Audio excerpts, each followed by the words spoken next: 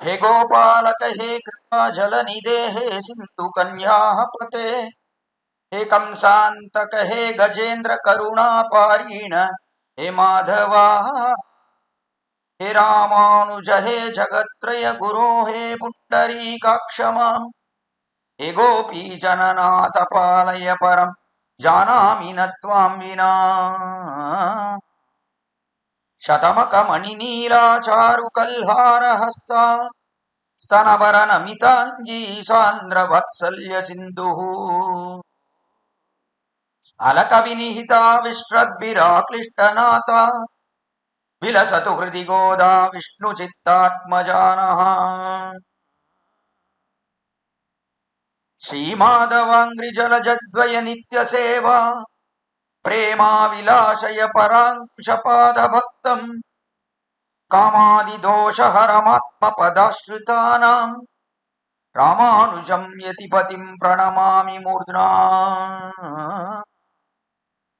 श्रीमत्यै विष्णुचित्तार्य मनोनन्दन Hathaway नन्दनन्दन सुन्दर्यै गोदायै नित्यमङ्गलम् मादृशा किञ्चन त्राणबद्ध कङ्कणपाणये भगिन्यै यतिराजस्य गोदायै नित्यमङ्गलम् श्रीमन्महाभूतपुरे श्रीमत्केशव यज्वनः कान्तिमत्यां प्रसूताय यतिराजाय मङ्गलम् श्रीमते रम्यजामातृमुनीन्द्राय महात्मने श्रीरङ्गवासिने भूयात् नित्यश्रीः नित्यमङ्गलम्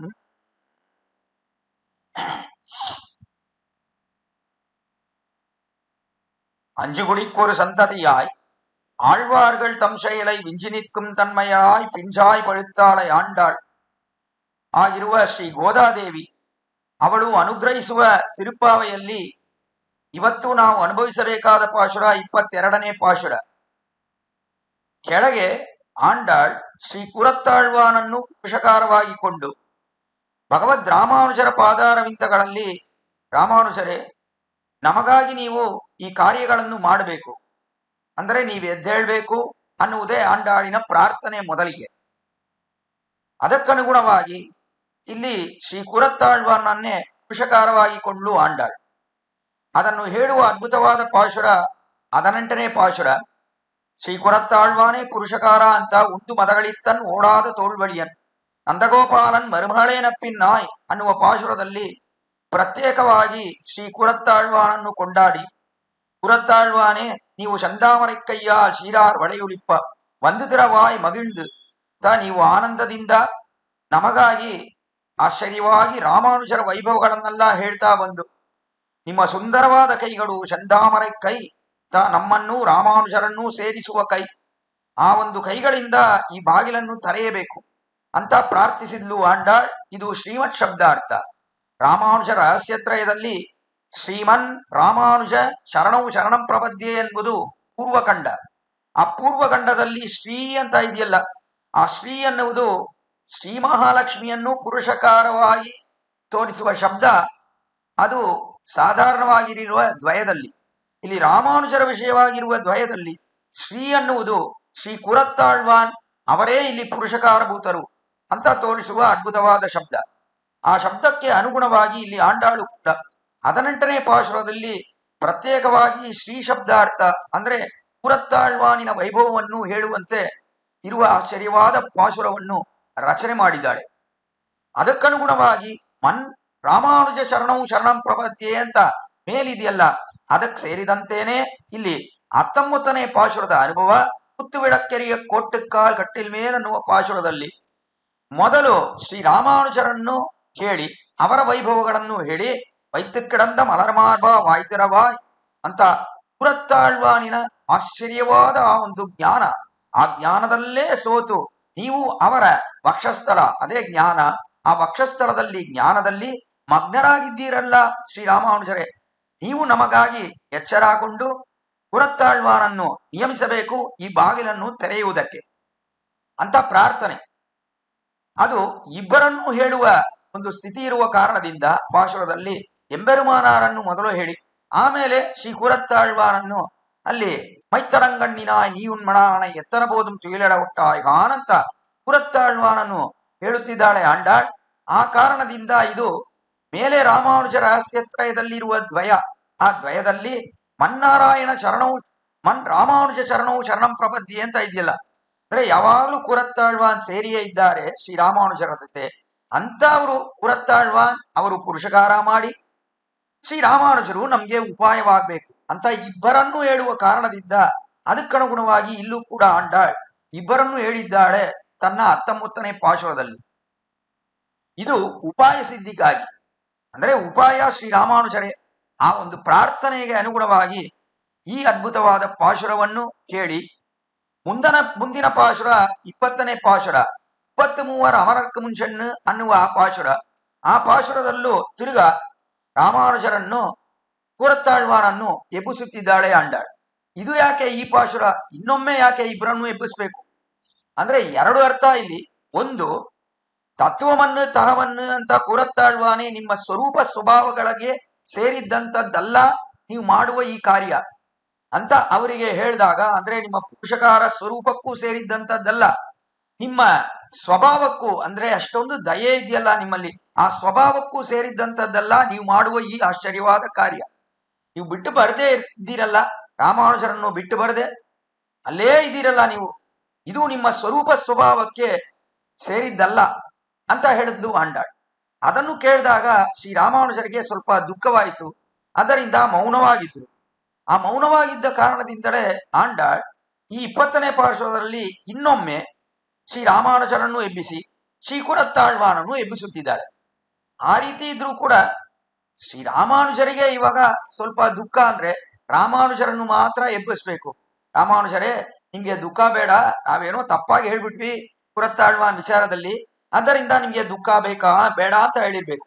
ಆದರೆ ಆ ರೀತಿ ಹೇಳಿದೆ ರಾಮಾನುಜರನ್ನು ಎಬ್ಬಿಸಿ ಆಮೇಲೆ ಕೂರತ್ತಾಳ್ವಾನಿಗೆ ಇರುವ ಪ್ರತ್ಯೇಕವಾದ ಒಂದಷ್ಟು ವೈಭವಗಳು ಅದನ್ನೆಲ್ಲ ಹೇಳಲು ಪ್ರಾರಂಭಿಸಿದ್ಲು ಆಂಡಾಳ್. ಮೇಲೆ ಪಾಶುರದಲ್ಲಿ ಅಂತ ನೋಡ್ತೀವಿ, ಚೆವ್ವಾಯ್ ಸಿರುಮರುಂಗುಳ್ ನಪ್ಪಿನ್ನನಂಗಾಯ್ ತಿರುವೆ ತುಯಿಲಡಾಯ್ ಅಂತ ಇಷ್ಟೆಲ್ಲ ಕೂರತ್ತಾಳ್ವಾನನ್ನು ಕೊಂಡಾಡಿ, ನೀವೇ ತಿರು ಪೆರಿಯ ಬಿರಾಟಿಯಾರ್ ಸ್ಥಾನದಲ್ಲಿರುವವರು ಕೂರತ್ತಾಳ್ವಾನೆ, ಸೀಮಾಲಕ್ಷ್ಮಿ ಸ್ಥಾನದಲ್ಲಿದ್ದೀರಾ, ಆದ್ದರಿಂದ ನೀವು ಬರಬೇಕು, ನಮಗಾಗಿ ಕಾರ್ಯವನ್ನು ಮಾಡಬೇಕು ಅಂತ ತಿರ್ಗಾ ಕೂರತ್ತಾಳ್ವಾನನ್ನು ಪ್ರಾರ್ಥನೆ ಮಾಡುತ್ತಿದ್ದಾಳೆ.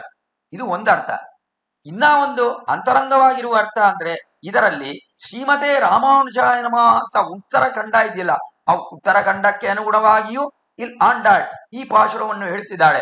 ಉತ್ತರಖಂಡ ಹೇಗಿದೆ, ಅಲ್ಲಿ ಉತ್ತರಖಂಡದಲ್ಲಿ ಶ್ರೀಮತೆ ರಾಮಾನುಜಾಯ ನಮಃ ಅಂತ ಕೂರತ್ತಾಳ್ವಾನ್ ಅವರ ಜೊತೆ ರಾಮಾನುಜರು ಇವರು ಇಬ್ಬರೂ ಇರುವ ಸೇರ್ತಿಯಲ್ಲಿ ಇಬ್ಬರು ಒಟ್ಟಿಗೆ ಜೊತೆಯಲ್ಲಿರುವಾಗ ಅವರಿಗೆ ಕೈಂಕರ್ಯ ಮಾಡುವುದು ಅದೇ ಪರಮ ಪುರುಷಾರ್ಥ ಅಂತ ಶ್ರೀಮತೆ ರಾಮಾನುಜಾಯ ನಮಃ ಅಂತ ಉತ್ತರಖಂಡ ಅರ್ಥ ಇದೆಯಲ್ಲ, ಅದರಲ್ಲಿ ಇಬ್ಬರನ್ನು ಹೇಳ್ಬೇಕು. ಕೂರತ್ತಾಳ್ವಾನಿಗೂ ನಾವು ದಾಸಭೂತರು, ರಾಮಾನುಜರಿಗೂ ನಾವು ದಾಸಭೂತರು, ಅಡಿಯಾರ್ ಅಂತ ಅಡಿಯಾರ್ಗಳಿಗೂ ಅವರುಗಳಿಗೂ ನಾವು ದಾಸಭೂತರು ಅನ್ನುವುದನ್ನು ಹೇಳಬೇಕು ಅನ್ನುವ ಕಾರಣದಿಂದ ಶ್ರೀಮತೆ ರಾಮಾನುಜಾಯ ನಮಃ ಪುರುಷಾರ್ಥ ರಾಮಾನುಜರ ಪಾದಾರವಿಂದಗಳಲ್ಲಿ ಕೈಂಕರ್ಯವನ್ನು ಮಾಡುವುದು. ಅವರ ಪಾದಾರವಿಂದಗಳಲ್ಲಿ ಮಾತ್ರ ಕೈಂಕರ್ಯ ಅಲ್ಲ, ಅವರ ದಾಸಭೂತರಾದ ಕೂರತ್ತಾಳ್ವಾನ್ ಪಾದಾರವಿಂದಗಳಲ್ಲೂ ಕೈಂಕರ್ಯ ಅನ್ನುವುದನ್ನು ತಿಳಿಸುವ ಅದ್ಭುತವಾದ ಪಾಶುರವೇ 20ನೇ ಪಾಶುರ. ಆದ್ದರಿಂದ ಇಬ್ಬರನ್ನೂ ಹೇಳಿದ್ದೀಯಲ್ಲ, ಅಲ್ಲಿ ರಾಮಾನುಜರಿಗೂ ಕೈಂಕರ್ಯ ಶ್ರೀ ಕೂರತ್ತಾಳ್ವಾನ್ಗೂ ಕೈಂಕರ್ಯ ಅಂತ ಇರುವ ಕಾರಣದಿಂದ ಇಲ್ಲಿ ಇಬ್ಬರನ್ನು ಎಬ್ಬಿಸುತ್ತಿದ್ದಾಳೆ ಆಂಡಾಳ್. 20ನೇ ಪಾಶುರ ಅನ್ನುವುದು ಅದ್ಭುತವಾದ ಗೂಢಾರ್ಥ. ಆಮೇಲೆ ಕೂರತ್ತಾಳ್ವಾನ್ ಅವರೂ ಬಂದು ಸೇರಿದ್ರು. ಆಂಡಾಳ್ ಒಟ್ಟಿಯಲ್ಲಿ ಬಂದು ಸೇರಿ, ಫಲ ಅಂತ ಬಂದ್ರೆ ನಿಮ್ಮಲ್ಲಿ ನಾನು ಒಬ್ಬ, ಅದರಿಂದ ನಾನು ರಾಮಾನುಜರಿಗೆ ಕೈಂಕರ್ಯ ಮಾಡುವುದೇ ನನ್ನ ಸ್ವರೂಪ ಆದ ಕಾರಣದಿಂದ ನಾನು ನಿಮ್ಮ ಜೊತೆ ಸೇರಿ ರಾಮಾನುಜರಿಗೆ ಸುಪ್ರಭಾತವನ್ನು ಹಾಡುತ್ತೇನೆ. ಎಲ್ಲರೂ ಸೇರಿ ರಾಮಾನುಜರನ್ನು ಎಬ್ಬಿಸಿ ಅವರ ಪಾದಾರವಿಂದಗಳಲ್ಲಿ ಕೈಂಕರ್ಯವನ್ನು ಪ್ರಾರ್ಥಿಸೋಣ ಅಂತ ಹೇಳಲು ಪ್ರಾರಂಭಿಸಿದ್ರು ಶ್ರೀ ಕೂರತ್ತಾಳ್ವಾನ್. ಆದ್ದರಿಂದ ತಿರುಪ್ಪಾವೆಯಲ್ಲಿ 21ನೇ ಪಾಶುರದಿಂದ ಶ್ರೀ ಕೂರತ್ತಾಳ್ವಾನ್, ಆಂಡಾಳ್ ಗೋಷ್ಠಿನರು, ರಾಮಾನುಜರ ಶಿಷ್ಯರು, ರಾಮಾನುಜರ ಆಚಾರ್ಯ ವರ್ಗವು ಎಲ್ಲರೂ ಸೇರಿ ಇಲ್ಲಿ ತಿರುಪ್ಪಾವೆಯನ್ನು ಆಡುತ್ತಿದ್ದಾರೆ ಎಂಬುದು ಅದ್ಭುತವಾದ ವಿಷಯ. ಅದಕ್ಕನುಗುಣವಾಗಿ ನಾವು ನಿನ್ನ ಅನುಭವಿಸಿದ ಪಾಶುರ 21ನೇ ಪಾಶುರ. ಈ ಪಾಶುರದಲ್ಲಿ ಎಲ್ಲರೂ ಸೇರಿ ರಾಮಾನುಜರಿಗೆ ಇರುವ ಪ್ರತ್ಯೇಕವಾದ ಗುಣಗಳು, ಅತ್ಯದ್ಭುತವಾದ ವಿಲಕ್ಷಣವಾದ ಗುಣಗಳು, ಅದನ್ನೆಲ್ಲ ಮೊದಲು ಹೇಳ್ಬೇಕು. ಹೇಳಿದ ಮೇಲೆ ರಾಮಾನುಜರೇ ನೀವ್ ಎದ್ದೇಳ್ಬೇಕು ಅಂತ ಎಬ್ಬಿಸ್ಬೇಕು. ಇದೇ ಕ್ರಮ. ಭಗವಾನಲ್ಲಿ ಸುಪ್ರಭಾತ ಆಡುವಾಗಲೂ ಅವನ ಗುಣಗಳನ್ನೆಲ್ಲ ಮೊದಲು ಕೊಂಡಾಡಿ ಆಮೇಲೆ ಅವನನ್ನು ಎಬ್ಬಿಸಬೇಕು. ಆ ರೀತಿಯೇ ಇಲ್ಲಿ ಆಚಾರ್ಯರಲ್ಲೂ ಅದನ್ನೇ ಮಾಡಬೇಕು, ರಾಜರಲ್ಲೂ ಅದನ್ನೇ ಮಾಡ್ತಾರೆ. ರಾಜನಿಗೆ ಇರುವ ಗುಣಗಳೆಲ್ಲ ಹೇಳಿ ಆಮೇಲೆ ಅವನನ್ನು ಎಬ್ಬಿಸುವುದು ಅನ್ನುವುದುಂಟು. ಆ ರೀತಿಯ ಇಲ್ಲೂ ರಾಮಾನುಜರಲ್ಲೂ ರಾಮಾನುಜರ ಗುಣಗಳನ್ನು ಹೇಳಿ ಆಮೇಲೆ ಅವರನ್ನು ಎಬ್ಬಿಸಬೇಕು ಅನ್ನುವ ಪ್ರಕ್ರಿಯೆಯಲ್ಲಿ ಆಂಡಾಳ್ ಮೊದಲು ರಾಮಾನುಜರಿಗೆ ಇರುವ ಅದ್ಭುತವಾದ ಗುಣಗಳನ್ನೆಲ್ಲ 21ನೇ ಪಾಶುರದಲ್ಲಿ ಕೊಂಡಾಡುತ್ತಿದ್ದಾಳೆ ಆಂಡಾಳ್. ಏತ್ತ ಕಡಂಗಳ್ ಎದುರುಭಂಗಿ ಮೀದಳಿಪ್ಪ ಮತ್ತಾದೇ ಬಾಳ್ ಚೊರಿயும் வள்ளல் பெரும்பசுக்கள் ಆಟ್ರಪ್ಪಡೈತಾನ್ ಅಂತ ಎಷ್ಟು ಶಿಷ್ಯರನ್ನು ಆ ಕಾಲದಲ್ಲಿ ಉಂಟು ಮಾಡಿದ್ರು. ಶ್ರೀ ಯಾಮುನಾಚಾರ್ಯರು ಪರಮಾಚಾರ್ಯರು ಆಡವಂದಾರ್ ಅಂತ ಆಡವಂದಾರಿಗೆ ಮಗನಾಗಿರುವವರು ನೀವು. ಅವರಲ್ಲಿ ಅವರ ಶಿಷ್ಯರಾದ ದೊಡ್ಡ ದೊಡ್ಡ ಹಸುಗಳು ಆಗಿರುವ 5 ಶಿಷ್ಯರು, ಹಿರಿಯ ತಿರುಮಲೈ ನಂಬಿ, ತಿರುಕೋಟಿಯೂರ್ ನಂಬಿ, ಆಳ್ವಾರ್ ತಿರುವರಂಗ ಪೆರುಮಾಳರೆಯರ್, ಹಿಮಾಲಯಾಂಡಾನ್ ಅನ್ನುವ 5 ಮಹಾವ್ಯಕ್ತಿಗಳಿದಾರಲ್ಲ, ಅವರುಗಳೇ ವಳ್ಳಲ್ ಪೆರುಂ ಪಶುಕ್ಕಳ್ನಂತ ಔದಾರ್ಯ ಕೊಂಡಿರುವ ಆಶ್ಚರ್ಯವಾದ ಹಸುಗಳು. ಆ ಹಸುಗಳಲ್ಲಿ ಎಲ್ಲ ಅರ್ಥಗಳನ್ನು ಕೊಂಡ್ರಲ್ಲ ರಾಮಾನುಜರು. ಏತ್ರ ಕಲಂಗಳ್ ಕಲಶವಾಗಿದ್ದು ಅಲ್ಲಿ ಎಲ್ಲ ಅರ್ಥಗಳನ್ನು ಕೊಂಡ್ರು ಶ್ರೀರಾಮಾನುಜರು. ಅವರಲ್ಲಿ ಇರಲದೆ ಅವರ ಶಿಷ್ಯರುಗಳಿಗೂ ಕೊಡುವಂತೆ ಎದುರುಭಂಗಿ ಮೀದಳಿಪ್ಪ ಮತ್ತಾದೇ ಬಾಳ್ಶ್ವರಿ ಎದುರುಭಂಗಿ ಮೀದಳಿಪ್ಪ ಅವರ ಶಿಷ್ಯರೆಲ್ಲ ಅರ್ಥಗಳನ್ನು ಕೊಂಡು ಇನ್ನಷ್ಟು ವಿಶೇಷವಾಗಿ ಅರ್ಥಗಳನ್ನೆಲ್ಲ ಹೇಳುವಂತೆ ಒಂದು ಕಟಾಕ್ಷವನ್ನು ಮಾಡಿದ್ರಲ್ಲ. ಇದೆಲ್ಲ ಮಾಡಿದ್ದು ಯಾಮುನಾಚಾರ್ಯ ಅಂತ ಯಾಮುನಾಚಾರ್ಯರ ವೈಭವವನ್ನು ಕೊಂಡಾಡಿ ಅವರ ಮಗನಾಗಿರುವವರೇ ನೀವು ಅಂತ ಹೇಳಿದ್ರೆ ರಾಮಾನುಜರಿಗೆ ತುಂಬಾ ಆನಂದ. ಯಾಮುನಾಚಾರ್ಯರ ಸಂಬಂಧವನ್ನು ಇಟ್ಟು ನಮ್ಮನ್ನು ಹೇಳಿದ್ರೆ ಅದೇ ಅಲ್ವಾ ನಿಜವಾಗಿಯೂ ಪ್ರಾಪ್ಯ. ನಮಗೆ ಯಾವುದು ಪ್ರಾಪ್ಯ, ಯಾವುದು ಫಲ ಅಂದ್ರೆ ಯಾಮುನಾಚಾರ್ಯ ಪುತ್ರ ನಾನು ಅಂತ ಹೇಳಿದ್ರೆ ಅದಕ್ಕಿಂತ ಕೊಂಡಾಟ ಬೇರೆ ಏನಾದ್ರೂ ಇದೆಯಾ ಅಂತ ತುಂಬಾ ಆನಂದವಾಯಿತು ಶ್ರೀರಾಮಾನುಜರಿಗೆ. ಅದಕ್ಕೂ ಮೇಲಾಗಿ ರಾಮಾನುಜರಲ್ಲೇ ಇರುವ ಅದ್ಭುತವಾದ ವೈಭವಗಳನ್ನೆಲ್ಲ ಕ್ಷಮಣೆಯಾಯ್ ಪೆರಿಯಾಯ್ ಉಳಗಿನಿಲ್ ತೋತ್ತಮಾಯ್ ನಿನ್ನ ಸುಡರೇ ತುಯಿಲಡಾಯ್ ಅಂತ ನಿಮ್ಮಲ್ಲಿ ಎಷ್ಟು ವೈಭವಗಳಿದೆ ಅಂತ ಅದನ್ನು ಕೊಂಡಾಡಿ ಆಮೇಲೆ ಸುಡರೇ ತುಯಿಲಡಾಯ್ மாற்றாருனக்கு வழிதொலைந்துன் வாசக்கண் ஆற்றாது வந்து உன் நடிவணியுமா போலே ಪೊಟ್ರಿಯಾಮಂದು ಅಂತ ಮಾಟ್ಟಾರುಣಕ್ಕೂ ವಳಿದೊಳೆಂದು ಶತ್ರುಗಳೆಲ್ಲ ಹೇಗೆ ಅವರ ಶಾಸ್ತ್ರವನ್ನೆಲ್ಲ ಬಿಟ್ಟು ನಿಮ್ಮ ಪಾದಾರವಿಂದದಲ್ಲಿ ಬಂದು ಸೇರ್ತಾರೋ. ಅಂದ್ರೆ ಶತ್ರುಗಳು ಯಾರು ಇಲ್ಲಿ ಅಂದ್ರೆ ಅದ್ವೈತ ಪಂಡಿತರಲ್ಲ. ಅವರಲ್ಲಿ ಇರುವ ಆ ಶಾಸ್ತ್ರವ ನಿಮ್ಮ ಜೊತೆ ಅವರಿಗೆ ಸೇರಲ್ಲ ಅನ್ನುವ ಭಾವನೆ ಇದೆಯಲ್ಲ, ಆ ಶಾಸ್ತ್ರವನ್ನೆಲ್ಲ ಬಿಟ್ಟು ನಿಮ್ಮ ಪಾದಾರವಿಂದಗಳಲ್ಲಿ ಬಂದು ಸೇರ್ತಾರಲ್ಲ ಅವರು. ಆ ರೀತಿ ನಾವು ಬಂದಿದ್ದೇವೆ. ಶಿವಕುಂಭ ಪೋಲೆ ಪೋಟ್ರಿಯಾಮಂದೋ ಪುಗಳ್ದು ನಾವೇಗ್ ಬಂದಿದ್ದೀವಿ ಅಂದ್ರೆ ಅವ್ರುಗಳೆಲ್ಲ ಶಾಸ್ತ್ರವನ್ನು ಬಿಟ್ಟು ಬಂದಿದ್ದಾರೆ, ಅದ್ವೈತ ಪಂಡಿತರಲ್ಲ. ನಾವು ಬಂದಿರುವುದು ನಿಮ್ಮ ಗುಣಗಳನ್ನು ಹಾಡುತ್ತಾ ಬಂದಿದ್ದೇವೆ. ಪೋಟ್ರಿಯಾಮಂದೋ ನಿಮ್ಮ ಗುಣಗಳಿಗೆ ಮಂಗಳಾಶಾಸನಗಳನ್ನು ಹಾಡುತ್ತಾ ನಾವು ಬಂದಿದ್ದೀವಿ. ಪುಗಳ್ದು ಆ ಕೀರ್ತಿಯನ್ನೆಲ್ಲ ಚೆನ್ನಾಗಿ ಹಾಡುತ್ತಾ ಇಲ್ಲಿ ಬಂದು ನಾವು ಸೇರಿದ್ದೇವೆ ಅಂತ ಆಶ್ಚರ್ಯವಾಗಿ ಕೊಂಡಾಡಿದ್ಲು ಆಂಡ. ಈ ಪಾಶುರದಲ್ಲಿ ಹೇಳುವ ಮುಖ್ಯವಾದ ಅರ್ಥವೇನು ಅಂದ್ರೆ ಇಲ್ಲಿ ಶತ್ರುಗಳೆಲ್ಲ ಬರ್ತಾಳಲ್ಲ, ಆ ತರ ಬಂದಿದ್ದೇವೆ ನಾವು ಅಂತ ದೃಷ್ಟಾಂತವನ್ನು ಶತ್ರುಗಳು ಅಂತ ಹೇಳಿದ್ಲು ಆಂಡಾಳ್. ಶತ್ರುಗಳು ಅಂತ ಹೇಳಿದ್ರೆ ಇವಾಗ ಶತ್ರುಗಳು ಬಂದಂಗೆ ಬಂದಿದ್ದೇವೆ ಅಂದ್ರೆ ಆಂಡಾಳ್ ಏನ್ ಶತ್ರುವ? ಆಂಡಾಳ್ ಆತರ ರೀತಿ ಏನ್ ಶತ್ರು ಅಲ್ಲ.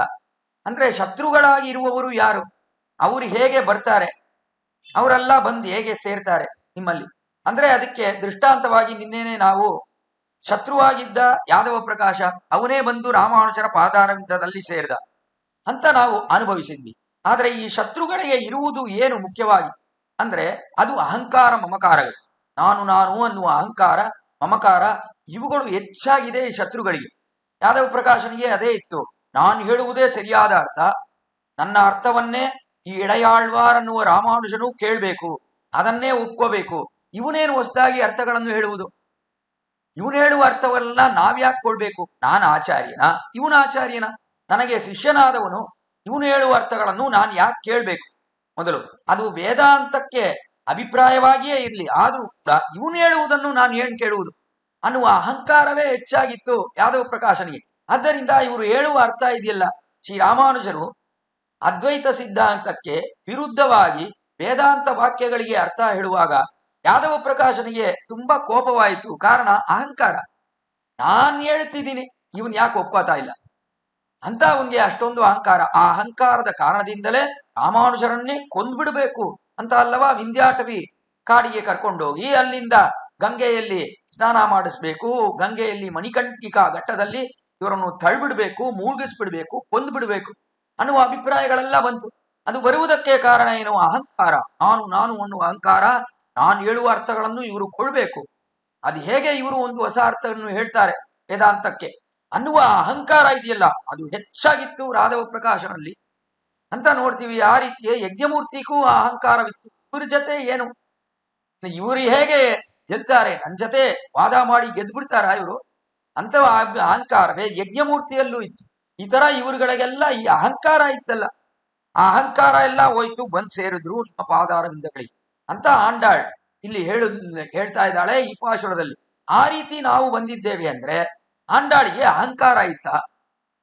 ಅಹಂಕಾರ ಹೋಗಿ ಬಂದಿದ್ದಾಳ ಆಂಡಾಳ್ ಅಂತ ಇಲ್ಲಿ ವಿಚಾರಣೆ. ಆದ್ದರಿಂದ ಇಲ್ಲಿ ಈ 22ನೇ ಪಾಶುರದಲ್ಲಿ ಅಹಂಕಾರ ಇಲ್ಲದೆ ಹೇಗೆ ಎಲ್ಲರೂ ಅಹಂಕಾರ ಕೊಂಡಿರುವವರು ಬರ್ತಾರೋ ಆ ರೀತಿಯೇ ನಾವು ಬಂದಿದ್ದೇವೆ ಅಂತ ಹೇಳುವ ಅದ್ಭುತವಾದ ಪಾಶುರವೇ ಈ 22ನೇ ಪಾಶುರ. 21ನೇ ಪಾಶುರದಲ್ಲಿ ನಾವು ಹೇಗ್ ಬಂದಿದ್ದೇವೆ ಅಂದ್ರೆ ನಿಮ್ಮ ಕೀರ್ತಿಗಳನ್ನೇ ಹಾಡುತ್ತಾ ಬಂದಿದ್ದೇವೆ. ಪೊಟ್ರಿಯಾಮಂದೋ ಪುಗಳ್ದು ಅಂತ ನಿಮ್ಮ ಕೀರ್ತಿಗಳನ್ನು ಹಾಡುತ್ತಾ ಬಂದಿದ್ದೇವೆ ನಾವು. ಆದ್ದರಿಂದ ಇಲ್ಲಿ ನಿಮ್ಮ ವೈಭವಗಳನ್ನು ಹೇಳಿ ಬಂದಿದ್ದೇವೆ ಅಲ್ಲ, ಹೇಗ್ ಬಂದಿದ್ದೇವೆ ಅಂದ್ರೆ ನಿಮಗೆ ಅನನ್ಯಾರ್ಹಗಳಾಗಿ ಬಂದಿದ್ದೇವೆ. ರಾಮಾನುಜರೇ, ನಿಮ್ಮ ಬಿಟ್ರೆ ನಮಗೆ ಬೇರೆ ಯಾರೂ ಇಲ್ಲ ಅನ್ನುವ ಅಭಿಪ್ರಾಯವೇ ಅನನ್ಯಾರ್ಹ ಶೇಷತ್ವಂ. ಅನನ್ಯಾರ್ಹ ಶೇಷತ್ವಂ ಅಂದ್ರೆ ಏನು? ನಾ ಅನ್ಯಃ ಅರ್ಹಃ, ಬೇರೆ ಯಾರಿಗೂ ಅರ್ಹನಲ್ಲ ನಾನು, ಅಂದ್ರೆ ಬೇರೆ ಯಾರಿಗೂ ನಾನು ದಾಸಭೂತನಲ್ಲ, ನಿಮ್ಮೊಬ್ಬನಿಗೇ ದಾಸಭೂತ ನಾನು ಅನ್ನುವುದಿದೆಯಲ್ಲ, ಅದೇ ಅನನ್ಯಾರ್ಹ ಶೇಷತ್ವಂ. ಶೇಷತ್ವಂ ಅಂದ್ರೆ ದಾಸತ್ವಂ. ನಾನು ದಾಸಭೂತನಾಗಿದ್ದೀನಿ ಅಂದ್ರೆ ನಿಮ್ಮೊಬ್ಬರಿಗೇ ದಾಸಭೂತ, ಬೇರೆ ಯಾರಿಗೂ ನಾನು ದಾಸಭೂತನಲ್ಲ ಅಂತ ಹೇಳ್ಕೊಂಡು ನಾವು ಬಂದಿದ್ದೇವೆ. ಅದನ್ನೇ ಆಡ್ಕೊಂಡು ಬಂದಿದ್ದೇವೆ. ಹೇಗೆ ಶತ್ರುಗಳಲ್ಲ, ಬೇರೆ ಯಾರು ನಮಗಿಲ್ಲ, ರಕ್ಷಕರು ಬೇರೆ ಯಾರು ಇಲ್ಲ. ಕೊನೆಯಲ್ಲಿ ಎಲ್ಲ ಹೋಗಿ ನಿಮ್ಮ ಪಾದಾರವಿಂದಗಳಲ್ಲಿ ಬಂದು ಬೀಳ್ತಾರಲ್ಲ, ಕೊನೆಯಲ್ಲಿ ಹಾಗೆ ಬಿದ್ರಲ್ಲ ಯಜ್ಞಮೂರ್ತಿ ಮುಂತಾದವರೆಲ್ಲ ಹೀಗೆ ಬಿದ್ರಲ್ಲ ಯಾದವ ಪ್ರಕಾಶನಲ್ಲ. ಆ ರೀತಿ ನಾವು ಇಲ್ಲಿ ಬಂದಿದ್ದೇವೆ, ಅನನ್ಯಾರ್ಹತ್ವ ಅದರ ಜೊತೆ ಬಂದಿದ್ದೇವೆ ಅಂತ ಹೇಳುವ ಅದ್ಭುತವಾದ ಪಾಶುರವೇ 21ನೇ ಪಾಶುರ. ಇವಾಗ ಈ ಅನನ್ಯಾರ್ಹತ್ವ ಮಾತ್ರ ಇಲ್ಲ ನಮ್ಗೆ, ಇನ್ನ ಒಂದು ಇದೆ. ಏನಿದೆ ಅಂದ್ರೆ ನಿಮ್ಮಲ್ಲಿ ಬಂದು ಸೇರಾಯ್ತು ರಾಮಾನುಜರೇ, ಇನ್ನ ಮುಂದೆ ಈ ಜಾಗವನ್ನು ಬಿಟ್ಟು ನಾವು ಬೇರೆ ಎಲ್ಲೂ ಹೋಗಲ್ಲ ಅಂತ ಅನನ್ಯಗತಿತ್ವ ಅದನ್ನು ಹೇಳ್ಕೊಂಡು ಬರುತ್ತಿದ್ದಾಳೆ ಈ ಪಾಶುರದಲ್ಲಿ. 22ನೇ ಪಾಶುರದಲ್ಲಿ ಅಂಗನ್ಮಾನ್ಯ ತರ್ಷೆ ಪಾಶುರದಲ್ಲಿ ಯಾವಾಗ್ಲೂ ಏನ್ ಬೇಕು, ಆಚಾರ್ಯನ ಸನ್ನದಿಯಲ್ಲಿ ಹೋಗುವಾಗ ಏನಿರ್ಬೇಕು ಅಂದ್ರೆ ಈ ಎರಡು ಮನೋಭಾವನೆಗಳು ಇರಬೇಕು. ಒಂದು ಅನನ್ಯಾರ್ಹ ಶೇಷತ್ವ, ಮತ್ತೊಂದು ಅನನ್ಯ ಗತಿತ್ವ. ಅನನ್ಯಾರ್ಹ ಶೇಷತ್ವ ಅಂದ್ರೆ ಆಚಾರ್ಯನಿಗೇ ನಾವು ಅಡಿಮೈ, ಆಚಾರ್ಯನಿಗೇ ನಾವು ದಾಸಭೂತನು ಅನ್ನುವ ಅಭಿಪ್ರಾಯ ಇರಬೇಕು. ಇನ್ನ ಒಂದು ಏನಿರ್ಬೇಕು ಅಂದ್ರೆ ಆಚಾರ್ಯನನ್ನು ಬಿಟ್ಟು ಇನ್ನ ಒಂದು ಕಡೆಗೆ ಹೋಗ್ಬಾರ್ದು, ಅನನ್ಯ ಗತಿತ್ವ ಇರಬೇಕು. ಇವರನ್ನು ಬಿಟ್ಟು ಬೇರೆ ಕಡೆ ಹೋಗ್ಬಿಡ್ಬಾರ್ದು ಅನ್ನುವ ಅನನ್ಯ ಗತಿತ್ವ. ಅಂದ್ರೆ ಬೇರೆ ಕಡೆ ಅಂದ್ರೆ ಏನು, ಬೇರೆ ಸಂಸಾರಿಗಳ ವಿಷಯದಲ್ಲಿ ಹೋಗ್ಬಾರ್ದು, ಇತರ ದೇವತಾ ಸಂಬಂಧ ಆಗ್ಬಾರ್ದು. ಏನಿರ್ಬೇಕು, ಇವರು ಪಾದಾರವಿಂದಗಳಲ್ಲಿ ಇರುವ ಭಾಗವತರು, ಅಂತ ಭಾಗವತರುಗಳಿಗೆ ನಾವು ಅಡಿಮೈ, ಅವರುಗಳಿಗೆ ದಾಸಭೂತರು. ಆದ್ದರಿಂದ ಇವರಿಗೇ ನಾವು ದಾಸಭೂತರು ಅನ್ನುವುದು ಊರ್ಜಿತವಾಗುತ್ತೆ. ಭಾಗವತರುಗಳಿಗೆ ನಾವು ದಾಸಭೂತರು ಅಂದ್ರೆ ಆಚಾರ್ಯನಿಗೆ ನಾವು ದಾಸಭೂತ ಅನ್ನುವುದು ಚೆನ್ನಾಗಿ ಸ್ಥಾಪನೆಯಾಗತ್ತೆ ಅವಾಗ. ಆದ್ದರಿಂದ ಅನನ್ಯಾರ್ಹ ಶೇಷತ್ವದ ಜೊತೆ ನಾವಿರ್ಕೋಬೇಕು. ಅದು ಮಾತ್ರ ಅಲ್ಲ, ಆಚಾರ್ಯನನ್ನು ಬಿಟ್ಟು ಬೇರೆ ಎಲ್ಲೂ ಹೋಗ್ಬಾರ್ದು, ಬೇರೆ ಗತಿ ಇಲ್ಲ ಅಂತ ಇರ್ಬೇಕು, ಇವನೇ ಗತಿ. ಏನ್ ಹೇಳಿದ್ರು ಆಚಾರ್ಯ ಒಂದಿನ ಚೆನ್ನಾಗಿ ಕರೆದು ಬೈದ್ ಬಿಡ್ತಾನೆ ಅನ್ಕೊಳ್ಳಿ. ಏನ್ ಮಾಡಿದ್ಯಾ ನೀನು, ಈ ತರ ಕೆಲಸ ಮಾಡ್ಬೋದಾ, ಏನೋ ಕೈಂಕರ್ಯ ಮಾಡ್ತೀನಿ ಅಂತ ನನ್ನ ಹತ್ರ ಬಂದ್ರೆ ನಾನು ಸರಿ ನಿನ್ನಲ್ಲಿ ಕೊಳ್ಳೋಣ ಅಂದ್ರೆ ಈ ತರ ಮಾಡೋದ ಅಂತ ಚೆನ್ನಾಗಿ ಬೈದ್ ಬಿಟ್ರು ಕೂಡ ಅವನನ್ನು ಬಿಟ್ಟು ಹೋಗ್ಬಾರ್ದು, ಆಚಾರ್ಯನನ್ನು ಬಿಟ್ಟು ಎಲ್ಲೂ ಹೋಗ್ಬಾರ್ದು, ಅವನೇ ಗತಿ ಅಂತ ಇರ್ಬೇಕು. ಅದನ್ನು ಹೇಳುವ ಅದ್ಭುತವಾದ ಪಾಶುರವೇ ಈ 22ನೇ ಪಾಶುರ. ಕಾಲದಲ್ಲಿ ವಿಭೀಷಣ ಬಂದ್ ನಿಂತ ಆಕಾಶದಲ್ಲಿ. ಹೇಗ್ ಬಂದ ಅವನು ಅಂದ್ರೆ ಸೋಹಂ ಪರಿಶುದ್ಧಸ್ತೇನ ದಾಸವಚ್ಚ ಅವಮಾನಿತ ತ್ಯಕ್ವಾ ಪುತ್ರಾಂಶ ದಾರಾಂಶ ರಾಘವಂ ಶರಣಂಗತ ಅಂತ ಎಲ್ಲವನ್ನೂ ಬಿಟ್ಟು ಬಂದಿದ್ದೇನೆ.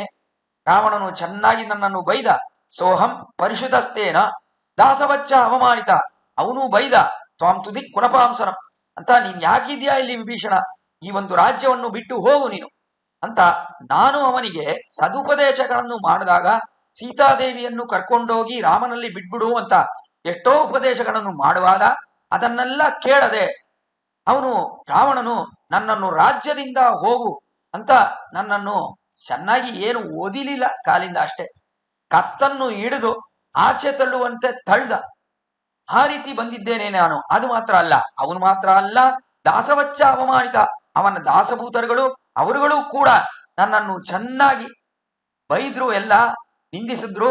ಆ ಕಾರಣದಿಂದ ನಾನು ಇಲ್ಲಿ ಬಂದಿದ್ದೇನೆ. ಹೇಗ್ ಬಂದಿದ್ದೇನೆ ಗೊತ್ತಾ? ತ್ಯಕ್ವಾ ಪುತ್ರಾಂಶ ದಾರಾಂಶ ರಾಘವಂ ಶರಣಂಗತ.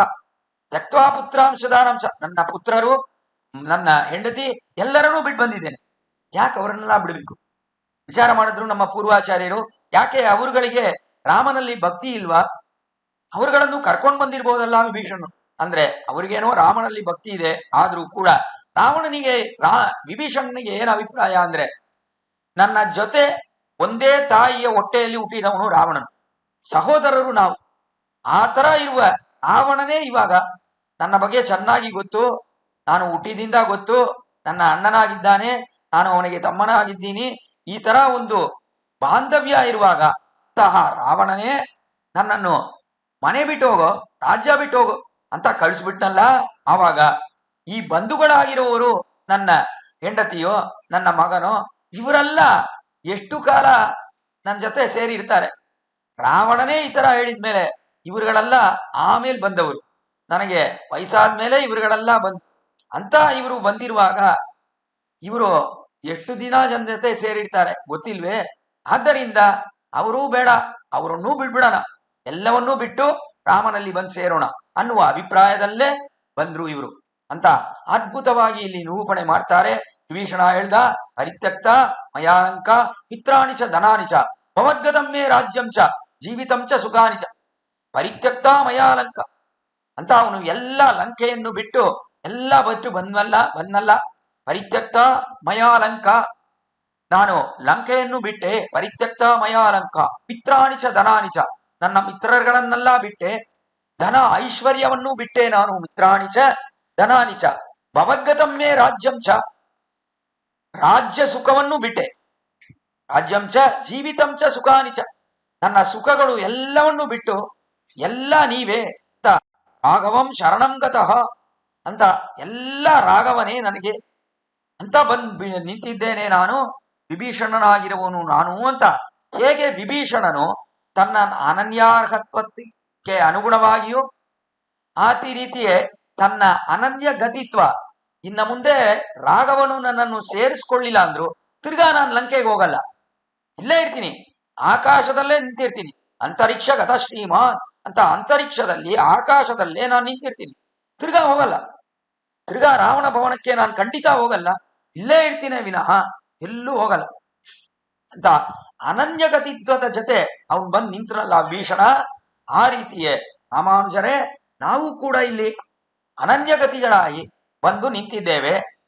ನಾವು ನಿಮ್ಮನ್ನು ಬಿಟ್ಟು ಎಲ್ಲೂ ಹೋಗಲ್ಲ ಅನ್ನುವ ಅಭಿಪ್ರಾಯದಲ್ಲಿ ನಾವು ಬಂದು ನಿಂತಿದ್ದೇವೆ ಅಂತ ಅನನ್ಯಗತಿತ್ವಕ್ಕೆ ಅನುಗುಣವಾಗಿ ಇಲ್ಲಿ ಬಂದು ಸೇರಿದ್ದೇವೆ ಅಂತ ಹೇಳುವ ಅದ್ಭುತವಾದ ಪಾಶುರವೇ ಈ 22ನೇ ಪಾಶುರ. ಪಾಶುರವನ್ನು ಅನುಸಂಧಾನ ಮಾಡಿ ವಿಶೇಷಾರ್ಥಗಳನ್ನು ಇನ್ನ ಮುಂದೆ ನಾವು ಅನುಭವಿಸೋಣ. அங்கன்மா ஞாலத்தரசர் அபிமான பங்கமாய் வந்து நின் பள்ளி கட்டில் கீழே சங்கம் இருப்பார் போல் வந்து தலை பெய்தோம். கிங்கிணிவாய்ச் செய்த தாமரை பூ போலே செங்கஞ்சிறு சிறுதே எம்மேல் விழியாவோ. திங்களும் ஆதித்யனும் எழுந்தாற்போல் அங்கனிரண்டும் கொண்டெங்கள் மேல் நோக்குதியே ಎಂಗಳ್ ಮೇಲ್ ಚಾಪಂ ಇಳಿಂದು ಅನ್ನುವ ಅದ್ಭುತವಾದ ಪಾಶುರ 22ನೇ ಪಾಶುರ. ಅದರಲ್ಲಿ ಕೆಳಗಿನ ಪಾಶುರದಲ್ಲಿ ಶತ್ರುಗಳೆಲ್ಲ ಹೇಗೆ ಬಂದು ನಿಮ್ಮ ಪಾದಾರವಿಂದಗಳಲ್ಲಿ ಬೀಳ್ತಾರೋ ಆ ರೀತಿಯೇ ನಾವು ಬಂದಿದ್ದೇವೆ ಅಂತ ಇಲ್ಲಿ ಆಂಟಾಡಿನ ಅನುಸಂಧಾನ. ಶತ್ರುಗಳು ಹೇಗ್ ಬರ್ತಾರೆ ಅನ್ನುವುದಕ್ಕೆ ನಿದರ್ಶನವಾಗಿ ಒಂದು ಹೇಳ್ತಾಳೆ ಆಂಡಾಳಿಲ್ಲಿ. ಅಂಗಣ್ಮಾ ஞால தரசர் அபிமான பங்கமாய் வந்து நின் பள்ளி கட்டில் கீழே சங்கமிருப்பார் போல் வந்து தலை பெய்தோ.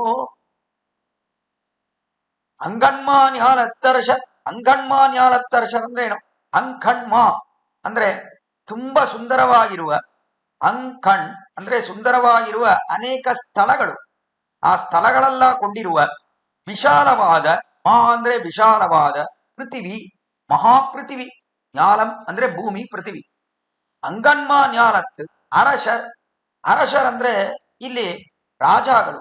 ಆ ರಾಜರೆಲ್ಲ ಹೇಗಿದ್ದಾರೆ? ಅರಶರ್ ಅಂಗನ್ಮಾ ஞாலத்து ಅರಶರ್ ಅಭಿಮಾನ ಭಂಗಮಾಯಿ ಬಂದು, ಅವರುಗಳಲ್ಲಿ ಎಷ್ಟೋ ಅಹಂಕಾರವಿರುತ್ತೆ.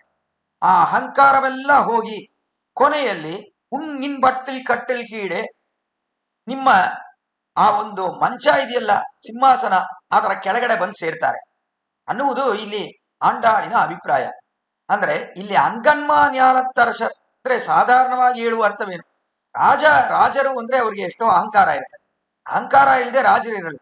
ನಮ್ಮ ಕೆಳಗಡೆ ಇಷ್ಟೊಂದು ಪ್ರಜೆಗಳಿದ್ದಾರೆ, ಇಷ್ಟೊಂದು ದೊಡ್ಡ ರಾಜ್ಯ ಇದೆ, ನನ್ನಂಗೆ ಯಾರೂ ಇಲ್ಲ ಅನ್ನುವ ಅಹಂಕಾರ ರಾಜರಲ್ಲಿ ಇದ್ದೇ ಇರುತ್ತೆ. ಈ ಅಹಂಕಾರ ಅನ್ನುವುದು ಇದೆಯಲ್ಲ, ಅದು ಹೇಗಿದೆ ಅಂದ್ರೆ ತುಂಬಾ ಆಶ್ಚರ್ಯವಾದ ಒಂದು ವಿಷಯ.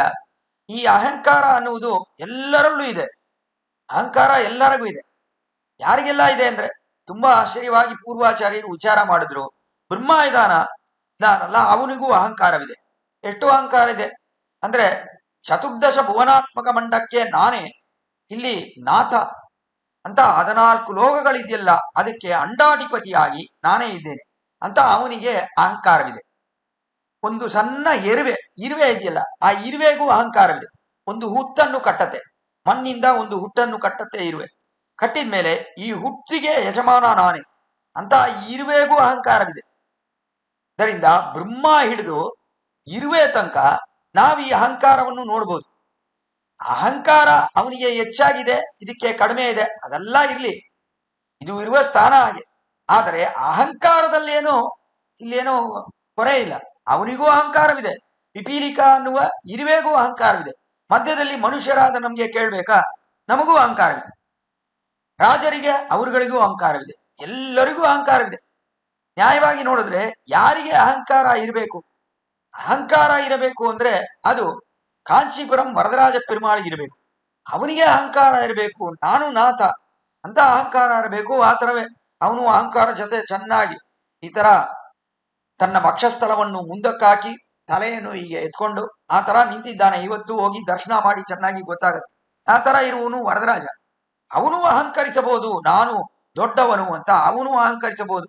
ಮೇಲೆ ಅವನಿಗೆ ತನ್ನ ಮುಡಿಯ ಮೇಲೆ ಕಿರೀಟ, ಆ ಕಿರೀಟವನ್ನು ಬೇರೆ ಈ ತರ ಎತ್ತರಕ್ಕೆ ಅಲ್ಲಿ ಅಲಂಕಾರ ಮಾಡಿದ್ರೆ ತುಂಬಾ ಆಶ್ಚರ್ಯ. ಅಹಮೇವ ಪರಂತತ್ವಂ, ನಾನೇ ಪರತತ್ವ ಅಂದವನು ಶ್ರೀ ಕಾಂಚೀಪುರಂ ವರದರಾಜ ಪೆರುಮಾಳ್. ಅದರ ಬಗ್ಗೆ ನಾಳೆ ಹೇಳ್ತೀನಿ ಈ ಗೋಷ್ಠಿಯಲ್ಲಿ. ಆ ರೀತಿ ಹೇಳಿದ್ನಲ್ಲ ಕಾಂಚೀಪುರಂ ವರದರಾಜ, ನಾನೇ ಪರತತ್ವ ಅಂತ ಹೇಳಿದ್ನಲ್ಲ, ಆ ರೀತಿ ಅವನು ಅಹಂಕರಿಸಬಹುದೇ ವಿನಃ ನಾವು ಅಹಂಕರಿಸಬಹುದಾ? ಶಲ್ಲಪ್ಪುಳ್ಳಯ್ಯ ಅಹಂಕರಿಸಬಹುದು. ಮುಡಿ ಇದೆ ಅವನಿಗೆ, ವೈರ ಮುಡಿ ಇದೆ, ವೈರ ಕಿರೀಟ ಇದೆ, ಆದ್ದರಿಂದ ಅವನು ಅಹಂಕರಿಸಬಹುದು. ನಾನು ಸರ್ವಸ್ಮಾತ್ ಪರ ಅಂತ ಅಹಂಕರಿಸಬಹುದು. ಆದರೆ ಅವನು ಅಹಂಕರಿಸುತ್ತಾನೋ ಇಲ್ವೋ? ಇವರು ಎಲ್ಲರೂ ಅಹಂಕರಿಸ್ತಾರೆ. ಲೋಕದಲ್ಲಿರುವವರು ಎಲ್ರಿಗೂ ಅಹಂಕಾರವಿದೆ. ಬ್ರಹ್ಮ ಹಿಡಿದು ಒಂದು ಇರುವೆ ತನಕ ಎಲ್ಲಾ ದೇವತೆಗಳು, ಮನುಷ್ಯರು ಎಲ್ಲರಿಗೂ ಅಹಂಕಾರವಿದೆ. ಅಹಂಕಾರ ಇಲ್ಲದೆ ಇರುವವರು ಯಾರೂ ಇಲ್ಲ ಈ ಲೋಕದಲ್ಲಿ ಅಂತ ನೋಡ್ತೀವಿ. ಎಲ್ಲರಿಗೂ ಏನು ಅಹಂಕಾರ? ನಾನೇನೋ ದೊಡ್ಡವನು. ಒಂದು ಮನೆಯನ್ನು ಕಟ್ಬಿಟ್ರೆ ಅದಕ್ಕೆ ಯಜಮಾನ ಅಂತಂದ್ರೆ ನನ್ನ ಹತ್ರ ಯಾರೂ ಇಲ್ಲ, ಯಾರಿಗೆ ಏನಿದೆ ಅಂತ ಇವನಿಗೆ ಒಂದು ಅಹಂಕಾರ. ಈ ತರ ಎಲ್ಲರಿಗೂ ಅಹಂಕಾರವಿದೆ ಲೋಕದಲ್ಲಿ. ಅಹಂಕಾರ ವಿದುರರಾಗಿರುವವರು ಯಾರೂ ಇಲ್ಲ. ಆದ್ದರಿಂದಲೇ ಆಂಡಾಳ್ ನಮಗೂ ಅಹಂಕಾರವಿತ್ತು, ನಮಗೂ ಅಹಂಕಾರವಿತ್ತು, ಅಹಂಕಾರ ಎಲ್ಲ ಹೋಯ್ತು, ಇವಾಗ ಬಂದಿದೆ ರಾಮಾನುಜರೇ ನಿಮ್ಮ ಪಾದಾರವಿಂದದಲ್ಲಿ ಬಂದು ಸೇರಿದ್ದೇವೆ ಅಂತ ಇಲ್ಲಿ ಆಶ್ಚರ್ಯವಾದ ವಿಷಯ. ಆದರೆ ಈ ರೀತಿ ಬರಕ್ಕಾಗತ್ತಾ? ಮೊದಲು ಈ ರೀತಿ ಬರುವುದು ಸಾಧ್ಯವೇ ಅಂದ್ರೆ ತುಂಬಾ ಕಷ್ಟ. ಅಹಂಕಾರ ಹೋಗಿ ವಿದುರರಾಗಿ ಹೋಗಿ ಬರುವುದು ಅನ್ನುವುದು ತುಂಬಾ ಕಷ್ಟ ಲೋಕದಲ್ಲಿ. ಆಶ್ಚರ್ಯವಾಗಿ ಒಂದು ವಿಚಾರ, ಆ ಕಾಲದಲ್ಲಿ ಬ್ರಹ್ಮ ಇದಾನಲ್ಲ, ಅವನು ಎಷ್ಟೋ ಉಪಸಕ್ತಿ ಮಾಡಿ ಅಂದ್ರೆ ಪರಮಾತ್ಮ ಶ್ರೀಮನ್ನಾರಾಯಣನು ಅವನನ್ನು 7 ಜನ್ಮಕ್ಕೆ ಅವನು ಭಗವಾನನ್ನು ಆರಾಧನೆ ಮಾಡಿ ಮಾಡಿ ಕೊನೆಯಲ್ಲಿ ಆ ಬ್ರಹ್ಮ ಅಂತ ಹೇಳುವ ಅವನಲ್ಲಿ ಇರುವ ಆತ್ಮ ಅದು ಪರಮಪದಕ್ಕೆ ಹೋಗಿ ಸೇರತ್ತೆ. ಅದಕ್ಕೆ ಅವನು ಎಷ್ಟೋ ಶ್ರಮ ಪಡ್ಬೇಕು, ಅವನು ಎಷ್ಟೋ ಧ್ಯಾನ ಮಾಡ್ಬೇಕು, ಎಷ್ಟೋ ತಪಸ್ ಮಾಡ್ಬೇಕು. ಆದರೆ ಈ ರೀತಿಯೆಲ್ಲ ಇರುವಾಗ ನಮಗೆ ಹೇಗೆ ಸುಲಭವಾಗಿ ಭಗವತ್ ಸಂಬಂಧ ಅಥವಾ ಭಗವತ್ ಪ್ರಾಪ್ತಿ ಹೇಗಾಗತ್ತೆ? ನಮ್ಗೆ ಅದು ಆಗತ್ತಾ? ನಮ್ಗೆ ತುಂಬಾ ಕಷ್ಟ ಅಲ್ವಾ? ಹೇಗಾಗತ್ತೆ ಅಂತ ಒಂದು ವಿಚಾರ. ಆಶ್ಚರ್ಯವಾದ ಒಂದು ವೃತ್ತಾಂತ ಹೇಳಿದ್ರು. ಅಲ್ಲಿ ಬ್ರಹ್ಮ ಇದನ್ನಲ್ಲ, ಅವನಿಗೆ ಅಹಂಕಾರ ತುಂಬಾ ಹೆಚ್ಚಾಗಿದೆ. ಅಹಂಕಾರ ಹೆಚ್ಚಾಗಿರುವುದರಿಂದ ಕಾರಣ ಅವನ ಪದವಿ, ಕಾರಣ ಅವನ ಐಶ್ವರ್ಯ, ಕಾರಣ ಅವನು ಈ ಜಗತ್ತಕ್ಕೆಲ್ಲ ಕಾರಣಭೂತ, ಅಂದ್ರೆ ಈ ಲೋಕದಲ್ಲೆಲ್ಲ ಎಲ್ಲ ಸೃಷ್ಟಿಗಳನ್ನು ಮಾಡ್ತಾನೆ, ಸೃಷ್ಟಿಕರ್ತ ಅನ್ನುವ ಒಂದು ಅಹಂಕಾರ. ಈ ತರ ಎಲ್ಲ ಎಷ್ಟೋ ಅಹಂಕಾರ ಇದೆ. ಆಮೇಲೆ ಶರೀರ ನೋಡಿದ್ರೆ ಅದು ಪುಣ್ಯ ಶರೀರ, ಪುಣ್ಯ ಶರೀರ, ಅದರಲ್ಲಿ ವ್ಯಾಧಿಗಳೆಲ್ಲ ಇಲ್ಲ. ಇದೆಲ್ಲ ಇರುವ ಕಾರಣದಿಂದ ಆ ಒಂದು ಸ್ಥಾನವನ್ನು ಬಿಡುವುದು ಅವನಿಗೆ ತುಂಬಾ ಕಷ್ಟ. ಎಷ್ಟೆಲ್ಲ ಬಿಡಬೇಕು ಅವನು. ಅಹಂಕಾರ ಬಿಡುವುದು ಅಂದ್ರೆ ಸುಮ್ಮನೆ ಆಯ್ತಾ ಬ್ರಹ್ಮಗೆ? ಅದು ತುಂಬಾ ಕಷ್ಟ. ಆದರೆ ಮನುಷ್ಯನಾದವನಿಗೆ ಆ ರೀತಿ ಏನಿಲ್ಲ. ಇಲ್ಲಿ ಇವನಿಗೆ ಇರುವುದೇನೋ, ಇವತ್ತೆಲ್ಲ ಇದ್ರೆ ಒಂದೆರಡು ಮನೆ ಇಟ್ಕೊಂಡಿರ್ತಾನೆ, ಅಥವಾ ಒಂದು ರಾಜ್ಯವೇ ಇರಲಿ, ಆದ್ರೂ ಅದು ತುಂಬಾ ಅಲ್ಪವಾಗಿರುವುದು. ಒಂದಲ್ಲ ಒಂದಿನ ಒಂದು ವ್ಯಾಧಿ ಬಂದ್ರೆ ಅವನಿಗೆ, ಯಾಕಂದ್ರೆ ಇದು ಪುಣ್ಯ ಪಾಪ ಎರಡೂ ಇದೆ ಶರೀರದಲ್ಲಿ. ಪಾಪದ ಕಾರಣದಿಂದ ಒಂದು ವ್ಯಾಧಿ ಬಂದ್ರೆ, ಯಾವುದೋ ಒಂದು ಅನಾರೋಗ್ಯ ಆಗ್ಬಿಟ್ರೆ ಕೂಡಲೇ ಏನಾಗುತ್ತೆ ಅಂದ್ರೆ, ಅಯ್ಯೋ ಬೇಡ ಬೇಡ, ಇನ್ನು ಮುಂದೆ ಈ ಶರೀರದ ಜೊತೆ ಈ ಲೋಕದಲ್ಲಿ ಇರಲೇಬಾರದು, ಹೇಗಾದ್ರೂ ಮಾಡಿ ನಾವು ಭಗವಾನಲ್ಲಿ ಹೋಗಿ ಸೇರ್ಬೇಕು ಅನ್ನುವ ಅಭಿಪ್ರಾಯ ಬಂದು ಕೂಡಲೇ ಶರಣಾಗತಿ ಮಾಡ್ಬಿಡ್ತಾನೆ. ಈ ತರ ಮಾಡಿದ್ರೆ ಇವನ್ಗೆ ಅಹಂಕಾರ ಹೋಗ್ಬಿಡುತ್ತೆ, ಶರಣಾಗತಿಯು ಮಾಡ್ಬಿಡ್ತಾನೆ.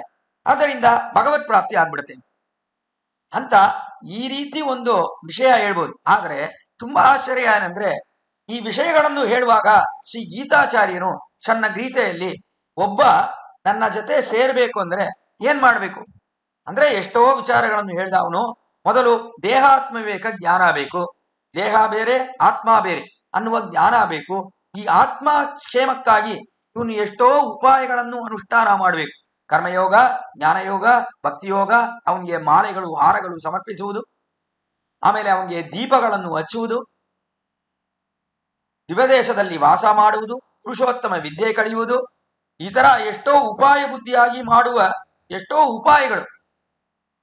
ಅವನನ್ನು ಹೋಗಿ ಸೇರ್ಬೇಕು, ಭಗವಾನನ್ನು ಹೋಗಿ ಸೇರ್ಬೇಕು ಪರಮದಲ್ಲಿ ಅಂತ ಕರ್ಮಯೋಗ ಮಾಡುವುದು, ಆಮೇಲೆ ಜ್ಞಾನಯೋಗ ಮಾಡುವುದು, ಆಮೇಲೆ ಭಕ್ತಿಯೋಗ, ಅವನನ್ನೇ ಎಡಬಿಡದೆ ಅವಿಚ್ಛಿನ್ನವಾಗಿ ಅವನಲ್ಲಿ ಭಕ್ತಿಯನ್ನು ಸಲ್ಲಿಸಿ ಕೊನೆಯಲ್ಲಿ ಆ ಭಕ್ತಿ ಇವುಗಳೆಲ್ಲ ಪರಿಪಕ್ವ ಒಂದು ಸ್ಥಿತಿಗೆ ಬಂದಾಗ ಅವನನ್ನು ಹೋಗಿ ಸೇರುವುದು. ಈ ರೀತಿ ಕರ್ಮಜ್ಞಾನ ಭಕ್ತಿಯೋಗಗಳು ಇದನ್ನು ಒಬ್ಬ ಅಧಿಕಾರಿ ಮಾಡ್ತಾನಲ್ಲ, ಅವನಿಗೂ ಅಹಂಕಾರವಿದೆ. ನಾನು ಕರ್ಮಯೋಗ ಮಾಡ್ತಾ ಇದ್ದೀನಿ, ಆದ್ದರಿಂದ ಭಗವಾನ್ ನನಗೆ ಫಲವನ್ನು ಕೊಡ್ತಾನೆ. ಜ್ಞಾನಯೋಗ ಮಾಡ್ತಾ ಇದ್ದೀನಿ, ಆದ್ದರಿಂದ ಫಲ ನಮಗೆ ನಿಶ್ಚಯ. ಭಕ್ತಿಯೋಗ ಮಾಡ್ತಾ ಇದ್ದೀನಿ, ಆದ್ದರಿಂದ ಫಲ ನಮಗೆ ಸಿಗುತ್ತದೆ ಅನ್ನುವ ಈ ತರ ಒಂದು ಅಹಂಕಾರಗಳಿದೆಯಲ್ಲ, ಇದೆಲ್ಲ ಇದೆ ಅವನಿಗೆ. ಇದೆಲ್ಲ ಇರುವ ಕಾರಣದಿಂದಲೇ ಅವನಿಗೆ ಸಫಲವಾಗಲ್ಲ. ಕರ್ಮಯೋಗವೋ ಜ್ಞಾನಯೋಗವೋ ಭಕ್ತಿಯೋಗವೋ ಅದು ಹೇಗಾಗತ್ತೆ ಅಂದ್ರೆ, ಕೊನೆಯಲ್ಲಿ ಎಷ್ಟೋ ಜನ್ಮಗಳು ಇವನು ಕರ್ಮಯೋಗವನ್ನು ಮಾಡಿ ಅಹಂಕಾರವೆಲ್ಲ ಹೋಗ್ಬೇಕು, ಅಹಂಕಾರವೆಲ್ಲ ಹೋಗಿ ಪಕ್ವವಾದ ಒಂದು ಸ್ಥಿತಿ ಬಂದಾಗ ಜ್ಞಾನಯೋಗ ಬಂದು, ಆಮೇಲೆ ಜ್ಞಾನಯೋಗದಲ್ಲಿ ಸ್ವಲ್ಪ ಅಲ್ಲಲ್ಲಿ ಅಹಂಕಾರ ಇರುವುದು ಅದೆಲ್ಲ ಹೋಗಿ ಭಕ್ತಿಯೋಗ ಬಂದು, ಭಕ್ತಿಯೋಗದಲ್ಲೂ ಇವನಿಗೆ ಯಾವ ಅಹಂಕಾರವೂ ಇಲ್ಲದಂತೆ ಆಗಿ ಆ ಭಕ್ತಿಯೋಗ ಅದು ಸಂಪೂರ್ಣವಾಗಿ ಆಗಕ್ಕೆ ಅದಕ್ಕೆ ಎಷ್ಟೋ ಜನ್ಮಗಳಾಗತ್ತೆ. ಅದೆಲ್ಲ ಆದ್ಮೇಲೆ ಇವನಿಗೆ ಭಗವತ್ಪ್ರಾಪ್ತಿ ಅಂತ ಇದನ್ನು ಶ್ರೀ ಗೀತೆಯಲ್ಲೇ ಕೃಷ್ಣ ಅದ್ಭುತವಾಗಿ ಹೇಳ್ತಾನೆ. ಇಲ್ಲಿ ಇದನ್ನೆಲ್ಲ ಹೇಳಿ ಕೊನೆಯಲ್ಲಿ ಶೋಕಾವಿಷ್ಟನಾಗ ಅರ್ಜುನನನ್ನು ನೋಡಿ, ಇದೆಲ್ಲ ಮಾಡುವುದು ತುಂಬಾ ಕಷ್ಟ, ಇನ್ನ ಒಂದು ಇದೆಲ್ಲ ಮಾಡಬಹುದಾ, ಇದು ಸ್ವರೂಪಕ್ಕೆ ಸೇರಿದಂಥದ್ದಲ್ಲ ಅನ್ನುವ ಭಾವನೆ ಅರ್ಜುನನಿಗೆ ಬಂತು. ಕಾರಣ, ಅರ್ಜುನ ನಿನ್ನ ಆತ್ಮ ನನಗೆ ಶರೀರ, ನಿನ್ನ ಆತ್ಮ ನನಗೆ ಶರೀರ ಅಂತ ಕೃಷ್ಣ ಆಗಾಗ ಅಲ್ಲಲ್ಲಿ ಶ್ರೀಗೀತೆಯಲ್ಲಿ ಹೇಳ್ತಾ ಬಂತ. ಈ ಉಪಾಯಗಳನ್ನೆಲ್ಲ ಹೇಳುವಾಗಲೇ, ಉಪಾಯ ಅಂದ್ರೆ ಅವನನ್ನು ಹೋಗಿ ಸೇರುವುದಕ್ಕೆ ಇರುವ ದಾರಿಗಳು, ಆ ದಾರಿಗಳು ಉಪಾಯಗಳನ್ನೆಲ್ಲ ಹೇಳ್ತಾ ಹೇಳ್ತಾ ಹೇಳ್ತಾ ಮಧ್ಯದಲ್ಲಿ ಅರ್ಜುನ ನೀನ್ ನನಗೆ ಶರೀರ, ಅರ್ಜುನ ನೀನ್ ನನಗೆ ಶರೀರ ಅಂತ ಇದನ್ನೆಲ್ಲ ಅಲ್ಲಲ್ಲಿ ಹೇಳ್ತಾ ಬಂದ ಶ್ರೀಕೃಷ್ಣನು. ಇದನ್ನೆಲ್ಲ ಹೇಳುವಾಗ ಅವಾಗ ಅರ್ಜುನನಿಗೆ ಶರೀರವಾಗಿರುವುದು ಹೇಗೆ ತನ್ನನ್ನು ತಾನೇ ರಕ್ಷಿಸಿಕೊಳ್ಳುತ್ತೆ, ಅದು ಅಸಾಧ್ಯವಲ್ಲ. ಆದ್ದರಿಂದ ಏನ್ ಮಾಡೋದು ಅಂತ ಅವನಿಗೆ ತುಂಬಾ ಶೋಕವಾಗಿ, ಆವಾಗ ಕೃಷ್ಣನು ತನ್ನ ಪಾದಾರವಿಂದಗಳಲ್ಲೇ ಶರಣಾಗತಿ ಮಾಡುವಂತೆ ಸರ್ವಧರ್ಮಾನ್ ಪರಿತ್ಯಜ್ಯ ಮಾಮೇಕಂ ಶರಣಂ ವ್ರಜ ಅಂತ ಹೇಳ್ದ ಅರ್ಜುನನಿಗೆ ಅಂತ ನೋಡ್ತೀವಿ. ಆದ್ದರಿಂದ ಕೊನೆಯಲ್ಲಿ ಭಗವಾನಿನ ಪಾದಾರವಿಂದಗಳಲ್ಲಿ ಬಿದ್ದು ನಾವು ಶರಣಾಗತಿ ಮಾಡಿ ಭಗವಾನನ್ನು ಸೇರುವುದು ಅನ್ನುವುದು ಇದೆಯಲ್ಲ, ಅದು ಖಂಡಿತ ನಮ್ಗೆ ಆಗತ್ತ, ಸಿಗತ್ತಾ? ಈ ತರ ಭಗವಾನಲ್ಲಿ ಶರಣಾಗತಿ ಮಾಡ್ಬಿಟ್ರೆ ಸಿಗತ್ತಾ ಅಂತ ಇವಾಗ ಒಂದು ಸಂದೇಹ ಬಂದ್ಬಿಡುತ್ತೆ. ಕಾರಣ ಏನಂದ್ರೆ, ಭಗವಾನಿಗೂ ಅಹಂಕಾರ ಇದೆ, ನಾನು ದೊಡ್ಡವನು ಅನ್ನುವ ಅಹಂಕಾರವಿದೆ. ಅದಿಲ್ಲದೆ ಇನ್ನ ಒಂದು ಇದೆ, ಏನಿದೆ? ಸ್ವಾತಂತ್ರ್ಯ ಇದೆ ಅವನಲ್ಲಿ. ಅವನು ತನ್ನ ಸ್ವಾತಂತ್ರ್ಯವನ್ನು ಕೊಂಡು ನಮ್ಮನ್ನು ಯಾವಾಗ ಬೇಕಂದ್ರೂ ದಂಡಿಸಬಹುದು, ಶಿಕ್ಷಿಸಬಹುದು. ಅದರಿಂದ ಸ್ವಾತಂತ್ರ್ಯಕ್ಕೆ ಅನುಗುಣವಾಗಿ ಅವನು ಏನ್ ಮಾಡ್ತಾನೆ? ನಮ್ಮನ್ನು ಸೇರಿಸ್ಕೋತಾನ ಇಲ್ವಾ? ಈ ಲೋಕದಲ್ಲೇ ತಿರ್ಗಾ ಹುಟ್ಟುವಂತೆ ಮಾಡಿ ನಮಗೆ ದುಃಖಗಳನ್ನು ಕೊಡ್ತಾ ಇರ್ತಾನ? ಇದು ಹೇಳುವುದು ತುಂಬಾ ಕಠಿಣ. ಆದ್ದರಿಂದ ತನ್ನ ಪಾದಾರವಿಂದಗಳಲ್ಲಿ ತೋರಿಸಿದ್ನಲ್ಲ, ಪಾದಾರವಿಂದದ ಸ್ಥಾನದಲ್ಲಿರುವವರೇ ಸ್ವಾಮಿ ರಾಮಾನುಜರು. ಆದ್ದರಿಂದ ರಾಮಾನುಜರನ್ನೇ ನಮಗೆ ಪ್ರಾಪ್ಯಭೂತರಾಗಿಯೂ ರಾಮಾನುಜರೇ ನಮಗೆ ಉಪಾಯ, ಅವರೇ ನಮಗೆ ಸ್ವರೂಪಾನುರೂಪವಾದ ಉಪಾಯ ದಾರಿ ಅಂತ ಅವರ ಪಾದಾರವಿಂದಗಳಲ್ಲಿ ಬಿದ್ದರೆ ನಮಗೆ ಕೈಂಕರ್ಯ ಪ್ರಾಪ್ತಿ ನಿಶ್ಚಯ ಅನ್ನುವುದೇ ಇಲ್ಲಿ ಹೇಳುವ ಅದ್ಭುತವಾದ ವಿಷಯ. ಅದರಿಂದ ನಮ್ಮ ಅಹಂಕಾರಗಳೆಲ್ಲ ಹೋಗಿ ರಾಮಾನುಜರನ್ನೇ ಉಪಾಯವಾಗಿ ನಾವು ಸ್ವೀಕರಿಸಬಹುದು.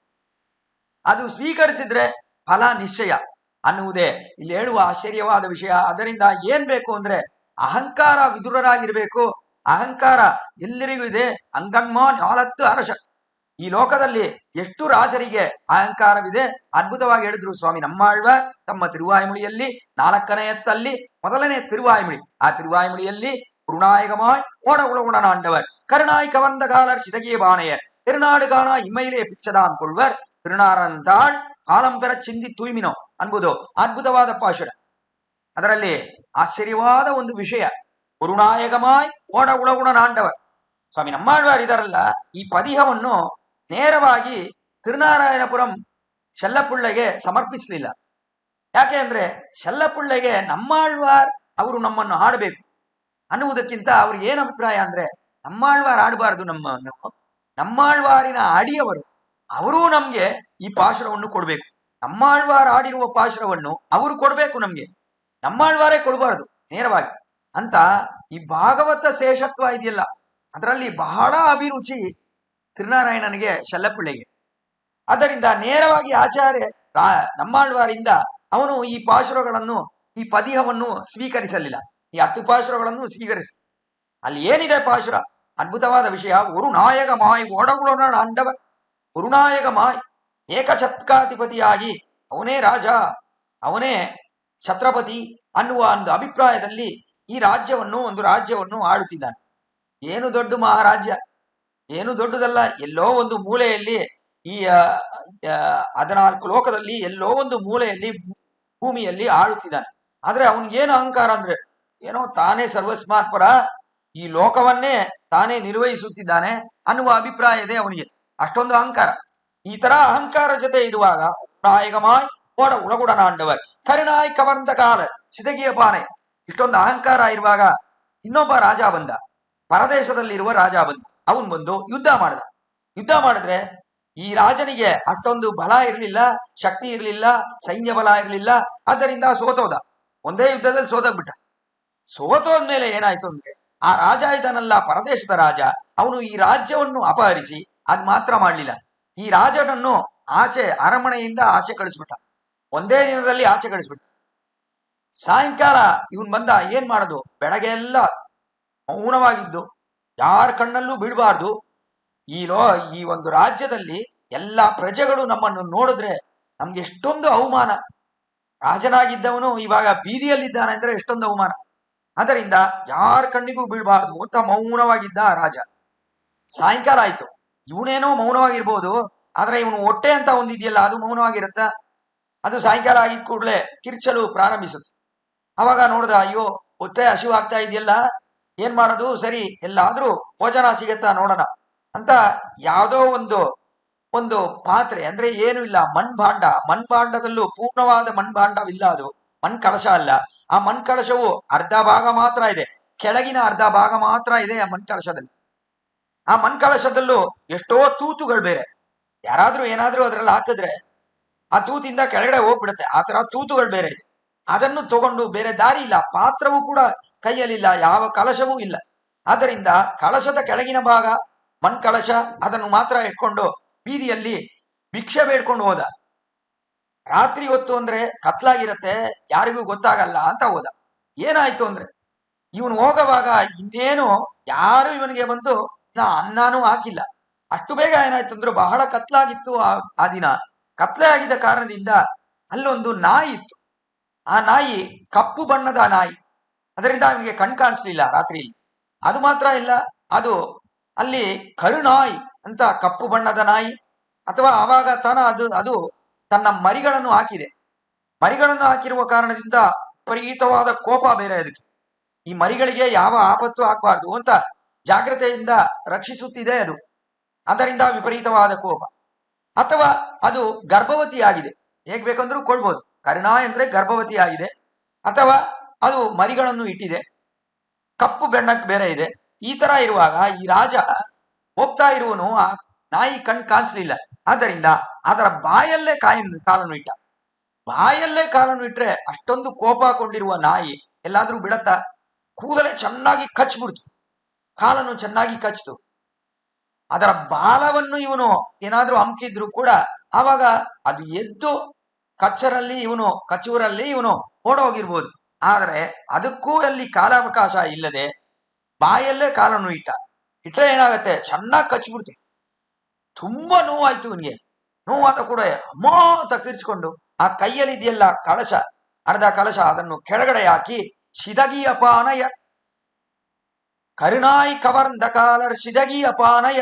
ಸಿದಗಿ ಅಪಾನಯ ಅಂದ್ರೆ ಕೈಯಲ್ಲಿದ್ದ ಆ ಸಣ್ಣ ಮರ ಭಾಂಡ, ಅಂದ್ರೆ ಅದು ಸಣ್ಣ ಮಣ್ಣಿನಿಂದ ಅಂದ ಆ ಕಳಶ, ಅದು ಕೆಳಗಡೆ ಬಿದ್ದು ದೊಡ್ಡ ಶಬ್ದ. ಈ ಶಬ್ದವನ್ನು ಕೇಳಿದ ಕೂಡಲೇ ಅಲ್ಲಿದ್ದವರೆಲ್ಲ, ಮಕ್ಕಳೆಲ್ಲ ಇದಾರಲ್ಲ, ಅಂದ್ರೆ ಪ್ರಜೆಗಳು, ಅವರೆಲ್ಲ ಓಡೋಡಿ ಬಂದ್ರು. ಕೈಯಲ್ಲಿ ಬೆಳಕನ್ನೆಲ್ಲ ತಗೊಂಡ್ ಬಂದ್ರು, ಎಲ್ಲವನ್ನು ತಗೊಂಡ್ ಬಂದು, ಯಾರಪ್ಪ ಇದು ಈ ರಾತ್ರಿಯಲ್ಲಿ ಕಿರಿಚ್ತಾ ಇದ್ದಾನೆ ಅಂತ ಮುಖದತ್ರ ತಗೊಂಡೋಗಿ ನೋಡಿದ್ರೆ ನಮ್ಮ ರಾಜ. ನಮ್ಮ ರಾಜನಲ್ಲ, ಈ ರೀತಿ ಬೀದಿಗೆ ಬಂದಿದ್ದಾನಲ್ಲ ಇವನು, ಇಲ್ಲಿ ಬಂದು ಭಿಕ್ಷೆ ಬೇಡ್ಬೇಕು ಅಂತ ಬಂದಿದ್ದಾನಲ್ಲ, ಇದೇನ್ ಅವಮಾನ, ಈಗಾಗ್ತಲ್ಲ ಆಗಿತ್ತಲ್ಲ ಅಂತ ಅವ್ರಗಳಿಗೆಲ್ಲ ತುಂಬಾ ದುಃಖವಾಯಿತು. ಆ ಕಾಲದಲ್ಲಿ ಈ ತರ ಇರುವುದೇ ಒಬ್ಬ ರಾಜನ ಸ್ಥಿತಿ. ಏನೂ ಇಲ್ಲ, ಈ ಐಶ್ವರ್ಯಗಳೆಲ್ಲ ಇದೆಯಲ್ಲ, ಈ ಐಶ್ವರ್ಯ ಎಲ್ಲ ತ್ಯಾಜ್ಯ. ತನ್ನೇ ಹೇಳ್ತಾ ಇದ್ದಾರೆ ಅಲ್ಲಿ, ಐಶ್ವರ್ಯ ವಿರೋಧಿ ಅದು ತ್ಯಾಜ್ಯ, ಆ ರೀತಿಯ ಕೈವಲ್ಯವೂ ತ್ಯಾಜ್ಯ ಅಂತ ಹೇಳುವ ಅದ್ಭುತವಾದ ಪದಿಹವೇ ಗುರುನಾಯಕಮಾಯ ಎನ್ನುವ ಪದಿಹ. ಅಡಿಯೇನ ಪೂಜ್ಯ ಪಿತಾ ಅವರು ಆಗಾಗ ಹೇಳ್ತಾ ಇರ್ತಾರೆ, ತಿರುನಾರಾಯಣಪುರದಲ್ಲಿ ಇದಾರಲ್ಲ ತುಂಬಾ ವೈರಾಗ್ಯ ಶಿಖಾಮಣಿಗಳು, ಐಶ್ವರ್ಯದಲ್ಲಿ ಅವರಿಗೆ ಆಸೆಯೇ ಇರುವುದಿಲ್ಲ. ಕಾರಣ ಏನಂದ್ರೆ ಆ ದಿವ್ಯ ದೇಶಕ್ಕೆ ಆಡಿರುವ ಹಾಡಲ್ಲಿ ಐಶ್ವರ್ಯ ತ್ಯಾಜ್ಯ ಅಂತ ಹೇಳಿದಾರಲ್ಲ ಆಳ್ವಾರ್. ಆ ಕಾರಣದಿಂದ ಐಶ್ವರ್ಯ ಅವರುಗಳಿಗೆ ಅಪೇಕ್ಷೆಯೇ ಇರುತ್ತಿಲ್ಲ ಅಂತ ಯಾವಾಗಲೂ ಹೇಳ್ತಾ ಇರ್ತಾರೆ ಅಡಿಯೇನಿನ ತಂದೆಯವರು. ಆದ್ದರಿಂದ ಅಲ್ಲಿ ಐಶ್ವರ್ಯ ಅನ್ನುವುದು ಅದು ತ್ಯಾಜ್ಯ ಅಂತ ಆಳ್ವಾರ್ ಹೇಳಿ, ಅಷ್ಟೊಂದು ಅಹಂಕಾರ ಇದೆಯಲ್ಲ, ಅಹಂಕಾರವೆಲ್ಲ ಹೋಗಿ ಕೊನೆಯಲ್ಲಿ ಆ ರಾಜನಿಗೆ ಅಹಂಕಾರವೆಲ್ಲ ಹೋಗಿ ಒಂದೇ ದಿನದಲ್ಲಿ ಈ ತರ ಭಿಕ್ಷೆ ಬೇಡುತ್ತಿದ್ದಾನೆ ಅಂದ್ರೆ ಎಷ್ಟೊಂದು ಅಹಂಕಾರ ಎಲ್ಲ ಹೋಗ್ಬಿಡುತ್ತೆ.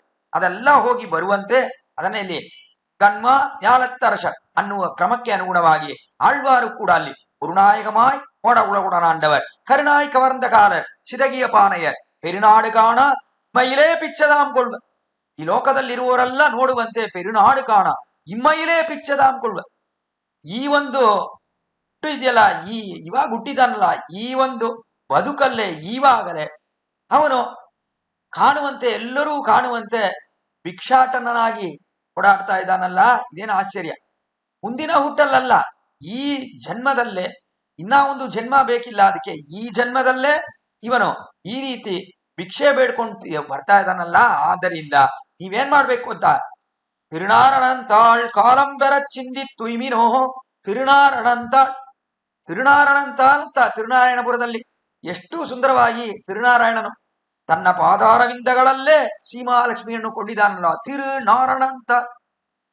ಆ ತಿರು ಇರುವ ಆಶ್ಚರ್ಯವಾದ ತಾಳಿದೆಯಲ್ಲ, ಆ ಪಾದಾರವಿಂದಗಳು, ಅದರಲ್ಲಿ ಬಂದು ಬೀಳಿ, ಅದರನ್ನೇ ನಿಮಗೆ ರಕ್ಷಕವಾಗಿ ಕೊಳ್ಳಿ ಅಂತ ಹೇಳುವ ಅದ್ಭುತವಾದ ಪಾಶುರವೇ ಆ ಪಾಶುರ. ಅದಕ್ಕನುಗುಣವಾಗಿ ಅಲ್ಲಿ ಅಹಂಕಾರಗಳೆಲ್ಲ ಎಷ್ಟೊಂದಿದೆ ಆ ರಾಜನಿಗೆ.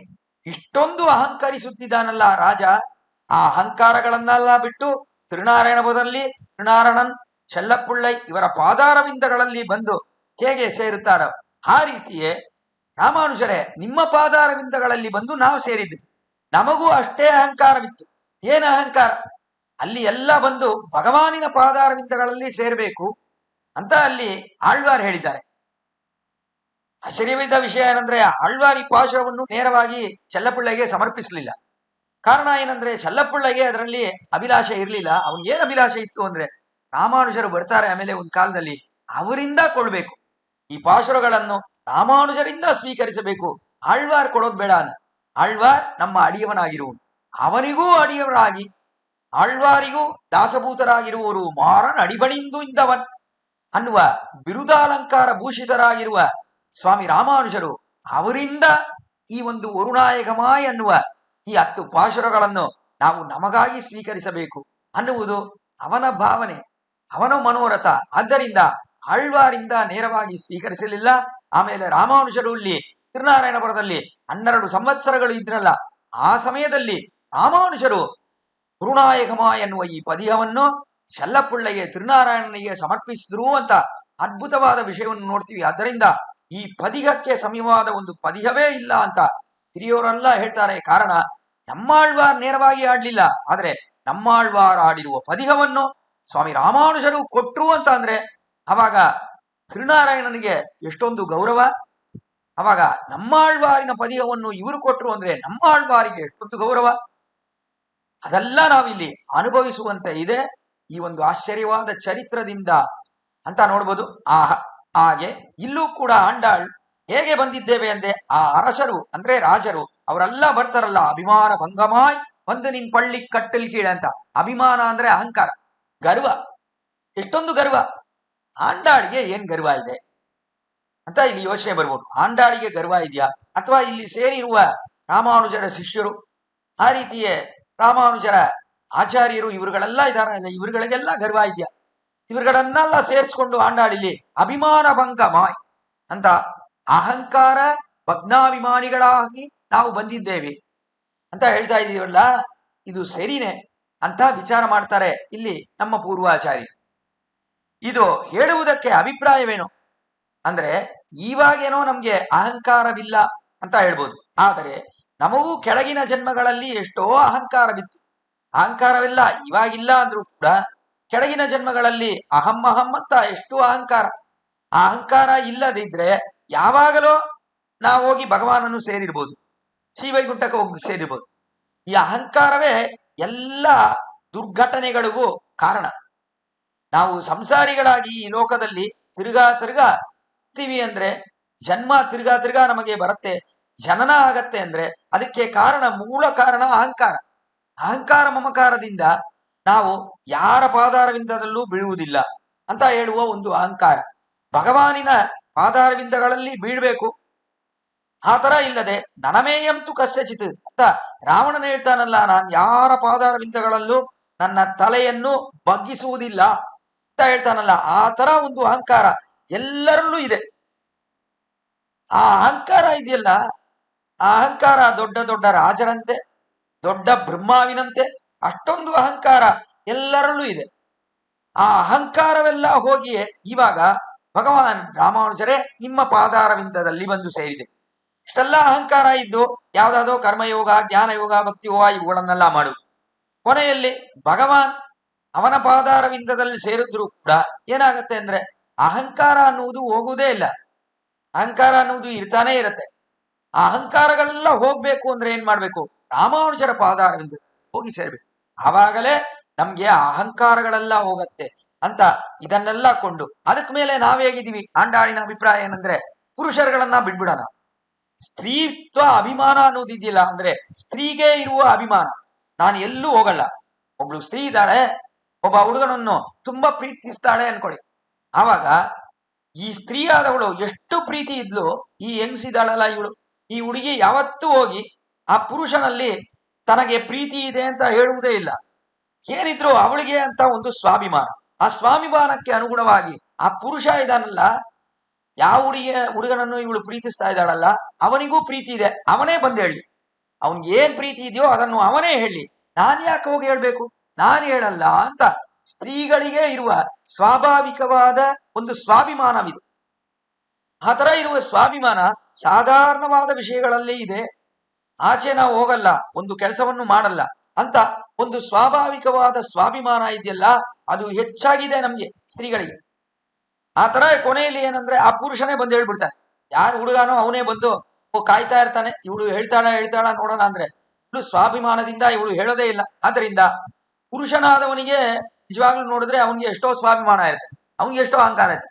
ಆದ್ರೂ ಕೂಡ ಅವನು ಬಂದು ಹೇಳ್ಬಿಡ್ತಾನೆ. ಕೊನೆಯಲ್ಲಿ ಏನು ತಡಿಯಕ್ಕಾಗಲ್ಲ, ಇವಳನ್ನು ಬಿಟ್ಟು ನನ್ಗೆ ಇರಕ್ಕಾಗಲ್ಲ, ಆದ್ದರಿಂದ ನಮ್ಮ ಪ್ರೀತಿಯನ್ನು ನಾವೇ ಹೇಳ್ಬಿಡೋಣ, ಇವಳು ಹೇಳಲಿಲ್ಲ ಅಂದ್ರೂ ಪರವಾಗಿಲ್ಲ ಅಂತ. ಅವನ ಅಹಂಕಾರವನ್ನೆಲ್ಲ ಬಿಟ್ಟು ಅವನ್ ಬಂದು ಹೇಳಿದ್ರು ಕೂಡ ಆಮೇಲೆ ಕೂಡ ಇವನು ತಕ್ಷಣ ಹೇಳ್ತಾನಂದ್ರು ಆವಾಗ್ಲೂ ಹೇಳಲ್ಲ. ಅವಾಗ್ಲೂ ಒಂದು ಸ್ವಾಭಿಮಾನ. ಅವಾಗ್ಲೂ ಇವನು ಹೇಳ್ಬಿಟ್ನಾ, ಸರಿ ಇರ್ಲಿ, ಒಂದ್ 4 ದಿನ ಆಗ್ಲಿ, 8 ದಿನ ಆಗ್ಲಿ, 1 ತಿಂಗಳಾಗ್ಲಿ, ಆಮೇಲೆ ಹೇಳೋಣ ಅಂತ ಆವಾಗ್ಲೂ ಒಂದು ಸ್ವಾಭಿಮಾನವಿರುತ್ತೆ ಈ ಸ್ತ್ರೀಗಳಿಗೆ. ಅಂತವರೇ ನಾವು.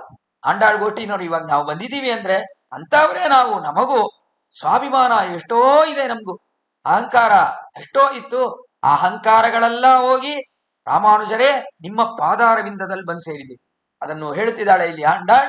கண்மான் ஞானத்தரசர் ಅಭಿಮಾನ ಭಂಗಮಾಯಿ ಬಂದು ನಿನ್ ಪಳ್ಳಿ ಕಟ್ಟಲ್ ಕೀಡೆ, ನಿಮ್ಮ ಪಾದಾರವಿಂದದಲ್ಲಿ ಅಂದ್ರೆ ನಿನ್ ಪಳ್ಳಿ ಕಟ್ಟಲ್ ಕೀಡೆ. ಪಳ್ಳಿ ಕಟ್ಟಲ್ ಅಂದ್ರೆ ನಿಮ್ಮ ಆಶ್ಚರ್ಯವಾದ ಮಂಚ ಇದೆಯಲ್ಲ, ಆ ಮಂಚದ ಕೆಳಗೆ ಬಂದು ಸೇರಿದ್ದೇವೆ.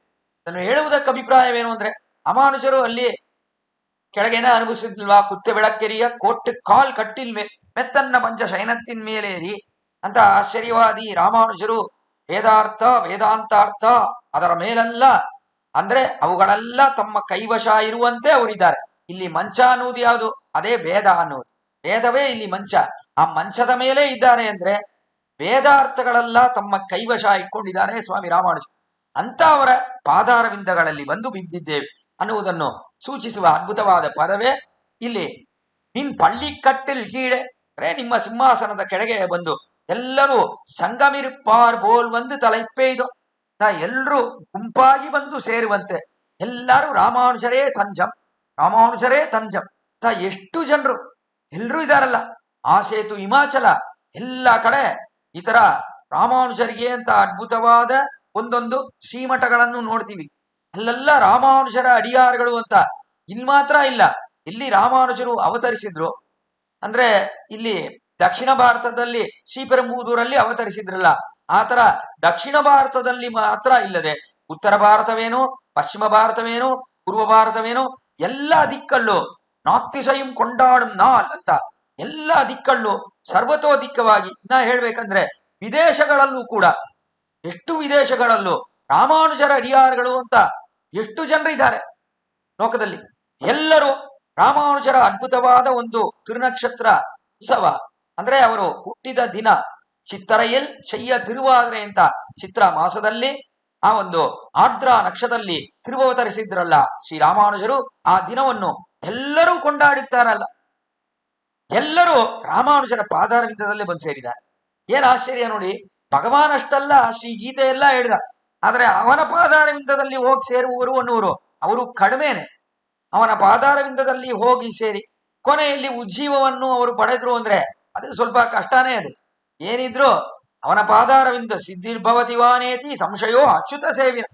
ಅವನಿಗೆ ಅಚ್ಯುತನಂತ ಹೆಸರು. ಆದರೂ ಕೂಡ ಅಂದ್ರೆ ನಮ್ಮ ಕೈಯನ್ನು ಖಂಡಿತ ಬಿಡಲ್ಲ, ಖಂಡಿತ ನಮಗೆ ಉಜ್ಜೀವವನ್ನು ಕೊಡುತ್ತಾನೆ ಅಂತ ಹೆಸರು ಅವನಿಗೆ. ಅಡಿಯಾರ್ಗಳನ್ನು ಬಿಡುವವನಲ್ಲ ಅಂತ ಹೆಸರು. ಅಷ್ಟೆಲ್ಲ ಇದ್ರೂ ಕೂಡ ಸಂದೇಹವೇ ಅಲ್ಲಿ. ಸಿದ್ಧಿರ್ಭವತಿ ವಾನೇತಿ ಸಂಶಯ, ಅಲ್ಲಿ ಸಂಶಯವೇ ಇದೆ. ಅವನು ಕೊಡ್ತಾನೋ ಇಲ್ವೋ ಹೇಳಕ್ಕಾಗಲ್ಲ. ನಮ್ಮ ಪಾಪಗಳನ್ನು ನೋಡಿ ಕೊಡದೇನೂ ಇರ್ಬೋದು ಅನ್ನುವ ಕಾರಣದಿಂದಲೇ ಎಲ್ಲರೂ ಏನ್ ಮಾಡ್ತಾರೆ, ರಾಮಾನುಜರನ್ನೇ ತಮಗೆ ಪ್ರಾಪ್ಯಭೂತರು ಅಂತ ಎಲ್ಲರೂ ಅವರ ಕಾಲಲ್ಲಿ ಬಂದು ಬಿಡ್ತಾರೆ. ಇವರೇ ನಮಗೆ ಉಪಾಯ, ಇವರಿಂದಲೇ ನಮಗೆ ಎಲ್ಲ ಸರ್ವಸ್ವವೂ ಆಗತ್ತೆ ಅಂತ ರಾಮಾನುಜರ ಪಾದಾರವಿಂದದಲ್ಲಿ ಬಂದು ಬಿಡೋಕ್ಕೆ ಕಾರಣವೇನು ಅಂದ್ರೆ, ಭಗವಾನಿನ ಪಾದಾರವಿಂದಗಳಲ್ಲಿ ಬಿದ್ರೆ ನಮಗೆ ಪ್ರಾಪ್ಯ ಸಿದ್ಧಿ ಆಗತ್ತೋ ಇಲ್ವೋ, ಆದರೆ ರಾಮಾನುಜರ ಪಾದಾರವಿಂದಗಳಲ್ಲಿ ಬಿದ್ರೆ ಫಲಸಿದ್ಧಿ ನಿಶ್ಚಯ ನಮಗೆ, ಅದರಲ್ಲಿ ಯಾವ ಸಂದೇಹವೂ ಇಲ್ಲ ಅನ್ನುವ ಅಭಿಪ್ರಾಯದಿಂದಲೇ ರಾಮಾನುಜರ ಪಾದಾರವಿಂದದಲ್ಲಿ ಬಂದು ಬೀಳ್ಬೇಕೆ ವಿನಃ ಭಗವಾನನ ಪಾದಾರವಿಂದದಲ್ಲಿ ಬಂದು ಸೇರುವುದು ಅದು ಸರಿಯಲ್ಲ ಅಂತ ಆಂಡಾಳಿನ ಅದ್ಭುತವಾದ ಗೂಢಾರ್ಥ ಈ ತಿರುಪ್ಪಾವೆಯಲ್ಲಿ ಈ ಪಾಶುರದಲ್ಲಿ ಅನುಭವಿಸಬಹುದು. ಸಂಗಮಿರುಪಾರ್ ಬೋಲ್ ಒಂದು ತಲೈಪ್ಪೇದು ಗುಂಪಾಗಿ ಎಲ್ಲ ತಮ್ಮ ಅಭಿಮಾನಗಳನ್ನು ಬಿಟ್ಟು ನಾವು ಹೋಗಿ ಇನ್ನೊಂದು ಮನುಷ್ಯನ ಕಾಲಲ್ಲಿ ಬಿಡುವುದಾ, ಅದು ಒಂದು ಅಭಿಮಾನ. ಅವ್ರಿಗೂ ಏನು ಅಭಿಮಾನ ಇದೆ ಅಂದ್ರೆ, ಭಗವಾನ್ ಕಾಲಲ್ಲಿ ಬಿದ್ರೂ ಕೂಡ ಬಿದ್ಬಿಡ್ಬೋದು, ಯಾಕಂದ್ರೆ ಅವನು ದೊಡ್ಡವನು ಅಂತ ಶಾಸ್ತ್ರಗಳೆಲ್ಲ ಹೇಳುತ್ತೆ, ಅವನಿಗೆ ವಿಶೇಷವಾದ ಶಕ್ತಿ ಇದೆ, ಸುಂದರನಾಗಿದ್ದಾನೆ, ಈ ತರ ಎಲ್ಲ ಎಷ್ಟೋ ಹೇಳ್ಕೊಂಡು ಭಗವಾನಿನ ಕಾಲಲ್ಲಿ ಹೋಗ್ಬಿಡ್ಬೋದು. ನಮಗೆ ಏನೋ ಒಂದು ಕಷ್ಟ ಅಂದ್ರೆ ಅವ್ನು ತಿಳಿಸ್ಬಿಡ್ತಾನೆ, ಖಂಡಿತ ನಮ್ಮ ಕಷ್ಟಗಳೆಲ್ಲ ಓಡೋಗುತ್ತೆ ಅವನ ಕಾಲಲ್ಲಿ ಬಿದ್ರೆ ಅಂತ ಎಲ್ಲ ಅನ್ಕೊಂಡು ಭಯದಿಂದಲೂ ತಮಗೆ ಇಲ್ಲಿ ಬರುವ ಕಷ್ಟಗಳಿಂದಲೋ ಅವನ ಕಾಲಲ್ಲಿ ಹೋಗಿ ಬೀಳ್ಬೋದು. ಆದರೆ ರಾಮಾನುಜರ ಕಾಲಲ್ಲಿ ಬಿಡುವುದು ಅನ್ನುವುದು ಕಷ್ಟ ಇಲ್ಲ. ಕಾರಣ ಏನಂದ್ರೆ ಇವರು ನಮ್ಮ ತರವೇ ಮನುಷ್ಯನಾಗಿದ್ದಾನೆ.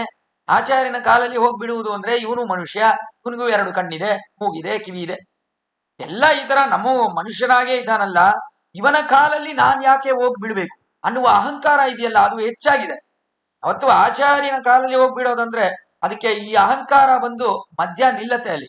ಇದು ವಿರೋಧವಾಗಿರುತ್ತೆ. ಅಹಂಕಾರ ಏನ್ ಮಾಡತ್ತೆ, ನಾನು ಮನುಷ್ಯ, ನನ್ಗೇನಿಲ್ಲ ಇಲ್ಲಿ, ಅವನ್ಗೇನು ಹೊಸದಾಗಿದೆ, ನನಗಿಲ್ದೇ ಇರೋದು ಅವನ್ಗೇನಿದೆ ಅಂತ ಈ ತರ ಎಲ್ಲ ವಿಚಾರಗಳನ್ನು ಮಾಡುವುದಕ್ಕೆ ಕಾರಣ ಅಹಂಕಾರ ಕಾರಣ. ನಾನೇನು ಅವನಿಗಿಂತ ಕಡಿಮೆನಾ? ನಾನ್ ಯಾಕೆ ಅವನನ್ನು ಹೋಗಿ ನನ್ನ ಆಚಾರ್ಯನಾಗಿ ಸ್ವೀಕರಿಸಬೇಕು? ಅವನಿಗೆ ಏನು ವೈಭವ ಇದೆ ಆ ತರ ಎಲ್ಲ ಅಂತ ಈ ಅಹಂಕಾರಗಳು. ಆಮೇಲೆ ಒಂದು ತುಂಬಾ ಪಾಪ ಅಂದ್ರೆ ಆಚಾರ್ಯನ ಅವನಲ್ಲಿ ಹೋಗಿ ತಾನು ಶಿಷ್ಯನಾಗಿ ಸೇರಿದ ಮೇಲೆ ಆಚಾರ್ಯನಿಗೆ ಇದು ಇಲ್ಲ ಅದು ಇಲ್ಲ ಅಂತ ಅವನಲ್ಲಿ ಎಷ್ಟೋ ಕೊರೆಗಳನ್ನೆಲ್ಲ ಹೇಳುವುದಿಲ್ಲ. ಇದು ಮಹಾಪಾಪ, ಅದು ಮಾಡ್ಲೇಬಾರ್ದು. ಅದು ತುಂಬಾ ಪಾಪ. ಅದು ಯಾರೇ ಇರ್ಲಿ, ಆಚಾರ್ಯ ವಂಶದಲ್ಲಿ ಅವತರಿಸಿದ್ದಾರೆ, ಅವರು ಹುಟ್ಟಿದ್ದಾರೆ ಅಂತಂದ್ರೆ ಅವರ ಮೇಲೆ ಯಾವುದು ಒಂದು ಹೇಳುವುದು ಅದು ತಪ್ಪೆ. ಅಂತರಂಗದಲ್ಲಿ ಹೋಗಿ ಅವರಲ್ಲಿ ಏನೋ ಹೆಚ್ಚು ಕಡಿಮೆ ಎಲ್ಲರಲ್ಲೂ ಇರತ್ತೆ. ಆ ಹೆಚ್ಚು ಕಡಿಮೆ ಇರುವಾಗ ಅಂತರಂಗವಾಗಿ ಹೋಗಿ ಅವರಲ್ಲಿ ಸ್ವಾಮಿ ಈ ತರ ಇದೆ, ಈ ತರ ನಡ್ಕೋಬಹುದಲ್ಲ ಅಂತ ಹೇಳ್ಬೋದು. ಅಂತರಂಗದಲ್ಲಿ ಹೇಳ್ಬೋದೇ ವಿನ ಬಹಿರಂಗವಾಗಿ ಅದು ಇವಾಗ ಎಲ್ಲ ಬಂದ್ಬಿಟ್ಟಿದೆ ನೋಡಿ. ಈ ಮೊಬೈಲ್ ಅಲ್ಲಿ ಎಲ್ಲ ಬಗ್ಗೆ ಎಲ್ರ ಬಗ್ಗೆ ದೂಷಣ ಮಾಡು, ಅವ್ರಿಗೆ ಬಾಯಿರೋದೇ ದೂಷಣ ಮಾಡಕ್ಕೆ. ಎಷ್ಟೋ ಜನರು ಆ ತರ ದೂಷಣ ಮಾಡ್ತಾನೆ ಇರ್ತಾರೆ. ಏನ್ ಪ್ರಯೋಜನ? ಆತರ ಒಂದು ದಿನವೂ ಹೇಳ್ಬಾರ್ದು. ತರ ಆಚಾರ್ಯರನ್ನು, ಆಚಾರ್ಯ ಸಂತತಿಯಲ್ಲಿ ಬರುವವರು ಯಾರನ್ನು ಇನ್ನ ಹೇಳ್ಬೇಕಂದ್ರೆ ಯಾವ ಒಬ್ಬ ಭಾಗವತನನ್ನು ದೂಷಿಸಬಾರದು. ಅವನು ಇದಿಲ್ಲ ಅದಿಲ್ಲ ಅಂತ ದೂಷಣೆ, ಭಗವದಪಚಾರ, ಭಾಗವತಾಪಚಾರ ಅನ್ನೋದಿದೆಯಲ್ಲ, ಭಗವತಪಚಾರವೂ ಪರವಾಗಿಲ್ಲ, ಭಾಗವತಾಪಚಾರ ಅನ್ನೋದಿದೆಯಲ್ಲ, ಖಂಡಿತ ನಮ್ಮನ್ನು ನರಕದಲ್ಲೇ ಹೋಗಿ ಸೇರಿಸುತ್ತೆ ವಿನಃ ಒಂದು ದಿನವೂ ನಮಗೆ ಒಳ್ಳೇದು ಮಾಡಲ್ಲ. ಅದರಿಂದ ಭಾಗವತಾಪಚಾರ ಬಹಳ ಕೊಡಿದು. ಅದರಿಂದ ನಾವು ದೂರವಾಗಿ ಇರಬೇಕು. ಪ್ರಸಂಗಾತಿ ವಿಷಯವನ್ನು ಹೇಳಿದೆ ಇಲ್ಲಿ. ಆದರೆ ಅಹಂಕಾರವೇ ಕಾರಣ. ಇದಕ್ಕೆಲ್ಲ ಕಾರಣವೇನು? ನಾನ್ ದೊಡ್ಡವನು ಅಂತ ಅಹಂಕಾರ ಪಡುವುದಿದೆಯಲ್ಲ, ಅದು ಸಾಮಾನ್ಯವಾಗಿ ನೋಡ್ತೀವಿ ಎಲ್ಲರಲ್ಲೂ ಕೂಡ ಈ ಲೋಕದಲ್ಲಿ. ಅದು ಆಚಾರ್ಯ ವಿಷಯದಲ್ಲಿ ಇಷ್ಟೊಂದು ಪ್ರೀತಿಗೊಂಡು ಅವನನ್ನು ಉಪಸತ್ತಿ ಮಾಡುವುದು ಅನ್ನುವುದು ಅದು ಶ್ರಮವಾಗಿರುವುದೇ ಈ ಲೋಕದಲ್ಲಿ. ಇಷ್ಟೆಲ್ಲ ಅಹಂಕಾರ ಇರುವಾಗ, ಇಷ್ಟೆಲ್ಲ ವಿರೋಧಿಗಳಿರುವಾಗ ಅದನ್ನೆಲ್ಲ ದಾಟಿ ನಾವು ಬಂದಿದ್ದೀವಲ್ಲ, ತುಂಬಾ ಆಶ್ಚರ್ಯ. ರಾಮಾನುಜರೇ, ನಿಮ್ಮ ಪಾದಾರವಿಂದದಲ್ಲಿ ಬಂದು ಸೇರಿದ್ದೀವಲ್ಲ, ಇದು ಏನು ಆಶ್ಚರ್ಯ, ಏನು ಆಶ್ಚರ್ಯ! ಈಶ್ವರಸ್ಯ ಚ ಸೌಹಾರ್ದಂ, ಇದು ಭಗವಾನಿನ ಒಂದು ಕೃಪೆ ಅಷ್ಟೇ, ಬೇರೆ ಏನು ಹೇಳಕ್ಕಿಲ್ಲ ಇಲ್ಲಿ. ಭಗವಾನ್ ಏನ್ ಮಾಡಿದ್ದಾನೆ? ನಮ್ಮನ್ನು ಆಚಾರ್ಯನ ಜೊತೆ ಸೇರಿಸಿದ್ದಾನೆ. ಅವನು ಮಾಡಿದ ದೊಡ್ಡ ಉಪಕಾರ ಅಂದ್ರೆ, ಭಗವಾನ್ ಮಾಡಿರುವ ದೊಡ್ಡ ಉಪಕಾರ ಏನು? ರಾಮಾನುಜರ ಸಂಬಂಧವನ್ನು ನಮಗೆ ಮಾಡಿಕೊಟ್ಟಿದ್ದಾನಲ್ಲ, ಅದೇ ದೊಡ್ಡ ಉಪಕಾರ. ಆದ್ದರಿಂದಲೇ ನಾವು ಭಗವಾನನ್ನು ನಮಸ್ಕರಿಸುತ್ತೇವೆ ಅಂದ್ರೆ ಯಾಕೆ ಅಂದ್ರೆ, ನಮ್ಮ ಭಗವಾನನ್ನು ನಮಸ್ಕಾರ ಮಾಡ್ತೀವಿ ಯಾಕೆ? ಬೇರೆ ಯಾವುದಕ್ಕೂ ಇಲ್ಲ. ರಾಮಾನುಜರನ್ನು ನಮಗೆ ಆಚಾರ್ಯನ ಕೊಟ್ಟನಲ್ಲ, ಅದರಿಂದ ಭಗವಾನೇ ನಿನ್ನ ಪಾದಾರವಿಂದಕ್ಕೆ ಒಂದು ನಮಸ್ಕಾರ, ಅದಕ್ಕಾಗಿ ನಮಸ್ಕಾರ. ಏನಿಲ್ಲ, ರಾಮಾನುಜರೆಲ್ಲ ನಮಗೆ ಆಚಾರ್ಯರಾಗಿದ್ದಾರೆ, ಅವರನ್ನು ಕೊಟ್ಟಿರುವ ಕಾರಣದಿಂದಲೇ ನಿನ್ನನ್ನು ನಾವು ನಮಸ್ಕರಿಸುತ್ತೇವೆ ಅಂತ ಹೇಳ್ಬೇಕಿಲ್ಲಿ. ಆದ್ದರಿಂದ ರಾಮಾನುಜರ ಪಾದಾರವಿಂದಗಳಲ್ಲಿ ಸೇರುವುದು ಅಂದ್ರೆ ಈಶ್ವರ ಭಗವಾನಿನ ಸೌಹಾರ್ದ. ಅದು ನಮ್ಮಲ್ಲಿ ಶುಭವಾದ ಹೃದಯ ಹಾಕೊಂಡು ನಿರ್ಹೇತುಕ ಕೃಪೆಯಿಂದ ನಮ್ಮನ್ನು ರಾಮಾನುಜರ ಪಾದಾರವಿಂದದಲ್ಲಿ ಸೇರಿಸಿದ್ದಾನೆ ಭಗವಾನ್. ಅದರಿಂದ ರಾಮಾನುಜರ ಪಾದಾರವಿಂದಗಳಲ್ಲಿ ಸೇರುವುದು ಅನ್ನೋದಿದೆಯಲ್ಲ, ಅದು ತುಂಬಾ ಕಠಿಣ. ಯಾರಿಗೆ ಸಿಗತ್ತೆ ಅದು? ಅದು ತುಂಬಾ ಕಷ್ಟ. ಆ ರೀತಿ ಸಿಗುವುದು ಅನ್ನೋದು ಬಹಳ ಶ್ರಮ ಈ ಲೋಕದಲ್ಲಿ ಇರುವವರಿಗೆ. ಅದು ಸಿಕ್ಕಿದೆ ನಮ್ಗೆ. ನಾವು ಇಲ್ಲಿ ಬಂದಿದ್ದೇವೆ, ಸಂಗಮಿರುಪ್ಪಾರ್ಬೋನ್ ಒಂದು ತಲೆಪ್ಪೇದು ಬಂದಿದ್ವಲ್ಲ ಇಲ್ಲಿ. ತುಂಬಾ ಆಶ್ಚರ್ಯ, ಎಷ್ಟು ದೂರ ಹೋಗ್ಬಿಟ್ವಿ. ಭರತ ಹೇಳ್ತಾನೆ ತುಂಬಾ ಅದ್ಭುತವಾಗಿ.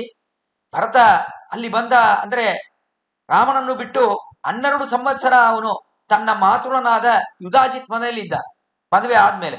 ಆಮೇಲೆ ಬಂದಾಗ ರಾಜ್ಯವನ್ನು ಬಿಟ್ಟು ರಾಮ ಕಾಡಿಗೆ ಹೋಗಿದ್ದಾನೆ.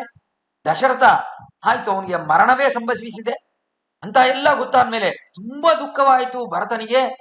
ಎಷ್ಟು ದೂರ ನಾವು ಬಿಟ್ಟು ಹೋಗ್ಬಿಟ್ವಿ, ನಮ್ಮ ಅಣ್ಣನನ್ನು ಬಿಟ್ಟು 12 ಸಂವತ್ಸರಗಾರ ಈ ತರ ಎಲ್ಲೋ ಹೋಗಿದ್ದ ಕಾರಣದಿಂದ ಇಷ್ಟೆಲ್ಲ ಅನರ್ಥವೆಲ್ಲ ಆಗಿದೆಯಲ್ಲ ರಾಜ್ಯದಲ್ಲಿ. ನನಗಾಗಿ ಒಬ್ಬಳು ರಾಜ್ಯ ಇದೆ ರಾಜ್ಯ ಇದೆ ಅಂತ ನನ್ನ ತಾಯಿಯಾದವಳೇ ಈ ಮಾತನ್ನು ಹೇಳುತ್ತಿದ್ದಾಳಲ್ಲ, ನಾನು ಹೇಗೆ ರಾಜ್ಯವನ್ನು ಸ್ವೀಕರಿಸುವುದು? ಎಷ್ಟು ದೂರ ನಾನು ರಾಮನನ್ನು ಬಿಟ್ಟು ಬಂದ್ಬಿಟ್ಟಿದ್ದೀನಿ ಇಲ್ಲಿ ಅಂತ ತುಂಬಾ ಅವನಿಗೆ ದುಃಖವಾಯಿತು ಭರತನಿಗೆ.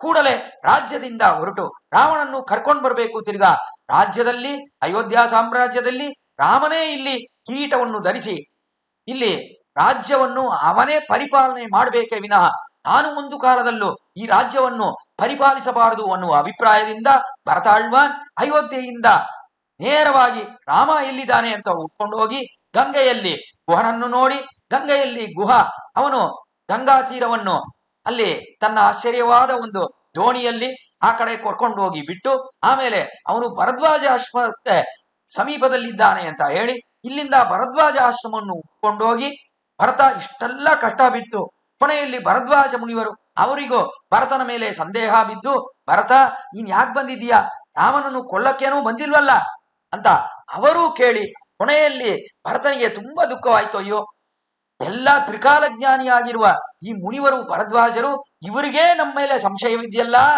ಏನ್ ಮಾಡೋದು ಅಂತ ತುಂಬಾ ದುಃಖವಾಗಿ ಎಷ್ಟು ದೂರ ನಾನು ರಾಮನನ್ನು ಬಿಟ್ಟಿದ್ದೇನೆ, ಎಷ್ಟು ದೊಡ್ಡ ತಪ್ಪು ಅಂತ ಇದೆಲ್ಲ ಮನಸ್ಸಿಗೆ ಬಂದು ಕೊನೆಯಲ್ಲಿ ರಾಮನು ಇಲ್ಲಿದ್ದಾನೆ ಅಂತ ನೋಡುವಾಗ ಅವನಿಗೆ ಭಾರದ್ವಾಜಂ ಯಮಬ್ರವೀತ್ ಅಂತ ಭರದ್ವಾಜರು ಹೇಳಿದ ಸ್ಥಳ ಬಂದ್ಬಿಡ್ತು. ಅವಾಗಲೇ ಅವನಿಗೆ ಶಾಂತಿ ಆಯಿತು. ಅವಾಗ ಭರತನಿಗೆ ಅಂತ ಅಲ್ಲಿ ಅದ್ಭುತವಾದ ವಿಚಾರವನ್ನು ನೋಡ್ತೀವಿ. ಆ ರೀತಿಯೇ ಆಂಡಾಳ್ ಗೋಷ್ಠಿನವರು ಹೇಗಿದೆ ಅಂದ್ರೆ, ಎಷ್ಟೆಲ್ಲ ಜನ್ಮಗಳು ರಾಮಾನುಜರ ಸಂಬಂಧವಿಲ್ಲದೆ ಈ ತರ ಈ ಲೋಕದಲ್ಲಿ ನಮಗೆ ನಾಶವೇ ಆಗಿತ್ತಲ್ಲ ಅಂತ ಆಂಡಾಳ್ ಹೇಳ್ತಿದ್ದಾಳೆ. ಅಂದ್ರೆ ಏನ್ ಆಂಡಾಳಿಗೆ ಏನು ನಾಶ? ಆಂಡಾಳ್ ಏನ್ ಭೂಮಿ ದೇವಿ? ಅವಳೇ ಬಂದಲ್ವಾ ಇಲ್ಲಿ ಆಂಡಾಳಾಗಿ ಅವತರಿಸಿದಾಳೆ, ಗೋದಾದೇವಿಯಾಗಿ. ಆ ತರ ಇರುವಾಗ ಇವಳಿಗೇನು ಇದ್ರೆ ಎಲ್ಲ ನಮಗಾಗಿ ಹೇಳುವ ಮಾತುಗಳು. ಅಂದ್ರೆ ರಾಮಾನುಜರನ್ನು ಬಿಟ್ಟು ಎಷ್ಟು ಜನ್ಮಗಳು ನಾವು ಇದ್ದಿದ್ದೇವೆ ಅಲ್ವಾ, ಎಷ್ಟು ಜನ್ಮಗಳಲ್ಲಿ ನಾವು ಹುಟ್ಟಿದ್ದೇವೆ. ಈ ಜನ್ಮ ನಮಗೆ ರಾಮಾನುಜರು ಸಿಕ್ಕಿದಾರಲ್ಲ, ಅದೇ ಶಾಶ್ವತ ಅಂತ ಇಲ್ಲಿ ಆಂಡಾಳ್ ಅದ್ಭುತವಾಗಿ ಕೊಂಡಾಡಿ ಬಂದು ತಲೆಪೆಯ್ದು ಇಷ್ಟೆಲ್ಲ ದೂರ ಹೋಗಿ ಸಂಸಾರದಲ್ಲಿ ಕೊನೆಯಲ್ಲಿ ಬಂದು ರಾಮಾನುಜರ ಪಾದಾರವಿಂದದಲ್ಲಿ ನಾವು ಸೇರಿದ್ದೀವಲ್ಲ, ಇದಕ್ಕಿಂತ ಭಾಗ್ಯವೇನು ಅಂತ ಹೇಳಿದ ಮೇಲೆ ಆಮೇಲೆ ಸರಿ ಏನ್ ಮಾಡ್ಬೇಕು, ಒಂದು ತಲೆಪೆಯ್ದು ಅಂತ ಹೇಳುವುದಲ್ಲಿ ಏನ್ ಅಭಿಪ್ರಾಯ? ಇನ್ನ ಮುಂದೆ ನಾವು ಇದನ್ನು ಬಿಟ್ಟು ಹೋಗಲ್ಲ, ಅನನ್ಯ ಗತಿಗಳಾಗಿ ಬಂದಿದ್ದೇವೆ ನಾವು, ಇಲ್ಲಿ ಬೇರೆ ಗತಿಯೇ ಇಲ್ಲ ನಮಗೆ ಅಂತ ಹೇಳುತ್ತಾ ಬಂದು ಆಂಡಾಳಿಲ್ಲಿ ಒಂದು ತಲೆಪೆಯ್ದು ಮಾಡ್ಬೇಕಾಗಿರುವುದೇನು, ಕಿಂಗಿಣಿ ವಾಚ್ಯದ ತಾಮರೆ ಕುಪ್ಪೋಲೆ ಅಂತ ಮೇಲೆ ರಾಮಾನುಜರು ಮಾಡಬೇಕಾಗಿರುವ ಆಶ್ಚರ್ಯವಾದ ಒಂದು ಕ್ರಿಯೆ ಅದನ್ನು ಹೇಳುತ್ತಿದ್ದಾಳೆ ಆಂಡಾಳಿ. ಅದಕ್ಕೆ ಮುಂಚೆ ಅಂಗನ್ಮಾನ್ಯಾಲತ್ತರಸ ಅನ್ನುವುದಕ್ಕೆ ಇನ್ನೊಂದು ವಿಶೇಷ ಅರ್ಥವೂ ಇದೆ. ಅಂಗನ್ಮಾನ್ಯಾಲತ್ತರಸರ್ ಅಂದ್ರೆ ಏನು ಅಂದ್ರೆ, ಇಲ್ಲಿ ನಮ್ಗೆ ಅಹಂಕಾರ ಅನ್ನುವುದು ಎಲ್ಲಿದೆ ಅಂದ್ರೆ ಆತ್ಮಾವಿಗೆ ಇರುವ ಅಹಂಕಾರ. ಅಂಗನ್ಮಾನ್ಯಾಲ ಅಂದ್ರೆ ಈ ಭೂಮಿ ಇದೆಯಲ್ಲ, ಭೂಮಿಯಾಗಿ ಇರುವುದು ಯಾವುದು ಅಂದ್ರೆ ಮೃತ್ಪಿಂಡವಾಗಿರುವ ಈ ಶರೀರ. ಈ ಶರೀರ ಇದೆಯಲ್ಲ, ಆ ತರ ಇರುವುದೇ ಇದು. ಈ ಶರೀರವೇ ಏನು ಅಂದ್ರೆ ಇದೇ ಒಂದು ಮಾನ್ಯಾಲಂ, ಪಾಂಚಭೌತಿಕವಾಗಿರುವ ಈ ಶರೀರ. ಭೂಮಿ ಅನ್ನುವುದು ಪಾಂಚಭೌತಿಕವಾಗಿದೆ, ಅಂದ್ರೆ ಪಂಚಭೂತಗಳಿಂದ ಆಗಿದೆ.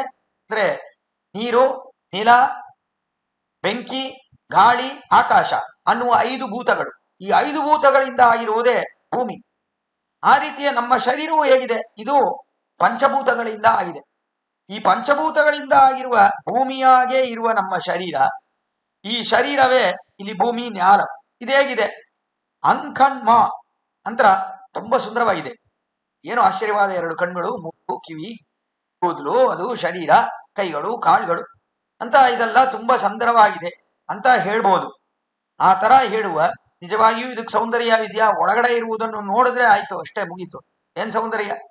ಒಳಗಡೆ ಇರುವುದೆಲ್ಲ ನೋಡಿದ್ರೆ ಅಲ್ಲಿ ರಕ್ತವೇನು, ಆಮೇಲೆ ಆ ಒಂದು ಇನ್ನಷ್ಟು ಪದಾರ್ಥಗಳು ಒಳಗಡೆ ಇದೆಯಲ್ಲ, ಅವುಗಳನ್ನೆಲ್ಲ ನೋಡಿದ್ರೆ ಮೇಧಸ್ಸು, ಅವುಗಳನ್ನೆಲ್ಲ ನೋಡಿದ್ರೆ ಏನಿದು ಶರೀರ ಅನ್ನುವಂತೆ ಆಗತ್ತೆ. ಆದರೆ ಹೊರಗಡೆ ನೋಡಕ್ ಚೆನ್ನಾಗಿದೆ. ಅಂಕಣ್ ಮಾನ್ಯಾಲ್ ಆ ತರ ಇರುವ ಒಂದು ಭೂಮಿಯಾಗೆ ಇರುವ ಪಂಚಭೌತಿಕವಾಗಿರುವ ಈ ಶರೀರ, ಅದರಲ್ಲಿ ಒಳಗೆ ಇರುವವನು ಆತ್ಮ. ಈ ಆತ್ಮ ಇದನ್ನಲ್ಲ, ಅವನೇ ಇಲ್ಲಿ ರಾಜ. ಈ ರಾಜ ಆತ್ಮ, ಒಳಗಡೆ ಇರುವ ರಾಜ ಆತ್ಮ. ಅವನೇ ಈ ಒಂದು ಶರೀರವನ್ನು ಧರಿಸುತ್ತಿದ್ದಾನೆ. ಹೇಗೆ ರಾಜನಾದವನು ಈ ಭೂಮಿಯನ್ನು ಧರಿಸುತ್ತಾನೋ, ಅಂದ್ರೆ ಅವನು ಆಳುತ್ತಾನೋ, ಆ ರೀತಿಯ ಈ ಶರೀರವನ್ನು ಆಳುತ್ತಿರುವವನು ಒಳಗಡೆ ಇರುವ ಯಜಮಾನ ಆತ್ಮ. ಆತ್ಮ ಹೊರಗಡೆ ಹೋಗ್ಬಿಟ್ರೆ ಶರೀರ ಬಿದ್ದೋಗುತ್ತೆ ಕೆಳಗಡೆ. ಆಮೇಲೆ ಇದನ್ನು ಆಳುವುದಕ್ಕೆ ಯಾರು ಇರಲ್ಲ. ಆತ್ಮ ಅವನೇ ಆಳುತ್ತಿದ್ದಾನೆ ಈ ಶರೀರವನ್ನು. ಆದ್ದರಿಂದ ಆತ್ಮ ಒಂದು ರಾಜ. ಈ ರಾಜನಾದ ಆತ್ಮಾವಿಗೆ ಎಷ್ಟೊಂದು ಅಹಂಕಾರವಿದೆ ಅಂತ ಈಗೂ ಅರ್ಥ ಕೊಡ್ಬೋದು. ಅಂಗನ್ಮ ನ್ಯಾಲತ್ ಅರಶರ್, ಅರಶರ್ ಅಭಿಮಾನ ಭಂಗಮಾಯಿ ಉಂಟು. ಎಷ್ಟು ಅಹಂಕಾರ ಈ ಆತ್ಮಾವಿಗೆ. ನಾನು ನಾನು ಅಂತ ಅಹಂಕರಿಸುವುದೇ ಈ ಆತ್ಮ. ಆತ್ಮ ಅಂದ್ರೆ ನಾನು ಅಂತ ಅಹಂಕಾರ ಪಡುತ್ತೆ. ಶರೀರಕ್ಕೆ ಅಹಂಕಾರ ಇದೆಯಾ? ಇಲ್ಲ. ಶರೀರ ಕೆಳಗಡೆ ಬಿದ್ದರೆ ಅಹಂಕಾರ ಪಡುತ್ತಾ? ಇಲ್ಲ. ಅದಕ್ಕೆ ಅಹಂಕಾರ ಪಡಕ್ ಸಾಧ್ಯವೇ? ಆತ್ಮ ಹೊರಗಡೆ ಹೋಗ್ಬಿಟ್ಟ, ಶರೀರ ಮೃತ ಶರೀರವಾಗಿ ಕೆಳಗಡೆ ಬಿದ್ಬಿಟ್ರೆ ನಾನು ಶರೀರ, ನಾನು ಎಷ್ಟು ದೊಡ್ಡವನು ಗೊತ್ತಾ ಅಂತ ಹೇಳಕ್ ಸಾಧ್ಯವೇ? ಇದಕ್ಕೆ ಇಲ್ಲ. ಅಹಂಕಾರ ಯಾರಿಗಿದೆ? ಒಳಗಡೆ ಇರುವ ಆತ್ಮಾವಿದೆ. ನನ್ನ ಶರೀರ ಇದು, ನಾನ್ ಯಾರು ಗೊತ್ತಾ, ನಾನು ಸ್ವತಂತ್ರ, ನಾನು ಯಾರಿಗೂ ದಾಸಭೂತನಲ್ಲ, ನಾನು ಎಲ್ಲಾ ಕಾರ್ಯಗಳನ್ನು ಮಾಡಬಲ್ಲೆನು ಅಂತ ಇಷ್ಟೆಲ್ಲ ಅಹಂಕಾರವಿದೆಯಲ್ಲ ಈ ರಾಜನಾದ ಆತ್ಮಾವಿಗೆ. ಆ ತರ ಇರುವ ಅಹಂಕಾರಗಳೆಲ್ಲ ಹೋಗಿ ಭಗವದ್ ರಾಮಾನುಜರೇ ನಿನ್ ಬಳ್ಳಿ ಕಟ್ಟೆಲಿ ಕೀಡೆ ನಿಮ್ಮ ಪಾದಾರವಿಂದಕ್ಕೆ ಬಂದ್ ಸೇರಿದೆ ಅಂತ ಅರ್ಥವೂ ಕೊಳ್ಳಬಹುದು ಇಲ್ಲಿ. பள்ளி கட்டல் கீழே சங்கவிருப்பார் போல் வந்து தலை பெய்தோம் ಹಿಂಗಿಣಿವಾಯ್ ಚೈದ ತಾಮರೈ ಪುಪ್ಪೋಲೆ. ಎಷ್ಟೋ ದೂರಕ್ಕೆಲ್ಲ ಹೋಗಿ ದೊಡ್ಡ ಕುಂಭಮೇಳ ಅಂತ ನಡೆಯುತ್ತೆ. ಉತ್ತರ ಭಾರತದಲ್ಲಿ ಗಂಗಾ ತೀರದಲ್ಲಿ ದೊಡ್ಡ ಕುಂಭಮೇಳ ನಡೆಯುತ್ತೆ. ಆ ಕುಂಭಮೇಳದಲ್ಲಿ ಒಬ್ಬ ಚಿಕ್ಕ ಹುಡುಗ, ಅವನು ಬ್ರಾಹ್ಮಣ ಪ್ರಜೆ, 3 ವಯಸ್ಸು. 3 ವಯಸ್ಸಲ್ಲಿ ಕಳೆದೋದ್ರೆ ತಂದೆ ತಾಯಿಗಳು ಎಲ್ಲಾ ಕಡೆ ಹುಡುಕಿದ್ರು ಕೂಡ ಅವನು ಸಿಗ್ಲೇ ಇಲ್ಲ. ಕಾರಣ ಕುಂಭಮೇಳದಲ್ಲಿ ಲಕ್ಷ ಕೋಟಿ ಜನರು ಬರ್ತಾರೆ. ಇಲ್ಲಿ ಹೆಂಗ್ ಸಿಗತ್ತೆ? ಚಿಕ್ಕ ಮಗು ಎಲ್ಲಿ ಸಿಗತ್ತೆ? ಎಲ್ಲೂ ಸಿಗ್ಲೇ ಇಲ್ಲ. ಕೊನೆಯಲ್ಲಿ ತುಂಬಾ ದುಃಖ ತಾಯಿ ತಂದೆಗೆ. ಬಂದ್ಬಿಟ್ರು, ಅವ್ರು ಇರುವ ಊರಿಗೆ ಬಂದ್ ಸೇರಿದ್ರು. ಊರಿಗೆ ಬಂದ್ ಸೇರಿದ್ರೆ ಈ ಪ್ರಜೆ ಇದಾನಲ್ಲ, ಈ ಚಿಕ್ಕ ಹುಡುಗ, 3 ವಯಸ್ಸು ಹುಡುಗ, ಇವನು ಒಬ್ಬ ಬೇಟೆಗಾರ ಕೈಯಲ್ಲಿ ಸಿಕ್ತ. ಬೇಟೆಗಾರ ಕೈಯಲ್ಲಿ ಸಿಕ್ಕಿದ್ಮೇಲೆ ಅವನು ಕರ್ಕೊಂಡೋಗಿ ಇವನನ್ನು ಚೆನ್ನಾಗಿ ರಕ್ಷಿಸಿ ಇವನನ್ನು ಬೆಳೆಯುವಂತೆ ಮಾಡಿ, ಇವನಿಗೆ ಏನು ಗೊತ್ತು? ಏನು ಗೊತ್ತಿಲ್ಲ. ಬ್ರಾಹ್ಮಣ ಪ್ರಜೆ, ಒಳ್ಳೆ ಯಜ್ಞೋಪವೀತವನ್ನೆಲ್ಲ ಧರಿಸಿ ಗಾಯತ್ರಿ ಬ್ರಹ್ಮೋಪದೇಶವನ್ನು ಕೊಂಡು ಯಾಗ ಯಜ್ಞಾಗದಿಗಳೆಲ್ಲ ಮಾಡಿ ವೇದಾಭ್ಯಾಸ ಮಾಡುವ ಬಾಯಿಂದ ಯಾವಾಗ್ಲೂ ದಹ ಪಚ ಎಲ್ಲರನ್ನು ಕೊಲ್ಬೇಕು, ಚೆನ್ನಾಗಿ ಕೊಂದ್ಬೇಕು, ಪ್ರಾಣಿಗಳನ್ನೆಲ್ಲ ಕೊಲ್ಬೇಕು ಅಂತ ಇದನ್ನೇ ಹೇಳ್ತಾ ಇದ್ದಾನೆ. ಆ ತರ ಆಗ್ಬಿಟ್ಟ ಅವನು. ಸುಮಾರು 25 ವರ್ಷ ಆಯ್ತು. 25 ವರ್ಷ ಆದ್ಮೇಲೆ ಒಂದು ದಿನ ಹೀಗೆ ಯಾತ್ರೆ ಮಾಡೋಣ, ಊರನ್ನೆಲ್ಲ ಸುತ್ಕೊಂಡ್ ಬರೋಣ ಅಂತ ಅವನು ಹೊರಟ. ಅಲ್ಲಿಂದ ಹೊರಟು ಉತ್ತರ ಭಾರತದಿಂದ ಪಶ್ಚಿಮ ಭಾರತಕ್ಕೆ ಬಂದ. ಇಲ್ಲಿ ಬಂದಾಗ ಇಲ್ಲಿ ಇದಾರೆ ಅವರ ತಾಯಿ ತಂದೆ. ಆ ಊರಿಗೆ ಬಂದು ಸೇರಿದ. ಆ ಊರಿಗೆ ಬಂದು ಸೇರಿದ್ರೆ ಆವಾಗ ಅಲ್ಲಿದ್ದವರು ಒಬ್ಬರು ದೊಡ್ಡವರು, ಅವರಿಗೆ 90 ವಯಸ್ಸಾಯ್ತು ಅಂತ ಅವರು ಆವಾಗ ಬಂದು, ಏನಪ್ಪಾ ನಿಂಗೆ ಈ ಊರುಗಳು ಯಾರು ಗೊತ್ತಾಯ್ತಾ ಅಂತ ಕೇಳಿದಾಗ ಈ ಹುಡುಗ ಯಾರು ಗೊತ್ತಿಲ್ವೇ? ಅವಾಗ ಅವರ ತಾಯಿ ತಂದೆ ಇದಾರಲ್ಲ, ಈ ಹುಡುಗನ ತಾಯಿ ತಂದೆ, ಅವರಲ್ಲಿ ಹೋಗಿ ಕೇಳ್ದ ಅವರು, ನಿಮಗೆ ಗೊತ್ತಾಗ್ತಾ ಇದೆಯಲ್ಲ ಇವನು ಯಾರು, ಈ ಮನುಷ್ಯ ಯಾರು? ಇಲ್ಲ, ನಮಗೆ ಗೊತ್ತಾಗಿಲ್ಲ. ಆಮೇಲೆ ಅವನಿಗೆ ಇರುವ ಯಾವುದೋ ಒಂದು ಲಕ್ಷಣ ಅದನ್ನು ಹೇಳಿ, ಇವನು ನಿಮ್ಮ ಮಗ, ಗೊತ್ತಾಗ್ಲಿಲ್ವಾ ನಿಮ್ಗೆ? ಇವು 3 ವಯಸ್ಸಲ್ಲಿ ಕುಂಭಮೇಳ ಅಲ್ಲಿ ಕಳೆದೋದ್ನಲ್ಲ, ಆ ಮಗನೇ ಇವನು ಅಂತ ಪರಿಚಯ ಮಾಡಿಕೊಟ್ರು. ಆ ಹಿರಿಯವರು 90 ವಯಸ್ಸಾಗಿರುವವರೇ ಹಿರಿಯವರು ಪರಿಚಯ ಮಾಡಿಕೊಟ್ಮೇಲೆ ಆವಾಗ ಆಹಾ ನಮ್ಮ ಮಗನಲ್ಲ ಅಂತ ಮಗ ಅಂತ ಇವನು ಕಟ್ಕೊಂಡ. ಅವನು ಅಯ್ಯೋ ತಂದೆ ನೀವು ನಮ್ಗೆ ಸಿಕ್ಕಿದ್ರ, ಇವಾಗ ಸಿಕ್ಕಿದ್ರ ಅಂತ ಅವನು ಬಂದು ಕಟ್ಕೊಂಡ, ತಾಯಿ ಅಂತ ಕಟ್ಕೊಂಡ. ಈ ತರ ಎಲ್ಲ ವಿಚಾರಗಳು ನೋಡ್ತೀವಲ್ಲ, ಆ ರೀತಿಯ ಇದು ಒಂದು ಜನ್ಮದಲ್ಲಿ ನಡೆಯುವ ಒಂದು ವಿಷಯ. ಆದರೆ ನಮಗೇಗಿದೆ ಅಂದ್ರೆ ಎಷ್ಟೋ ಜನ್ಮಗಳು, ಸಹಸ್ರಾರು ಜನ್ಮಗಳು, ಸಾವಿರಾರು ಜನ್ಮಗಳು, ಕೋಟಿ ಕೋಟಿ ಜನ್ಮಗಳು, ಅಷ್ಟು ಕೋಟಿ ಜನ್ಮಗಳಲ್ಲ ನಾವು ಎಂಬೆರುಮಾನಾರನ್ನು ಬಿಟ್ಟು, ಬೆರುಮಾನಾರಂತ ಆಚಾರ್ಯ ಸಂಬಂಧ ಬೇಕು ಅನ್ನುವ ಜ್ಞಾನವೇ ಇಲ್ಲದೆ, ಭಗವತ್ ಸಂಬಂಧ ಬೇಕು ಅನ್ನುವ ಜ್ಞಾನವೂ ಇಲ್ಲ, ಆಚಾರ್ಯ ಸಂಬಂಧ ಬೇಕು ಅನ್ನುವ ಜ್ಞಾನವೂ ಇಲ್ಲ, ಯಾವ ಜ್ಞಾನವೂ ಇಲ್ಲದೆ ಎಷ್ಟೆಲ್ಲ ದೂರ ಹೋಗಿ ಕೊನೆಯಲ್ಲಿ ಬಂದು ಸೇರಿದ್ದೇವೆ ಅಂದ್ರೆ ಏನು ಆಶ್ಚರ್ಯ! ತುಂಬಾ ಆಶ್ಚರ್ಯದಿಂದ ಅದು ಅನನ್ಯಗತಿಗಳಾಗಿ ನಿಮ್ಮ ಪಾದಾರವಿಂದಗಳನ್ನು ಬಿಟ್ಟು ಬೇರೆ ಎಲ್ಲೂ ಹೋಗಲ್ಲ ಅಂತ ಹೇಳುವಂತೆ ಬಂದಿದೀವಲ್ಲ, ಅದು ತುಂಬಾ ಆಶ್ಚರ್ಯ. ರಾಮಾನುಜರ ಪಾದಾರವಿಂದಗಳನ್ನು ಬಿಟ್ಟು ಬೇರೆ ಎಲ್ಲೂ ಹೋಗಲ್ಲ ಅಂತ ಹೇಳುವುದು ಅಂದ್ರೆ ಅದು ಸಾಧಾರಣವಾದ ವಿಷಯವಾ? ಆ ತರ ಬಂದಿದ್ದೀವಲ್ಲ, ಈ ತರ ಒಂದು ಮನೆಯ ಭಾವನೆ ಈ ತರ ಇವತ್ತು ಬಂದಿದೆಯಲ್ಲ, ನಮಗಾಗಿ ನೀವು ಮಾಡಬೇಕಾಗಿರೋದು ಬೇರೆ ಏನೂ ಇಲ್ಲ. ನೀವು ಮಾಡ್ಬೇಕಾಗಿರೋದು ಇಷ್ಟೇ, ನಿಮ್ಮ ಸುಪ್ರಭಾತ ಸೇವೆಯನ್ನು ಕಾಣ್ಬೇಕು ಅಂತ ನಾವು ಬಂದಿದ್ದೇವೆ. ಅದ್ ಹೇಗಿರ್ಬೇಕು ಅಂತ, ಕಿಂಗಿಣಿ ವಾಯ್ಚೈದ ತಾಮರೈ ಪೂಪ್ಪೋಳೆ. ಕಿಂಕಿಣಿ ಅಂದ್ರೆ ನೂಪುರದಲ್ಲಿ ಕಾಲಿಗೆ ಹಾಕೋತಾರಲ್ಲ ಗೆಜ್ಜೆ, ಆ ಗೆಜ್ಜೆಯಲ್ಲಿ ನೂಪುರಗಳು, ಸಣ್ಣ ಸಣ್ಣ ಕಿಂಗಿಣಿಗಳು, ಅದೇ ಕಿಂಗಿಣಿ ಅಂದ್ರೆ ನೂಪುರ. ಗೆಜ್ಜೆಯಲ್ಲಿರುವ ನೂಪುರ ಅದು ಹೇಗಿರುತ್ತೆ? ಚೆನ್ನಾಗಿ ಗಂಟೆಗಳು ಶಬ್ದ ಮಾಡುತ್ತಲ್ಲ, ಆ ಗಂಟೆಗಳು ಕಿರು ಗಂಟೆಗಳು. ಆ ಕಿರು ಗಂಟೆಗಳು ಚೆನ್ನಾಗಿ ಬಾಯಿ ತೆಗ್ದೂ ಇರಲ್ಲ, ಅದು ಮುಚ್ಚೂ ಇರಲ್ಲ, ಒಳಗಡೆ ಒಂದು ಕಲ್ಲು ಹಾಕಿರ್ತಾರೆ, ಅದರಿಂದ ಶಬ್ದ ಬರ್ಬೇಕಲ್ಲ, ಆದ್ರಿಂದ ಕಲ್ಲು ಹಾಕಿರ್ತಾರೆ. ಪೂರ್ಣವಾಗಿ ಮುಚ್ಚಿಬಿಟ್ರೆ ಶಬ್ದ ಬರಲ್ಲ ಆಚೆ. ಪೂರ್ಣವಾಗಿ ತೆಗೆದಿದ್ರು ಕಲ್ಲು ಆಚೆ ಬಿದ್ಬಿಡ. ಅದರಿಂದ ಆ ಶಬ್ದ ಮಾತ್ರ ಬರ್ಬೇಕು ಅಂದ್ರೆ ಅದು ಪೂರ್ಣವಾಗಿ ಮುಚ್ಚಿರಲ್ಲ, ಪೂರ್ಣವಾಗಿ ತೆಗೆದು ಇರಲ್ಲ. ಆ ತರ ಇರುವ ಕಿರು ಗಂಟೆಗಳು, ಗೆಜ್ಜೆಯಲ್ಲಿರುವ ನೂಪುರದಲ್ಲಿರುವ ಕಿರು ಗಂಟೆಗಳು, ಅದನ್ನೇ ಇಲ್ಲಿ ಕಿಂಗಿಣಿ ಅಂತ ಹೇಳ್ತಾ ಇದ್ದಾಳೆ ಅಂಡ. ಕಿಂಗಿಣಿ ವಾಯ್, ಅದರ ಬಾಯಿ ಇದೆಯಲ್ಲ ಆ ತರ ಕಿಂಗಿಣಿ ವಾಯ್ ചെയ്ത ತಾಮರೈ ಪೂ ಪೋರೆ. ಆ ತರ ನೀವು ಬಾಯಿ ಇದೆಯಲ್ಲ, ನಿಮ್ಮ ಆಶ್ಚರ್ಯವಾದ ಅಧರಗಳು, ಆ ಅಧರಗಳು ಇದೆಯಲ್ಲ, ಆ ಅಧರಗಳನ್ನು ನೀವು ತೆಗಿಬೇಕು. ಕಿಣಿವಾಯ್ ചെയ്ത ತಾಮರೈ ಪೂ ಪೋರೆ ಶೆಂಗನ್ ಅಂತ ಇಲ್ಲಿ ಶೆಂಗನ್ ಅಂತ ಹೇಳುದು. ಶೆಂಗನ್ ಅಂದ್ರೆ ನಿಮ್ಮ ಕೆಂಪುಗಿರುವ ಕಣ್ಣುಗಳು, ಅದನ್ನು ನಿಧಾನವಾಗಿ ತೆಗಿಬೇಕು. ಅಂದ್ರೆ ಏನು, ಕಣ್ಣುಗಳನ್ನು ತೆಗಿಬೇಕು, ಬಾಯನ್ನು ತೆಗಿಬೇಕು, ಎರಡೂ ಬೇಕು ನಮ್ಗೆ. ಅಂದ್ರೆ ಬಾಯನ್ನು ತೆಗೆಯುವುದು ಅಂದ್ರೇನು, ಮೊದಲು ಇಲ್ಲಿ ಕಣ್ಣುಗಳನ್ನು ತೆಗಿಬೇಕು. ಒಳಗಡೆ ಆಂಡಾಳಿಗೆ ಅಭಿಪ್ರಾಯ ಬಾಯನ್ನು ತೆಗಿಬೇಕು. ಏನಂದ್ರೆ ಸದರ್ಥಗಳನ್ನು ಹೇಳ್ಬೇಕು, ಅದನ್ನು ನಮ್ಗೆ ಹೇಳ್ಬೇಕು. ಅದು ಅಭಿಪ್ರಾಯ, ಒಳಗಡೆ ಮಾನಸಿಕವಾಗಿರುವ ಅಭಿಪ್ರಾಯ ಆಂಡಾಳಿಗೆದು. ನೀವು ಮೊದಲು ಕಣ್ಣನ್ನು ತೆಗಿಬೇಕು, ಆಮೇಲೆ ಏನ್ ಬೇಕು ಅಂತ ನಮ್ಮಲ್ಲಿ ಕೇಳ್ಬೇಕು. ನಾವು ಅವಾಗ ಸದುಪದೇಶಗಳು ಬೇಕು ಅಂತ ಕೇಳ್ತೀವಿ. ಆವಾಗ ನಮಗೆ ಹೇಗೆ ಕೊಳ್ಳಬೇಕು ಆ ತರ ಕೊಳ್ಳುವಂತೆ ಇರುವ ಸದುಪದೇಶಗಳನ್ನು ನಮಗೆ ನೀವು ಹೇಳ್ಬೇಕು ಅನ್ನುವುದೇ ಇಲ್ಲಿ ಆಂಡಾಳಿನ ಒಳಗಿನ ಅಭಿಪ್ರಾಯ. ಅದಕ್ಕೆ ಮೊದಲಾಗಿ ಇಲ್ಲಿ ಕಿಂಗಿಣಿ ವಾಯ್ ചെയ്ത ತಾಮರೈ ಪೂ ಪೋರೆ, ನಿಮ್ಮ ಕಟ್ಗಳು ಹೇಗಿದೆ ಅಂದ್ರೆ ಆ ನೂಪುರದಲ್ಲಿರುವ ಕಿರು ಗಂಟೆಗಳಾಗೆ ಇರುವ ನಿಮ್ಮ ಕಣ್ಗಳು ಅದೇಗಿದೆ, ಪೂರ್ಣವಾಗಿ ಮುಚ್ಚಿಲ್ಲ, ಪೂರ್ಣವಾಗಿ ತೆಗ್ದಿಲ್ಲ. ಕಾರಣ ಏನಂದ್ರೆ ಪೂರ್ಣವಾಗಿ ಮುಚ್ಚಿದ್ರೆ ಒಳ್ಳೆ ನಿದ್ದೆ. ಆ ತರ ನಿದ್ದೆ ಇದೆಯಾ ಆದಿಶೇಷನಿಗೆ ಎಂಬೆರುಮಾನಾರಿಗೆ ಅಂದ್ರೆ ನಿದ್ದೆ ಇಲ್ಲ, ಆದಿಶೇಷನಿಗೆ ನಿದ್ದೆ ಇಲ್ಲ, ಆ ತರ ನಿದ್ರೆಯೂ ಇಲ್ಲ. ಸರಿ, ಪೂರ್ಣವಾಗಿ ತೆಗ್ದಿರ್ಬಹುದಲ್ಲ ಕಣ್ಣುಗಳು, ನಿದ್ದೆ ಇಲ್ಲ ಅಂದ್ರೆ ಆ ತರವೂ ಇಲ್ಲ. ಉರಂಗುವಾನ್ ಪೋಲ್ ಅಂತ ಹೇಗೆ ನಿದ್ದೆ ಮಾಡುವಂತೆ ಭಗವಾನ್ ಇದ್ದಾನೋ ಆ ರೀತಿಯ ಇಲ್ಲೂ ಕೂಡ ಕಣ್ಣುಗಳನ್ನು ಮುಚ್ಚಿದ್ದಾರೆ, ಆದ್ರೆ ಪೂರ್ಣವಾಗಿ ಮುಚ್ಚಿಲ್ಲ ರಾಮಾನುಜ. ಆ ತರ ಇರುವ ನಿಮ್ಮ ಆಶ್ಚರ್ಯವಾದ ಕಣ್ಗಳು ಕಿಂಗಿಣಿವಾಯ್ ചെയ്ത ತಾಮರೈ ಪೂ ಪೋಲೆ, ಕಿಂಗಿಣಿವಾಯ್ ചെയ്ത ತಾಮರೈ ಪೂ ಪೋಲೆ ಶೆಂಗನ್ ಅಂತ ನಿಮ್ಮ ಕಣ್ಗಳು ಹೇಗಿದೆ ಅಂದ್ರೆ ತಾವರೆ ಇದೆಯಲ್ಲ ಅದು ಕೆಂಪು ಇದೆ, ಆ ತರ ನಿಮ್ಮ ಕಣ್ಣು ಕೂಡ ಇಲ್ಲಿ ಕೆಂಪು ಇದೆ. ಭಗವಾನಿನ ಕಣ್ಣು ಕೆಂಪು ಇದೆ, ಆದರೆ ಆ ಕಣ್ಣಿಗೂ ನಿಮ್ಮ ಕಣ್ಣಿಗೂ ಎಷ್ಟೋ ವ್ಯತ್ಯಾಸವಿದೆ. ಭಗವಾನಿನ ಕಣ್ಗಳು ಕೆಂಪಾಗಿದೆ, ಅದಕ್ಕೆ ಕಾರಣವೇನು, ಕರಿಯವಾ ಪುಡಪರಂದು ಮಿಳಿರ್ದು ಶೆಪ್ಪರಿಯೋಡಿ ನೀಂಡವ ಪೆರಿಯವಾಯ ಕಣ್ಗಳು ತಸ್ಯೇಯತ ಕಪ್ಯಾಸಂ ಪುಂಡರೀಕಮೇವ ಮಕ್ಷಿಣಿ ಅಂತ ಅಲ್ಲಿ ಕೊಂಡಾಡಿದೆ ಚಾಂದೋಗ್ಯ ಉಪನಿಷತ್. ಹೇಗಿದ್ದಾನೆ ಭಗವಾನ್, ಹೇಗಿದ್ದಾನೆ ಅಂದ್ರೆ ಸೂರ್ಯಮಂಡಲದ ಮಧ್ಯದಲ್ಲಿರುವ ಭಗವಾನ್, ಅವನ ಕಣ್ಗಳು ತಸ್ಯ ಯಥೋ ಕಪ್ಯೋಸಂ ಪುಂಡರೀಕಮೇವ ಮಕ್ಷಿಣಿ ಅಂತ ಅವನ ಕಣ್ಗಳಿದೆಯಲ್ಲ ಕೆಂಪುಗಿದೆ. ಅವನ ಕಣ್ಗಳು, ಆ ಕಣ್ಗಳು ಕೆಂಪಿಗಿದೆ, ಆ ಕಣ್ಗಳಲ್ಲಿ ಎಷ್ಟೋ ಕೆಂಪು ರೇಖೆಗಳು ಅವುಗಳೆಲ್ಲ ಓಡಿದೆ.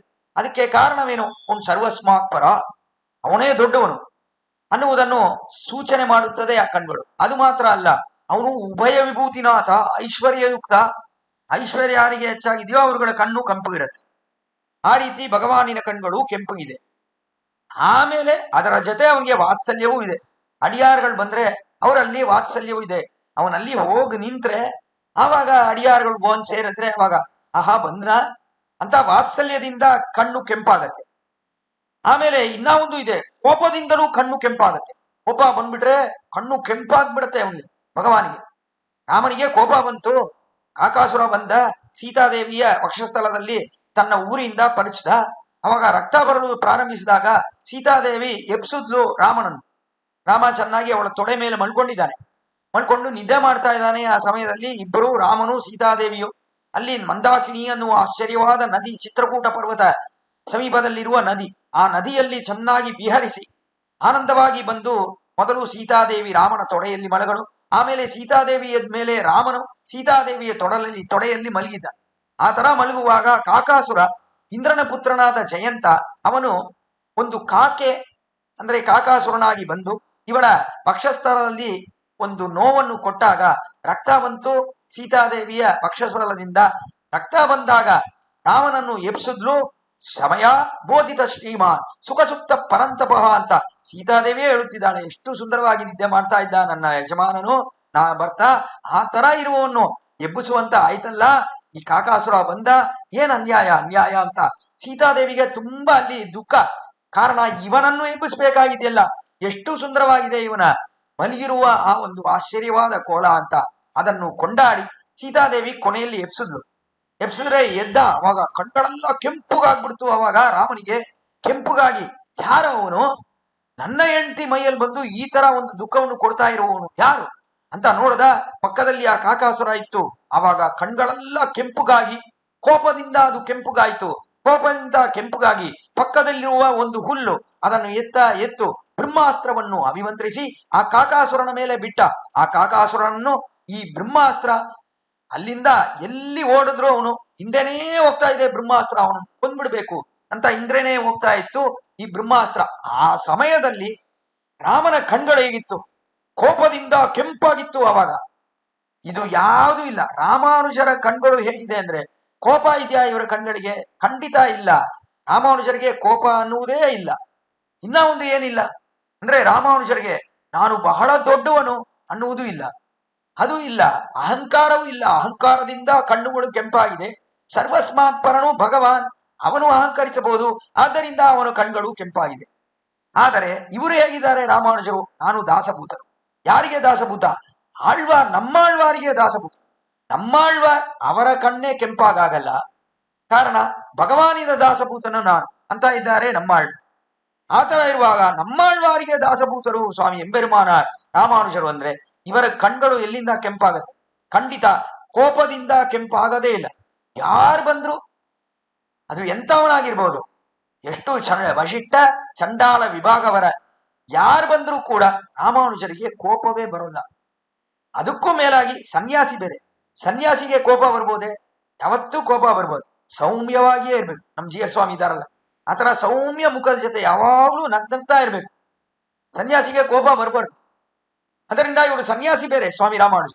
ಆದ್ದರಿಂದ ಇವರಲ್ಲಿ ಕೋಪವೂ ಇಲ್ಲ. ಕೋಪದಿಂದ ಕಣ್ಣುಗಳು ಕೆಂಪಾಗುತ್ತದೆ ಅಂತ ಒಂದು ಉಂಟು, ಅದೂ ಇಲ್ಲ ಶ್ರೀ ರಾಮಾನುಜರಲ್ಲಿ. ಇವರಿಗೆ ಕೋಪವೂ ಇಲ್ಲ, ತಾನು ಸರ್ವಸ್ಮಾತ್ ಪರ ಅನ್ನುವ ಈ ಅಹಂಕಾರವೂ ಇಲ್ಲ. ಆಮೇಲೆ ಏನಿಲ್ಲ ಅಂದ್ರೆ, ಇವರಿಗೆ ನಾನು ಅಹಂಕರಿಸಬಹುದು. ಇಷ್ಟೆಲ್ಲ ಇದ್ದಾರೆ ನಮ್ಗೆ, ಇಷ್ಟೆಲ್ಲ ಶಿಷ್ಯರಿದ್ದಾರೆ, ಇಷ್ಟೆಲ್ಲ ಇಲ್ಲಿ ಬಂದಿದ್ದಾರೆ, ಆಚಾರ್ಯರು ಬಂದಿದ್ದಾರೆ ನಮ್ಮನ್ನು ಹುಡ್ಕೊಂಡು. ಆಚಾರ್ಯರೆಲ್ಲ ನನ್ನ ಮೇಲೆ ಬಿದ್ದು ಬಿದ್ದು ಅರ್ಥ ವಿಶೇಷಗಳು ನನ್ಗೆ ಕೊಡ್ತಾ ಇದ್ದಾರೆ. ಎಲ್ಲರೂ ನನ್ಗೆ ಹೇಳ್ತಾ ಇದ್ದಾರೆ ಅರ್ಥ ವಿಶೇಷಗಳನ್ನು. ನಾನು ಆಳವಂದವರಿನ ಶಿಷ್ಯ, ಆಳವಂದವರಿಗೆ ಮಗ ಅಂತ ಎಲ್ಲ ಯಾವ್ದಾದ್ರೂ ಒಂದು ಅಹಂಕಾರ ಇದೆಯಾ ಅಂದ್ರೆ, ಅಹಂಕಾರ ಲವಲೇಶವೂ ಇಲ್ಲ ಇಲ್ಲಿ ಸ್ವಾಮಿ ರಾಮಾನುಜರಿಗೆ. ಆದ್ದರಿಂದ ಕಣ್ಣುಗಳು ಕೆಂಪಾಗಿಲ್ಲ ಇವರದು. ಆದರೆ ಯಾವುದರಿಂದ ಕೆಂಪಾಗಿದೆ ಅಂದ್ರೆ ವಾತ್ಸಲ್ಯ. ಅಡಿಯಾರ್ಗಳಲ್ಲಿ ವಾತ್ಸಲ್ಯ ಇದೆಯಲ್ಲ, ಆಂಡಾಳ್ ಗೋಷ್ಠಿಯಲ್ಲಿ ತನ್ನ ಶಿಷ್ಯರಲ್ಲಿ ಎಲ್ಲರಲ್ಲೂ ತಮಗೆ ಇರುವ ಪ್ರೀತಿ ವಿಶೇಷ, ಆ ವಾತ್ಸಲ್ಯ, ಆದ್ದರಿಂದ ಕೆಂಪಾಗಿದೆ. ಅದು ಒಂದೇ ಕಾರಣ. ರಾಮಾನುಜರ ಕಣ್ಗಳು ಕೆಂಪಾಗಿರುವುದಕ್ಕೆ ಕಾರಣವೇನು ಅಂದ್ರೆ, ಅಡಿಯಾರ್ಗಳಲ್ಲಿ ಇರುವ ವಾತ್ಸಲ್ಯದಿಂದ ಕೆಂಪಾಗಿದೆ ಇದು. ಅದರಿಂದ ಆಂಡಾಳ್ ಅದನ್ನು ಕೊಂಡಾಡುತ್ತಿದ್ದಾಳೆ. ಕಿಂಗಿಣಿವಾಯ್ಚೈದ ತಾಮರೈ ಪೂಕೋಲೆ ಶೆಂಗನ್ ಚಿರುಚಿರದೆ ಎಮ್ಮೇಲ್ ಬಿಡಿಯಾವು. ಆ ನಿಮ್ಮ ಆಶ್ಚರ್ಯವಾದ ಕಣ್ಗಳಿದೆಯಲ್ಲ, ಆ ಕಣ್ಗಳು ಪೂರ್ಣವಾಗಿ ತೆಗ್ದಿಲ್ಲ, ಪೂರ್ಣವಾಗಿ ಮುಚ್ಚಿಲ್ಲ. ಅದಕ್ಕೆ ಕಾರಣವೇನೆಂದ್ರೆ, ನಾವು ಇಲ್ಲಿ ಬಂದಿದ್ದೇವೆ ಅಂತ ಅಂದ್ರೆ ನಿಮಗೆ ನಿಜವಾಗಿಯೂ ಕಣ್ಣನ್ನು ತೆರೆದು ನೋಡ್ಬೇಕು ಅನ್ನುವ ಅಭಿಪ್ರಾಯವಿದೆ. ಆದ್ದರಿಂದ ಕಣ್ಣನ್ನು ತೆರೆಬೇಕು. ಆದರೆ ನಿಜವಾಗಿಯೂ ಬೇರೆಯವರು ಅಹಂಕಾರದ ಜೊತೆ ಇದ್ದಾರಲ್ಲ, ಅವರು ನಿಮ್ಮ ಜ್ಞಾನಕ್ಕೆ ಬಂದ ಕೂಡಲೇ ಅಂದ್ರೆ ಬ್ರಹ್ಮ ರುದ್ರ ಅಂತ ಅವರು ಅಹಂಕಾರದ ಜೊತೆ ಇರುವ ದೇವತೆಗಳು, ಎಷ್ಟೆಲ್ಲ ಅಹಂಕಾರವಿದೆ ಅವರುಗಳಿಗೆ.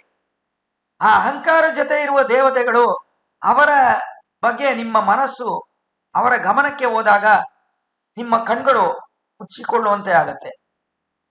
ಆ ರೀತಿಯೇ ನಮ್ಮನ್ನು ನೋಡಿದಾಗ ನಿಮ್ಮ ಕಣ್ಣುಗಳು ಚೆನ್ನಾಗಿ ತೆರೆಯಬೇಕು ಅಂತ ಆಗತ್ತೆ. ಆದರೆ ಈ ಲೋಕದಲ್ಲಿ ಸಂಸಾರಿಗಳಿದ್ದಾರಲ್ಲ, ಈ ಸಂಸಾರಿಗಳೆಲ್ಲ ಎಷ್ಟು ಅಹಂಕಾರ ಜೊತೆ ಇದ್ದಾರೆ. ಆ ಸಂಸಾರಿಗಳ ಒಂದು ಗಮನ ನಿಮ್ಮ ಕಣ್ಣುಗಳಿಗೆ ಬಂದ ಕೂಡಲೇ ಕಣ್ಣುಗಳು ಅದಾಗೆ ಅದು ಮುಚ್ಕೊಳ್ಳಂತೆ ಆಗತ್ತೆ.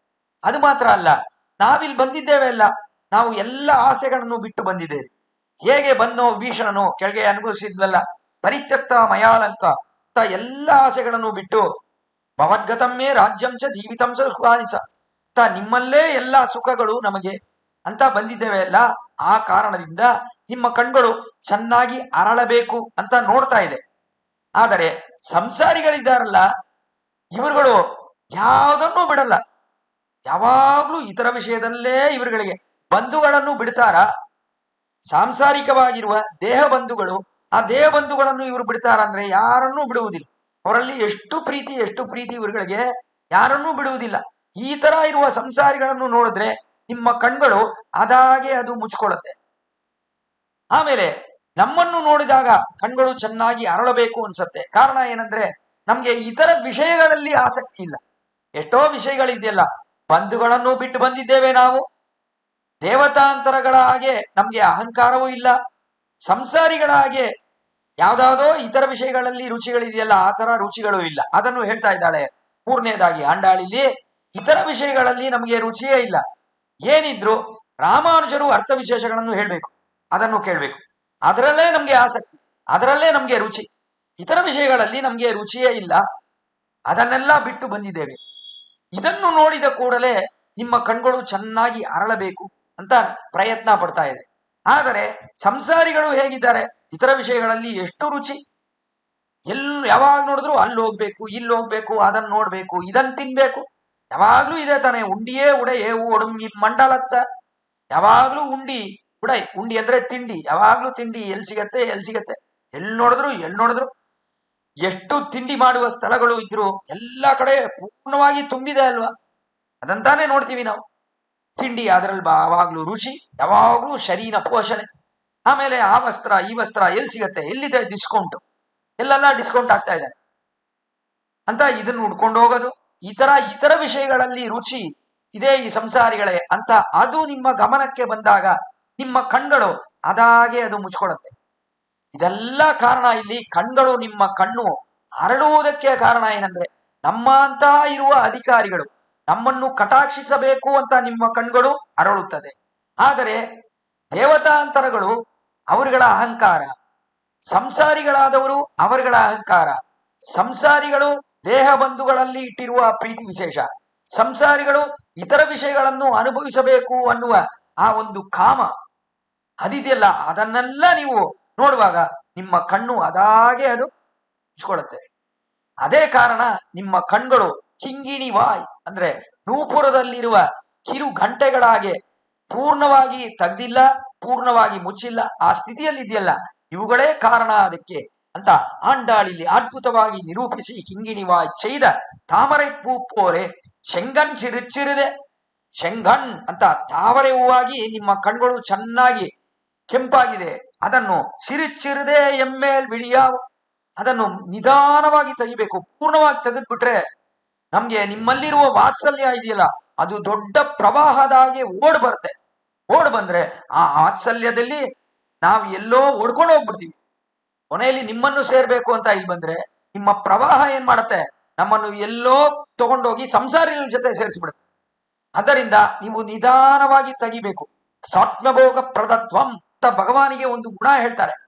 ಅಂದ್ರೆ ಭಗವಾನು ಅನುಭವವನ್ನು ಕೊಡುವಾಗ ಸ್ವಲ್ಪ ಸ್ವಲ್ಪವಾಗಿ ಕೊಡ್ತಾನೆ. ನಮ್ಮ ಆಳ್ವಾರ್ ಪ್ರಾರ್ಥನೆ ಮಾಡಿದ್ರು, ಭಗವಾನೇ ನನ್ನ ತಲೆಯಲ್ಲಿ ಬಂದು ಸೇರ್ಬೇಕು ಅಂತ ಪ್ರಾರ್ಥನೆ ಮಾಡಿದ್ರು. ಆವಾಗ ಭಗವಾನ್ ಏನ್ ಮಾಡ್ದ, ಕೂಡಲೇ ಇವರು ಹೇಳಿದ ಕೂಡಲೇ ಬಂದು ತಲೆಯಲ್ಲಿ ಸೇರ್ಲಿಲ್ಲ.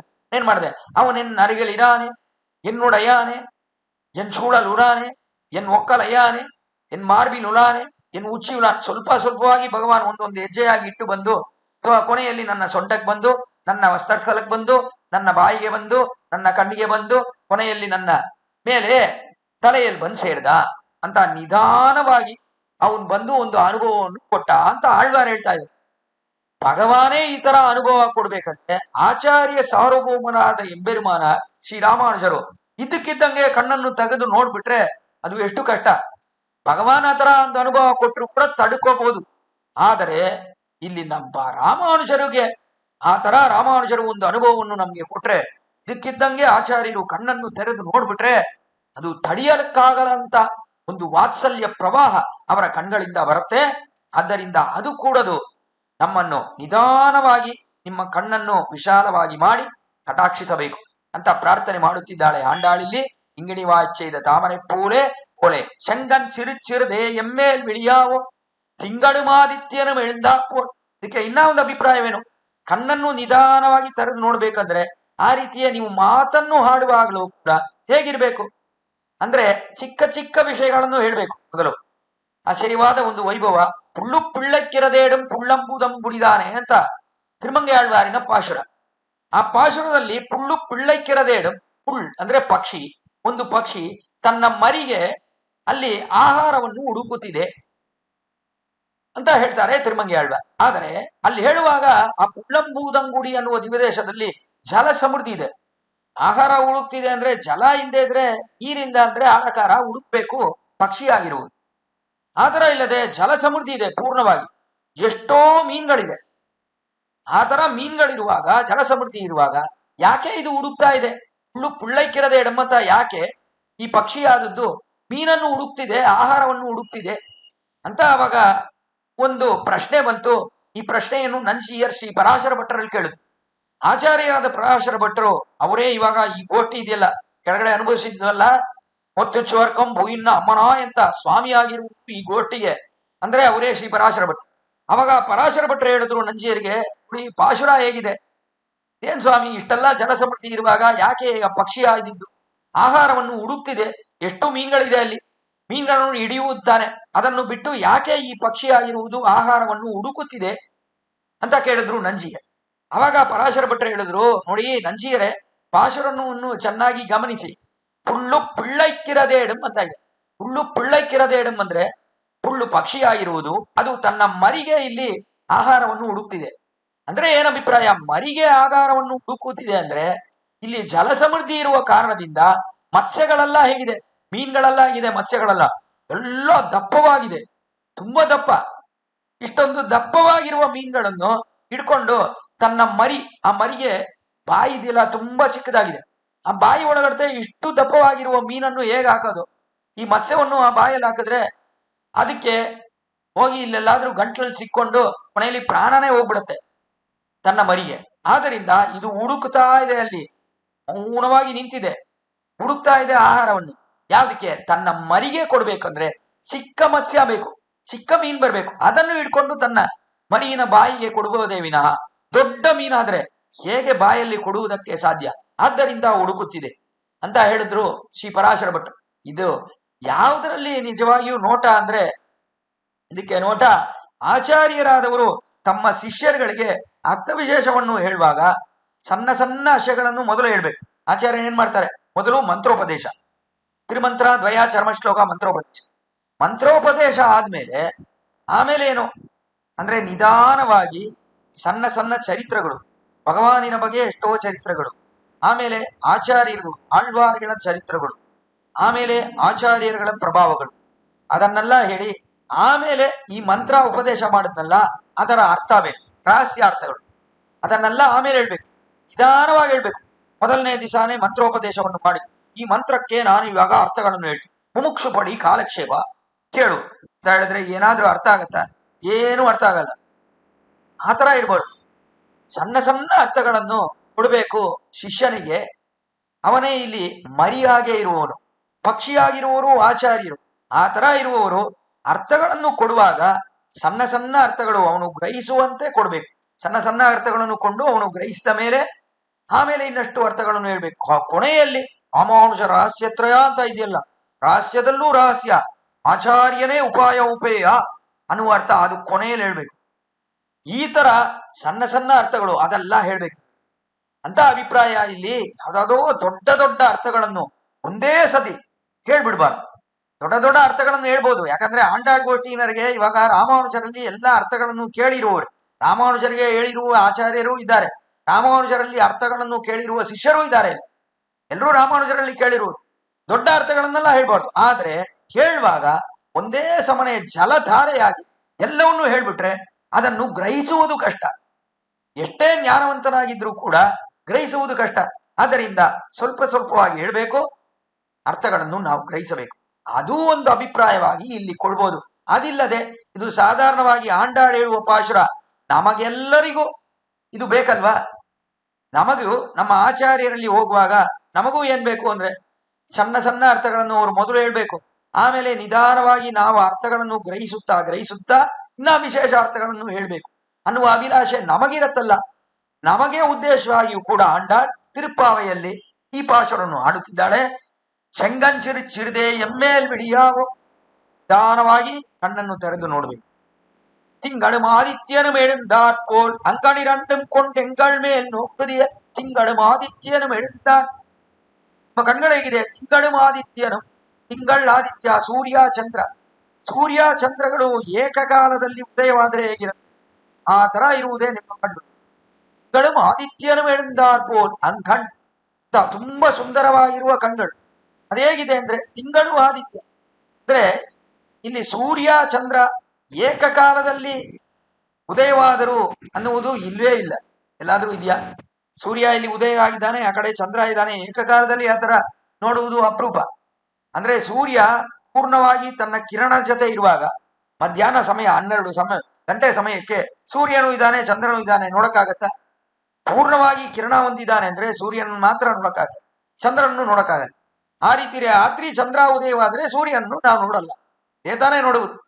ಆದ್ರೆ ಇಲ್ಲಿ ಆಂಡಾಳ್ ಹೇಳುವುದು ತಿಂಗಳು ಆದಿತ್ಯನು, ತಿಂಗಳಂದ್ರೆ ಚಂದ್ರ, ಆದಿತ್ಯ ಅಂದ್ರೆ ಸೂರ್ಯ, ತಿಂಗಳು ಆದಿತ್ಯನು ಅಂತ ಹೇಳಿದಿರುವುದಕ್ಕೆ ಏನು ಅಭಿಪ್ರಾಯ ಅಂದ್ರೆ ರಾಮಾನುಜರು ಪ್ರವಚನಗಳನ್ನು ಮಾಡುವಾಗ ಹೇಗಿರ್ತಾರೆ ಅಂದ್ರೆ ಸಾಮಾನ್ಯವಾಗಿ ಬೆಳಗಿನ ಹೊತ್ತು ಸೂರ್ಯ ಉದಯವಾಗ್ತಾನಲ್ಲ, ಬೆಳಗಿನ ಹೊತ್ತಲ್ಲಿ ಯಾವಾಗಲೂ ಶ್ರೀಭಾಷ್ಯ, ವೇದಾರ್ಥ ಸಂಗ್ರಹ, ವೇದಾಂತ ಮುಂತಾದ ವೇದಾಂತಕ್ಕೆ ಅನುಗುಣವಾಗಿರುವ ಅರ್ಥ ವಿಶೇಷಗಳು ಅದನ್ನೆಲ್ಲ ಹೇಳುವುದು ಅನ್ನುವ ಒಂದು ಕ್ರಮ.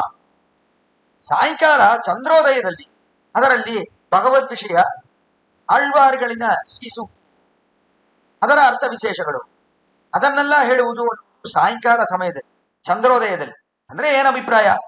ಸೂರ್ಯ ಅವನು ಉದಯವಾದಾಗ ಕಠಿಣವಾಗಿದ್ದಾನೆ. ಅವನು ಸೂರ್ಯ ಏನು ಅಂದ್ರೆ ಅವನು ತುಂಬಾ ಬೆಂಕಿ ತರ ಇದ್ದಾನೆ, ಅವನು ಕಠಿಣವಾಗಿದ್ದಾನೆ, ಅದರ ಮೇಲೆ ಅವನು ಉಷ್ಣವನ್ನು ಕೊಡ್ತಾನೆ, ಆ ತರ ಇರುವವನೇ ಸೂರ್ಯ.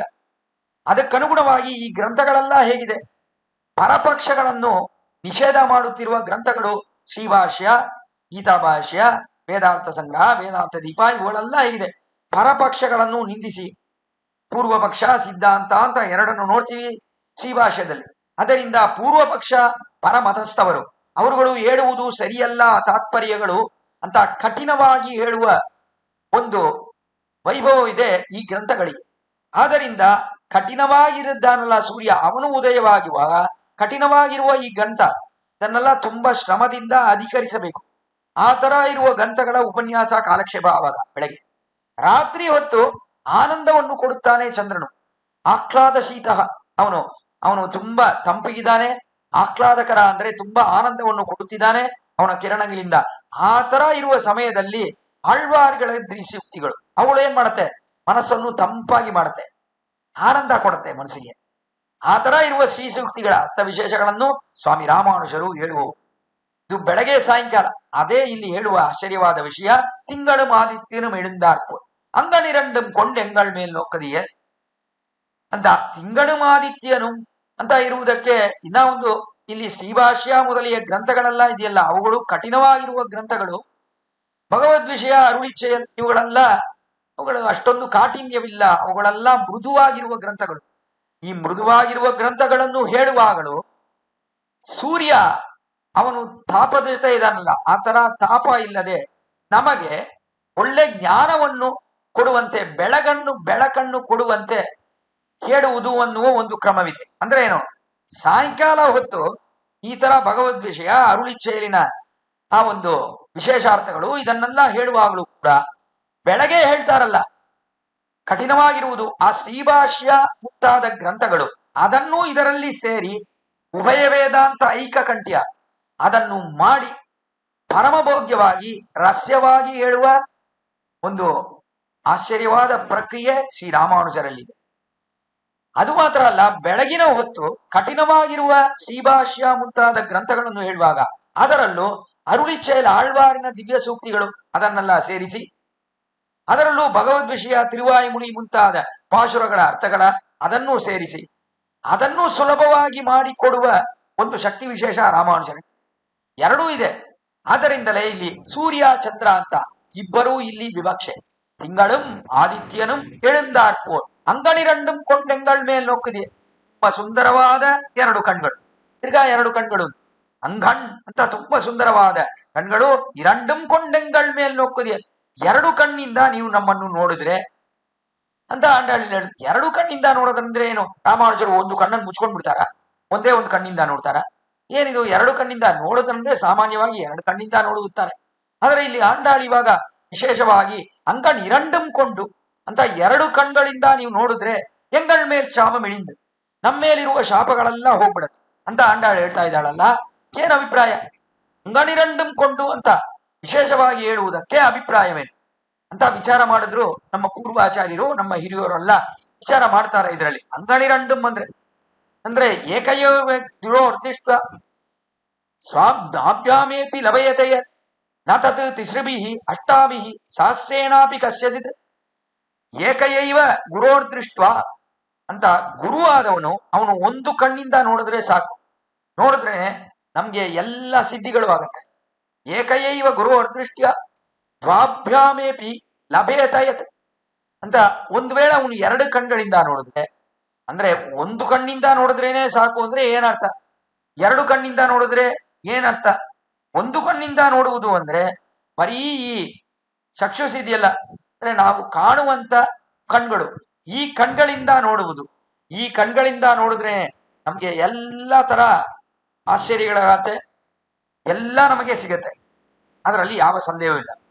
ಅದಾದ್ಮೇಲೆ ಎರಡು ಕಣ್ಣಿಂದ ನೋಡಿದ್ರೆ ಏನು ಲಾಭ ಅಂದ್ರೆ, ಎರಡು ಕಣ್ಣಿಂದ ಆಚಾರ್ಯನು ನೋಡಿದ್ರೆ ಅವಾಗ ಏನಾಗತ್ತೆ ಅಂದ್ರೆ, ಎರಡು ಕಣ್ಣಂದ್ರೆ ಒಂದು ಹೊರಗಡೆ ಇರುವ ಕಣ್ಣು, ಒಳಗಡೆ ಇರುವ ಮನಸ್ಸು ಅನ್ನುವ ಕಣ್ಣು, ಈ ಎರಡು ಕಣ್ಗಳಿಂದ ಆಚಾರ್ಯನು ನೋಡಿದ್ರೆ ಅವಾಗ ಏನಾಗತ್ತೆ, ಖಂಡಿತ ನಮಗೆ ಎಲ್ಲ ಸಿದ್ಧಿ ಆಗತ್ತೆ. ಇಲ್ಲಿ ಮಾತ್ರ ಅಲ್ಲ, ನಮಗೆ ಪರಮಪದವು ಕೈವಶ ಆಗ್ಬಿಡುತ್ತೆ. ಆಚಾರ್ಯನು ತನ್ನ ಮನಸ್ಸಿಂದ ನೋಡಿದ್ರೆ, ಅದನ್ನೇ ಅದ್ಭುತವಾಗಿ ಆ ಶ್ಲೋಕದಲ್ಲಿ ನ ತತ್ ತಿಸೃಭಿಃ, ಮೂರು ಕಣ್ಗಳಿದೆಯಲ್ಲ ರುದ್ರನು, ಅವನಿಗೂ ಆ ವೈಭವ ಇಲ್ಲ, ಮೂರು ಕಣ್ಗಳಿಂದ ಅವನು ನೋಡಿದ್ರು ಪ್ರಯೋಜನವಿಲ್ಲ. ನ ತತ್ ಅಷ್ಟ ಅಭಿಃ, ಎಂಟು ಕಣ್ಗಳಿದೆ ಬ್ರಹ್ಮಾಗೆ, ಬ್ರಹ್ಮಾಗೆ 4 ತಲೆ, 4 2 8, ಅದರಿಂದ 8 ಕಣ್ಗಳಿದೆ ಬ್ರಹ್ಮಾಗೆ. ಆ ಕಣ್ಗಳಿಂದ 8 ಕಣ್ಗಳಿಂದ ಅವನು ನೋಡಿದ್ರು ಏನು ಪ್ರಯೋಜನ. ಸಹಸ್ರೇಣಾಪಿ ಕಸ್ಯಚಿತ್, 1000 ಕಣ್ಗಳಿದೆ ಯಾರಿಗೆ, 1000 ಕಣ್ಗಳು ಇರುವವನು ಅವನು ಶ್ರೀಮನ್ನಾರಾಯಣ. ಸಹಸ್ರ ಶೀರ್ಷ ಪುರುಷ ಸಹಸ್ರಾಕ್ಷ, ಸಹಸ್ರಾಕ್ಷ 1000 ಕಣ್ಗಳು ಶ್ರೀಮನ್ನಾರಾಯಣ, ಅವನು 1000 ಕಣ್ಗಳನ್ನು ನೋಡಿದ್ರು ಪ್ರಯೋಜನವಿಲ್ಲ. ಆಚಾರ್ಯನು 2 ಕಣ್ಗಳಿಂದ ನೋಡ್ಬಿಟ್ರೆ ಅಷ್ಟೇ ಸಾಕು, ನಮ್ಗೆ ಬೇರೆ ಏನು ಬೇಕಿಲ್ಲ. ರಾಮಾನುಜರು ನೋಡ್ಬೇಕು 2 ಕಣ್ಗಳಿಂದ. ಅದೇ ಇಲ್ಲಿ ಅಭಿಲಾಷೆ ಅಡ್ಡಾಳಿಗೆ, ಅದನ್ನೇ ಇಲ್ಲಿ ಅಂಗಣಿರಂಡಂ ಕೊಂಡು ಮೇಲ್ ನೋಕ್ಕುದಿಯ ಎಂಗಳ್ ಮೇಲ್ ಶಾಪ ಬಿಡಿ, ನಮ್ಮಲ್ಲಿರುವ ಶಾಪಗಳೆಲ್ಲ ಹೋಗ್ಬಿಡುತ್ತೆ. ಶಾಪ ಅಂದ್ರೆ ಖಂಡಿತ ಅನುಭವಿಸಲೇಬೇಕು ಅನ್ನುವುದೇ ಶಾಪ ಅನ್ನೋದು. ಪಾಪಗಳಿದೆಯಲ್ಲ ಅದಕ್ಕೆ ಪ್ರಾಯಶ್ಚಿತ್ತವಿದೆ, ನಾವು ಯಾವ್ದಾದ್ರೂ ಪಾಪಗಳು ಮಾಡಿದ್ರೆ ಅದಕ್ಕೆ ಪ್ರಾಯಶ್ಚಿತ್ತಗಳು ಅನ್ನುವುದನ್ನು ನೋಡ್ಬೋದು. ಆದರೆ ಈ ಶಾಪ ಅನ್ನುವುದಕ್ಕೆ ಪ್ರಾಯಶ್ಚಿತ್ತವೇ ಇಲ್ಲ, ಅದು ಅನುಭವಿಸಲೇಬೇಕು ಅನ್ನುವುದೇ ಶಾಪ ಅನ್ನುವುದಕ್ಕೆ ಅರ್ಥ. ಆತರ ನಾವು ಖಂಡಿತ ಅನುಭವಿಸಬೇಕು ಅಂತ ಇದೆಯಲ್ಲ ಎಷ್ಟೋ ವಿಷಯಗಳು, ಅದೆಲ್ಲ ತೀರೋಗತ್ತೆ. ರಾಮಾನುಜರೇ ನಿಮ್ಮ ಆಶ್ಚರ್ಯವಾದಿ ಕಟಾಕ್ಷ, ಕಟಾಕ್ಷಕ್ಕೆ ಅನುಗುಣವಾಗಿ ನಮಗೆ ಇರುವ ಶಾಪಗಳೆಲ್ಲ ತೀರೋಗತ್ತೆ. ನಮಗೆ ಎಷ್ಟೆಲ್ಲ ಶಾಪಗಳು, ನಮಗೆ ಕೆಳಗಿನ ಜನ್ಮದಲ್ಲಿ ನಿಮ್ಮ ಬಂದು ಸೇರಬಾರದು ಅನ್ನುವ ಕಾರಣದಿಂದಲೇ ಅಲ್ಲವ ಇಷ್ಟು ಕಾಲ ಶಾಪಗಳೆಲ್ಲ ನಮ್ಮಲ್ಲಿತ್ತು. ಇನ್ನಷ್ಟು ನಾವು ನಿಮ್ಮ ಜೊತೆನೇ ಸೇರಿರಬೇಕು ಅಂತ ಎಷ್ಟೆಲ್ಲ ಆಸೆ ಇದ್ರು, ಅದಕ್ಕೆ ವಿರೋಧವಾಗಿ ನಿಮ್ಮ ಜೊತೆ ಸೇರದಂತೆ ಏನೋ ಒಂದು ಮಾಡುತ್ತಲ್ಲ, ಎಷ್ಟೋ ಒಂದು ವಿರೋಧಿಗಳಿದೆಯಲ್ಲ, ಆ ಶಾಪಗಳೆಲ್ಲ ಹೋಗುತ್ತೆ. ಯಾವಾಗ ನೀವು ಚೆನ್ನಾಗಿ ಕಟಾಕ್ಷ ಮಾಡಿದ್ರೆ ಶಾಪಗಳೆಲ್ಲ ನಮ್ಮಲ್ಲಿ ನಿಲ್ಲಲ್ಲ, ಅದೆಲ್ಲ ಹೋಗ್ಬೇಕು. ಆ ತರ ನೀವು ಕಟಾಕ್ಷ ಮಾಡಬೇಕು ಅಂತ ಶ್ರೀರಾಮಾನುಜರ ಅದ್ಭುತವಾದ ಕಟಾಕ್ಷ, ಅದೇ ನಮಗೆ ಪರಮಪ್ರಾಪ್ಯ ಅಂತ ಹೇಳುವ ಆಶ್ಚರ್ಯವಾದ ಪಾಶುರವೇ ಈ 22ನೇ ಪಾಶುರ. ಅದರಿಂದ ನೀವು ಕಣ್ಣನ್ನು ತೆರೆದು ನೋಡ್ಬೇಕು ಅಂತ ಹೇಳಿದ್ಲು ಆಂಡಾಳ್. ಹೇಳಿದ ಮೇಲೆ ರಾಮಾನುಜರು ಕಣ್ಣನ್ನು ನಿಧಾನವಾಗಿ ತೆರೆದ್ರು. ಹೇಗೆ ಆಂಡಾಳ್ ಪ್ರಾರ್ಥನೆ ಮಾಡಿದ್ಲು ಆ ತರವೇ ಸುಪ್ರಭಾತ ಸೇವೆ. ತುಂಬಾ ಆಶ್ಚರ್ಯವಾಗಾಯ್ತು ಅಲ್ಲಿ ಆಂಡಾಳಿಗೆ. ನೋಡಿದ್ಲು, ಆಹಾ ಎಷ್ಟು ಸುಂದರವಾಗಿದೆ ಸುಪ್ರಭಾತ ಸೇವೆ, ಶ್ರೀರಾಮಾನುಜರದು ಅಂದ್ರೆ ಎಷ್ಟು ಸುಂದರವಾಗಿದೆ. ಅದನ್ನೆಲ್ಲ ಅನುಭವಿಸಿದ್ಲು ಶ್ರೀರಾಮಾನುಜ. ಶ್ರೀ ಆಂಡಾಳ್ ಗೋಟಿ ಅದನ್ನೆಲ್ಲ ಅನುಭವಿಸಿದ್ಲು. ಅದನ್ನೆಲ್ಲ ಅನುಭವಿಸಿದ ಮೇಲೆ ಆಮೇಲೆ ಇಲ್ಲಿ ಭಗವಾನಿಗೆ ಅಂದ್ರೆ ಇಲ್ಲಿ ರಾಮಾನುಜರಿಗೆ ಸ್ವಲ್ಪ ದುಃಖ.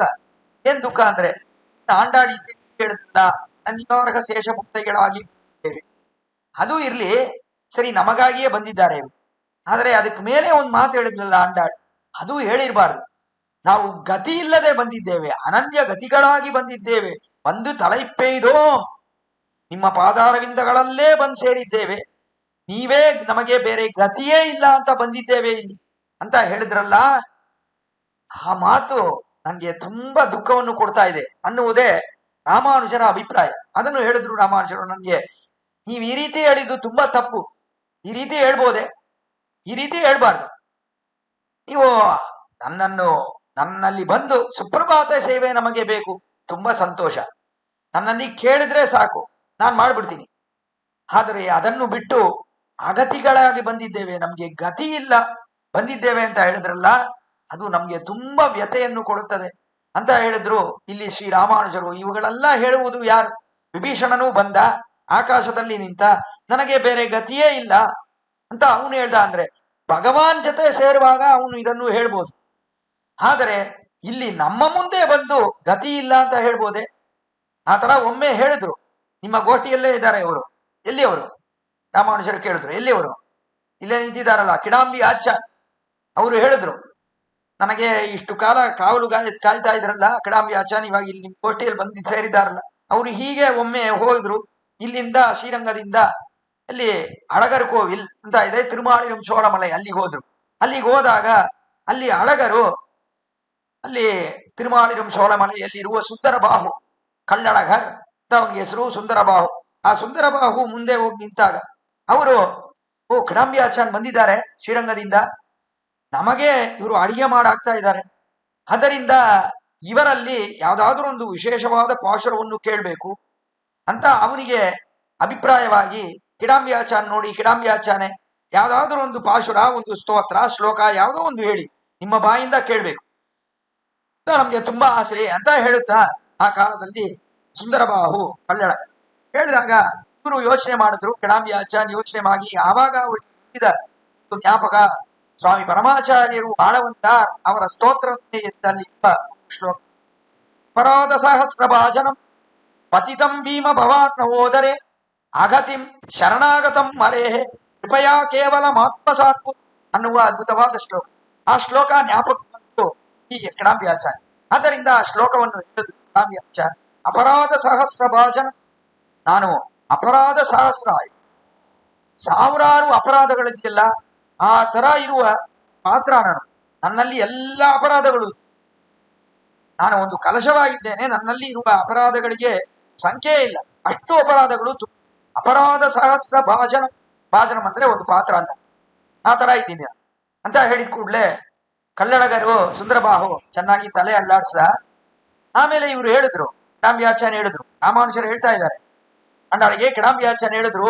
ಆಮೇಲೆ ಇವ್ರು ಹೇಳಿದ್ದೇನು ಗೊತ್ತಾ, ಅಪರಾಧ ಸಹಸ್ರ ಭಾಜನಂ ಪತಿತಂ ಭೀಮ ಭವಾರ್ನ ಹೋದರೆ, ನಾನು ಬಿದ್ದಿದ್ದೇನೆ ಗೊತ್ತಾ, ಭೀಮ ಭವಾರ್ನ ಹೋದರೆ, ದೊಡ್ಡ ಸಂಸಾರ ಅನ್ನುವ ದೊಡ್ಡ ಸಮುದ್ರ, ಆ ಸಮುದ್ರದಲ್ಲಿ ಬಿದ್ದಿದ್ದೀನಿ. ಏನ್ ಮಾಡೋದು?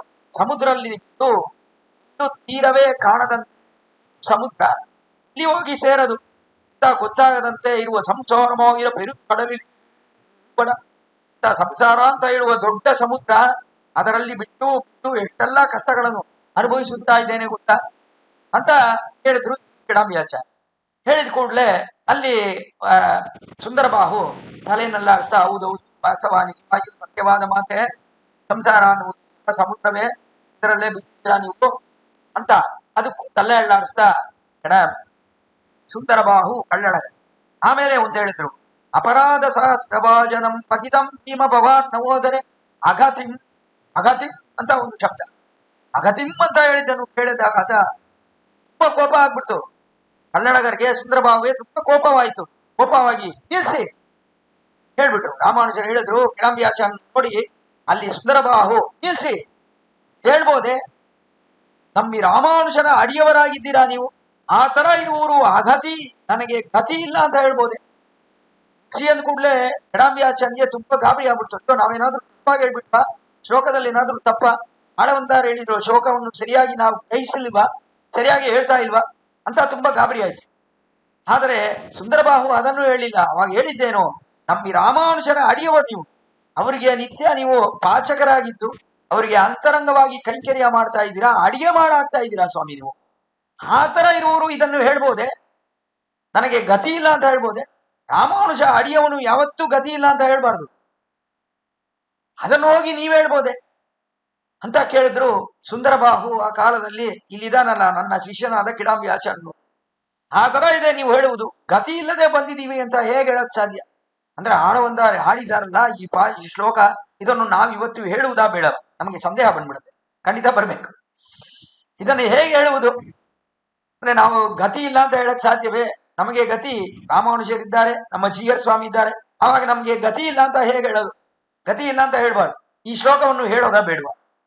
ಅಂದ್ರೆ ಆಳವಂದ ರಚನೆ ಮಾಡಿದ್ದಾರೆ, ಅದರಿಂದ ಹೇಳ್ಬೇಕು. ಇದು ಸಾಮಾನ್ಯವಾಗಿರುವವರಿಗಿಂತ ಅವರುಗಳಿಗಾಗಿ ಹೇಳುವ ಆಶ್ಚರ್ಯವಾದ ಶ್ಲೋಕ ಇದು. ಆದ್ದರಿಂದ ರಾಮಾನುಜರ ಅಡಿಯವನಾದ ಮೇಲೆ ಆಳವಂದಾರಿನ ರಚನೆಯಾದ ಕಾರಣದಿಂದ ಸ್ತೋತ್ರರತ್ನ ಅನ್ನುವುದು ವಿಶೇಷವಾದದ್ದು. ಆದ್ದರಿಂದ ಹೇಳ್ಬೋದು ಈ ಶ್ಲೋಕವನ್ನು. ಅಷ್ಟೇ ವಿನಃ ಅಂದ್ರೆ ಇದು ಆಳವಂದಾರಿಯ ಮಾಡುವ ಕೈಂಕರ್ಯ. ಅಷ್ಟೇ ವಿನಃ ನಿಜವಾಗಿಯೂ ನಮ್ಮನ್ನು ಗತಿ ಇಲ್ಲ ಅಗತಿ ಅಂತ ಹೇಳುವುದು ಸರಿ ಅಂತ ರಾಮಾನುಜರ ಅಭಿಪ್ರಾಯ. ಆದ್ದರಿಂದ ಕಿಡಾಂಬಿಯಾಚಾರ್ಯ ಈ ತರ ಹೇಳಿದ್ನಲ್ಲ, ಆವಾಗ್ಲೇ ಏನಾಯ್ತು? ಭಗವಾನ್ ಏನ್ ಹೇಳ್ದ? ಈ ತರ ಇರುವುದನ್ನು ಹೇಳ್ಬೇಡ ಅಂತ ಹೇಳಿದ್ನ ಇಲ್ವಾ? ಆ ತರ ಹೇಳಿದ್ಮೇಲೆ ನೀವು ಧೈರ್ಯವಾಗಿ ಬಂದು ನಮ್ಗೆ ಗತಿ ಇಲ್ಲ ಅಂತ ಆಯ್ತು. ನಾವಿದೀವಿ ನೀವು ರಾಮಾನುಜರ್. ನಾವಿರುವಾಗ ನೀವು ಹೇಗೆ ಗತಿ ಇಲ್ಲ ಅಂತ ಹೇಳುವ ಸಾಧ್ಯ? ಖಂಡಿತ ಗತಿ ಇಲ್ಲ ಅಂತ ನೀವು ಹೇಳ್ಬಾರ್ದು. ನಾವಿದೀವಿ ನಿಮಗಾಗಿ. ರಾಮಾನುಜರ ಅಭಿಪ್ರಾಯ ಹೇಳಿದ್ಮೇಲೆ ರಾಮಾನುಜರು ಹೇಳಿದ್ರು. ಆಮೇಲೆ ಸರಿ ಇದೆಲ್ಲ ಬಂದಿದ್ದೀರಾ, ಇದನ್ನೆಲ್ಲ ಕೇಳ್ತಾ ಇದ್ದಾಗ ಕಿಡಾಂಬಿಯಾಚಾರ್ಯ ಬಗ್ಸ್ಕೊಂಡ್ಬಿಟ್ಟು ಕೇಳ್ತಾ ತಲೆಯನ್ನು ಬಗ್ಸ್ಕೊಂಡು, ಅಯ್ಯೋ ನಾನ್ ಮಾಡಿದ್ದೆ ಎಷ್ಟು ತಪ್ಪು, ಈ ತರ ಅಗತಿ ಅಂತ ಹೇಳ್ಬೋದೆ, ಅಯ್ಯೋ ಅದನ್ನ ಬೇರೆ ಹೇಳ್ತಾ ಇದ್ದಾರೆ ಇಲ್ಲಿ ದೊಡ್ಡ ಸದಸ್ಸಲ್ಲಿ ರಾಮಾನುಜರು ಹೇಳ್ತಾ ಇದ್ದಾರೆ. ಹೌದು, ನಾನ್ ಮಾಡಿದ್ದು ತಪ್ಪೇ, ಅಲ್ಲಿ ದೊಡ್ಡ ತಪ್ಪು. ಈ ತಪ್ಪನ್ನು ಇನ್ನ ಮುಂದೆ ಯಾರು ಮಾಡಬಾರ್ದು. ರಾಮಾನುಜರ ಅಡಿಯಾರುಗಳಾಗಿರುವರು ಯಾವತ್ತೂ ಅಗತಿ ಅನ್ನುವ ಭಾವನೆಯಿಂದ ಹೇಳ್ಬಾರ್ದು. ಶ್ಲೋಕ ಹೇಳುವಾಗ ಏನ್ ಭಾವನೆ ಇರ್ಬೇಕು? ಈ ಶ್ಲೋಕ ಹೇಳ್ಬೋದು, ಆಳವಂದಾರಿನ ಸ್ತೋತ್ರರತ್ನ ಅಂದ್ಮೇಲೆ ಹೇಳ್ಬೋದು, ಆದ್ರೆ ಏನ್ ಭಾವನೆ ಇರ್ಬೇಕು ಮನಸ್ಸಲ್ಲಿ? ನಾವು ಅಗತಿಯಲ್ಲ, ನಾವು ರಾಮಾನುಜರ ಅಡಿಯವರು ಅನ್ನುವ ಭಾವನೆಯಿಂದ ಈ ಶ್ಲೋಕವನ್ನು ಹೇಳ್ಬೇಕೆ ವಿನಃ ಒಂದು ಕಾಲದಲ್ಲೂ ಅಗತಿ ಅಂತ ಹೇಳ್ಬಾರ್ದು, ಇಲ್ಲಿ ಗತಿ ಇಲ್ಲ ನಮಗೆ ಅಂತ ಹೇಳ್ಬಾರ್ದು ಅನ್ನುವುದೇ ಇಲ್ಲಿ ವಿಶೇಷ. ಅದರಿಂದ ಕಿಡಾಂಬಿಯಾಚಾರ್ಯ ಏನು ಮುಗಿಸ್ಕೊಂಡ್ತಾ ಇದ್ರು. ಆಮೇಲೆ ರಾಮಾನುಜರು ಹೇಳಿದ್ರು, ಸರಿ ನೀವೆಲ್ಲ ಬಂದಿದ್ದೀರಾ, ತುಂಬಾ ಸಂತೋಷ, ಇರ್ಲಿ ಅನನ್ಯಾರ್ಗ ಶೇಷತ್ವದ ಜೊತೆ ನನ್ನ ಪಾದಾರವಿಂದಗಳಲ್ಲಿ ಬಂದು ಸೇರ್ಬೇಕು ಅಂತ ಎಲ್ರು ಬಂದಿದ್ದೀರಾ, ಇರ್ಲಿ. ನಿಮ್ಮ ಈ ತರ ಇರುವ ಒಂದು ಆಶ್ಚರ್ಯವಾದ ಅಭಿಪ್ರಾಯ ತುಂಬಾ ಚೆನ್ನಾಗಿದೆ. ಆಚಾರ್ಯರುಗಳನ್ನೆಲ್ಲ ಬೇಕೆ ಕರ್ಕೊಂಡು ಬಂದಿದ್ದೀರಾ. ಇವಾಗ ನಾನು ಕೂಡ ಅವರ ಪಾದಾರವಿಂದಗಳಲ್ಲಿ ಸೇರ್ಬೋದು. ಹಿರಿಯ ನಂಬಿ ನನ್ನ ಆಚಾರ್ಯನು, ಆ ರೀತಿಯೇ ತಿರುಕ್ಕೋಟಿಯೂರು ನಂಬಿ ಆಳ್ವಾರ್ ತಿರುವರಂಗ ಪೆರುಮಾಳರ ಇವರುಗಳೆಲ್ಲ ಬಂದಿದ್ದಾರೆ. ಆದ್ದರಿಂದ ನಾನು ಅವರನ್ನು ನಮಸ್ಕರಿಸಬಹುದು. ಅವರನ್ನು ಕರ್ಕೊಂಡು ಬಂದಿದ್ದಲ್ಲ, ತುಂಬಾ ಆನಂದ ಎಲ್ಲ ಬಂದಿದ್ದೀರಾ ಇಲ್ಲಿ. ನಾನು ನಿಮಗಾಗಿ ಏನ್ ಮಾಡ್ಬೇಕು ನಿಮ್ಗೆ ಅರ್ಥ ವಿಶೇಷಗಳು ಬೇಕಂದ್ರೆ ಆಚಾರ್ಯರು ಎಲ್ಲ ಬಂದಿದ್ದಾರಲ್ಲ ಅವರಲ್ಲೇ ಕೇಳ್ಬೋದಲ್ಲ, ನಾನೇನಿದೆ ನಿಮ್ಗೆ ಮಾಡಕ್ಕೆ ಅಂತ ಕೇಳಿದ್ರು ಶ್ರೀರಾಮಾನುಜರು. ಆವಾಗ ಅಂಡಾಳ್ ಹೇಳ್ತಿದ್ದಾರೆ, ಇಲ್ಲ ನೀವು ಈ ರೀತಿ ಇಲ್ಲಿ ಇಲ್ಲಿ ಮಂಚ ಎಲ್ಲ ಇದೆಯಲ್ಲ, ಇಲ್ಲಿರುವ ಸ್ಥಾನದಲ್ಲಿ ಇದ್ದು ನೀವು ಕೇಳಬಾರ್ದು. ಇಲ್ಲಿರದೆ ನಮಗಾಗಿ ಎದ್ದು ಬರಬೇಕು. ನೀವು ಹೆಜ್ಜೆ ಇಟ್ಟು ನೀವು ಬರಬೇಕು, ಆಚೆ ಬರಬೇಕು. ಆಚೆ ಬಂದು ನೀವು ಸಿಂಹಾಸನಸ್ಥರಾಗಿರ್ಬೇಕು, ಸಿಂಹಾಸನದಲ್ಲಿ ಇರಬೇಕು. ಅದರಲ್ಲಿ ಇದ್ದ ಮೇಲೆ ನಮ್ಮಲ್ಲಿ ವಿಷಯಗಳನ್ನು ಕೇಳಬೇಕು. ಈ ತರ ಒಳಗಡೆ ಇದ್ಕೊಂಡು ಯಾವುದೋ ಒಂದು ಕೋಣೆಯಲ್ಲಿ ಇಟ್ಕೊಂಡು ನೀವು ಇದನ್ನು ಕೇಳಬಾರ್ದು. ಈ ಅರ್ಥ ಏನ್ ಬೇಕು ನಿಮ್ಗೆ ಅನ್ನುವುದನ್ನು ಕೇಳಬಾರ್ದು ಅಂತ ಹೇಳಿದ್ಲು ಅಂಡಾಳ್. ಈ ಪಾಶುರದಲ್ಲಿ ಕೊನೆಯಲ್ಲಿ ಇದೇ ಮಾತು, ಈ ತರ ಏನೋ ಇರಬಾರ್ದು, ನೀವು ಎದ್ದು ಬರಬೇಕು, ನಮಗಾಗಿ ಬಂದು ನೀವು ಕೂತ್ಕೋಬೇಕು, ಸಿಂಹಾಸನಸ್ಥರಾಗಿದ್ದು ಅರ್ಥ ವಿಶೇಷಗಳನ್ನು ಕೇಳಬೇಕು. ಈ ತರ ಮಕ್ಕಳೆಲ್ಲ ಆಟ ಆಡಂಗಿರ್ಬಾರ್ದು. ಮಕ್ಕಳೆಲ್ಲ ಏನ್ ಮಾಡತ್ತೆ ಅಂದ್ರೆ ಆಟ ಆಡುವಾಗ ಕೆಲವಾರು ಮಕ್ಕಳು ಸ್ವಲ್ಪ ದೊಡ್ಡದಾಗಿರತ್ತೆ, ಕೆಲವಾರು ಮಕ್ಕಳು ಸ್ವಲ್ಪ ಚಿಕ್ಕದಾಗಿರತ್ತೆ. ದೊಡ್ಡ ಮಕ್ಕಳೆಲ್ಲ ಚಿಕ್ಕ ಮಕ್ಕಳಿಗೆ ಹೇಳುವುದು ಏನಂದ್ರೆ, ನಿನ್ನ ಕಿವಿಯಲ್ಲಿ ಒಂದು ರಹಸ್ಯ ಹೇಳ್ತೀನೋ ಅಂತ ಹೇಳ್ತೆ. ಹೌದಾ? ಚಿಕ್ಕ ಮಕ್ಕಳೆಲ್ಲ ಹೌದಾ ರಹಸ್ಯ ಹೇಳ್ತೀಯ, ಹೇಳು ಅನ್ನತ್ತೆ. ಅವಾಗ ಈ ದೊಡ್ಡ ಮಕ್ಳು ಇದಾರಲ್ಲ ಅವರೆಲ್ಲ ರಹಸ್ಯ ಹೇಳ್ತೀನಿ ಕಿವಿ ಕೊಡು ಅಂತ ಕಿವಿಗೆ ಹತ್ರ ಹೋಗ್ಬಿಟ್ಟು ಹೂ ಅಂತ ಕಿಡಿಸ್ಬಿಡೋದು. ಕಿವಿಯಲ್ಲಿ ಕಿಡಿಸ್ಬಿಟ್ರೆ ನೋವಾಗತ್ತೆ ಕಿವಿ ಒಳಗಡೆ. ಈ ತರ ಒಂದು ಆಟ ಆಡೋದು ಅಂತ ಸಾಮಾನ್ಯವಾಗಿ ನೋಡ್ತೀವಿ. ಆ ತರ ನೀನು ಇಲ್ಲಿ ಒಂದು ನಾವೇನೋ ಕಿವಿಯಲ್ಲಿ ಒಂದು ಹೇಳುವುದು, ರಹಸ್ಯವಾಗಿ ಹೇಳುವುದು ಇರಬಾರ್ದು. ನೀನೇನ್ ಮಾಡ್ಬೇಕು, ದೊಡ್ಡ ಸಭೆಯಲ್ಲಿ ರಾಮಾನುಜರೇ ನೀವು ಬಂದು ಕುತ್ಕೋಬೇಕು. ನಿಮ್ಮ ಕಿವಿಯಲ್ಲಿ ನಾವು ರಹಸ್ಯವಾಗಿ ಹೇಳುತ್ತಿದ್ದೇವೆ ಅನ್ನೋದು ಇರಬಾರ್ದು. ನೀವು ಸಭೆಯಲ್ಲಿ ಬಂದು ನಿಮ್ಮ ಸಿಂಹಾಸನದಲ್ಲಿ ಇದ್ದು ಅಲ್ಲಿ ಕೇಳ್ಬೇಕು ನೀವು ನಮಗೆ ಏನ್ ಬೇಕು ಅಂತ. ಆವಾಗ ನಾವು ಹೇಳ್ತೀವಿ ನಮಗೆ ಏನ್ ಬೇಕು ಅಂತ ಆಂಡಾಳ್ ಹೇಳಿದ್ಲು. ಅದರಿಂದ ಆಂಡಾಳಿಗೆ ಏನ್ ಅಭಿಪ್ರಾಯ ಅಂದ್ರೆ, ರಾಮಾನುಜರು ಇದ್ದಾರಲ್ಲ ಎಷ್ಟು ಸುಂದರವಾಗಿದ್ದಾರೆ, ಅವರ ನಡೆ ಅದನ್ನು ನಾವು ಸೇವೆ ಮಾಡ್ಬೇಕು, ಅದನ್ನು ನೋಡ್ಬೇಕು, ಕಣ್ಗಳಿಂದ ನೋಡ್ಬೇಕಂದ್ರೆ ಏನು, ರಾಮಾನುಜರ ನಡೆ ನಡ್ಕೊಂಡು ಬರ್ತಾರಲ್ಲ ಆ ನಡೆ ಎಷ್ಟು ಸುಂದರವಾಗಿರತ್ತೆ ರಾಮಾನುಜರ ನಡೆ. ಅದನ್ನು ನಾವು ಅನುಭವಿಸಬೇಕು. ಒಂದು ಮೇಲೆ ಒಂದು ಹೆಜ್ಜೆ ಇಟ್ಕೊಂಡು ನಡ್ಕೊಂಡು ಬಂದ್ರೆ ಎಷ್ಟು ಸುಂದರವಾಗಿರುತ್ತೆ. ಆಂಡಾಳಿನ ಅಭಿಪ್ರಾಯ ಏನು? ಭಗವಾನಿನ ನಡೆ ಅದೇ ಅಷ್ಟು ಸುಂದರವಾಗಿದೆ ಅಂತ ಎಲ್ಲರೂ ಹೇಳ್ತಾರೆ. ಅದೆಲ್ಲ ಏನು ನಡೆ ಒಂದಲ್ಲ. ರಾಮಾನುಜರ ನಡೆ ಅಂದ್ರೆ ಅವರು ನಡ್ಕೊಂಡು ಬಂದ್ರೆ ಅದು ಪರಮ ಸುಂದರವಾಗಿರುತ್ತೆ. ಆ ತರ ಇರುವ ನಡೆಯಿನ ಸೌಂದರ್ಯ, ಇವರು ನಡ್ಕೊಂಡು ಬರುವ ಸೌಂದರ್ಯ, ಅದನ್ನು ಕಣ್ಣಿಂದ ಅನುಭವಿಸಬೇಕು ಅಂತ ಆಂಡಾಳಿಗೆ ಅಭಿಪ್ರಾಯ. ಆದ್ದರಿಂದ ನೀವು ಎದ್ದು ಬರಬೇಕು ಅಂತ ಪ್ರಾರ್ಥಿಸುತ್ತಿದ್ದಾಳೆ ಆಂಡಾಳ್. ಈ ಪಾಶುರದಲ್ಲಿ 23ನೇ ಪಾಶುರದಲ್ಲಿ ಅದೇ ಪ್ರಾರ್ಥನೆ, ಸುಪ್ರಭಾತ ಸೇವೆ ಆಯ್ತು. ಇನ್ನ ಇವರು ರಾಮಾನುಜರು ಎದ್ದು ಬರಬೇಕು, ಆದ್ದರಿಂದ ಅದನ್ನು ಪ್ರಾರ್ಥನೆ ಮಾಡುತ್ತಿದ್ದಾಳೆ. 23ನೇ ಪಾಶುರದಲ್ಲಿ ರಾಮಾನುಜರು ಪ್ರಾರ್ಥನೆ ಮಾಡಮೇಲೆ ಎದ್ದು ಬಂದ್ರ ಹೇಗೆ ಇವಳು ಪ್ರಾರ್ಥನೆ ಮಾಡ್ತಾ ಇದ್ದಾಳೆ, ಹೇಗೆ ರಾಮಾನುಜರು ಎದ್ದು ಬರಬೇಕು, ಇವಾಗ ರಾಮಾನುಜರ ಪ್ರಭಾವವೇನು, ಹೇಗಿದ್ದಾರೆ ಮುಂತಾದ ವಿಷಯಗಳನ್ನೆಲ್ಲ ಈ ಪಾಶುರದಲ್ಲಿ ಅದ್ಭುತವಾಗಿ ನಿರೂಪಣೆ ಮಾಡ್ತಾಳೆ ಆಂಡಾಳ್. ಅದಕ್ಕನುಗುಣವಾಗಿ ನಾಳೆ ದಿನ ನಾವು ಈ ಪಾಶುರ ಅರ್ಥ ವಿಶೇಷಗಳನ್ನು ಅನುಭವಿಸೋಣ ಈ ಗೋಷ್ಠಿಯಲ್ಲಿ ಅಂತ ಹೇಳಿ ಇವತ್ತಿನ ಉಪನ್ಯಾಸವನ್ನು ನಿಲ್ಲಿಸುತ್ತೇನೆ. ಪಾಶುರವನ್ನು ಅನುಸಂಧಾನ ಮಾಡಲು ಪ್ರಾರ್ಥನೆ. மாரிமண முழஞ்சில் மண்ணி கிடந்துறங்கும் சீரிய சிங்கம் அறிவுத்தி விழித்து வேரி மயிர் பொங்க வெப்பாடும் பேர்ந்துதறி மூறி நிமிர்ந்து முழங்கி புறப்பட்டு போதருமா போலே நீ பூவை பூவண்ணா கோவில் நின்று இங்கனே போந்தருளி கோப்புடைய சீரிய சிங்காசனத்திருந்து யாம் வந்த காரியம் ஆராய்ந்தருளேலோர் எம்பாவாய். ஆண்டாள் திருவடிகளே சரணம், ஆழ்வார் திருவடிகளே சரணம், எம்பெருமானார் திருவடிகளே சரணம், ஜீயர் திருவடிகளே சரணம். திருவாடிப்பூரத்து சகத்துதித்தாள் வாழியே, திருப்பாவை 30 செப்பினாள் வாழியே, பெரியாழ்வார் பெற்றெடுத்த பெண்பிள்ள வாழியே, பெரும்பூதூர் மாமுனிக்கு பின்னானாள் வாழியே, 143 உரைத்தாள் வாழியே, உயரரங்கற்கே கண்ணி உகந்தடித்தாள் வாழியே, மறுவாரம் திருமல்லி வளநாடி வாழியே, பண்புதுவை நகர் கோதை மலர்ப்பதங்கள் வாழியே.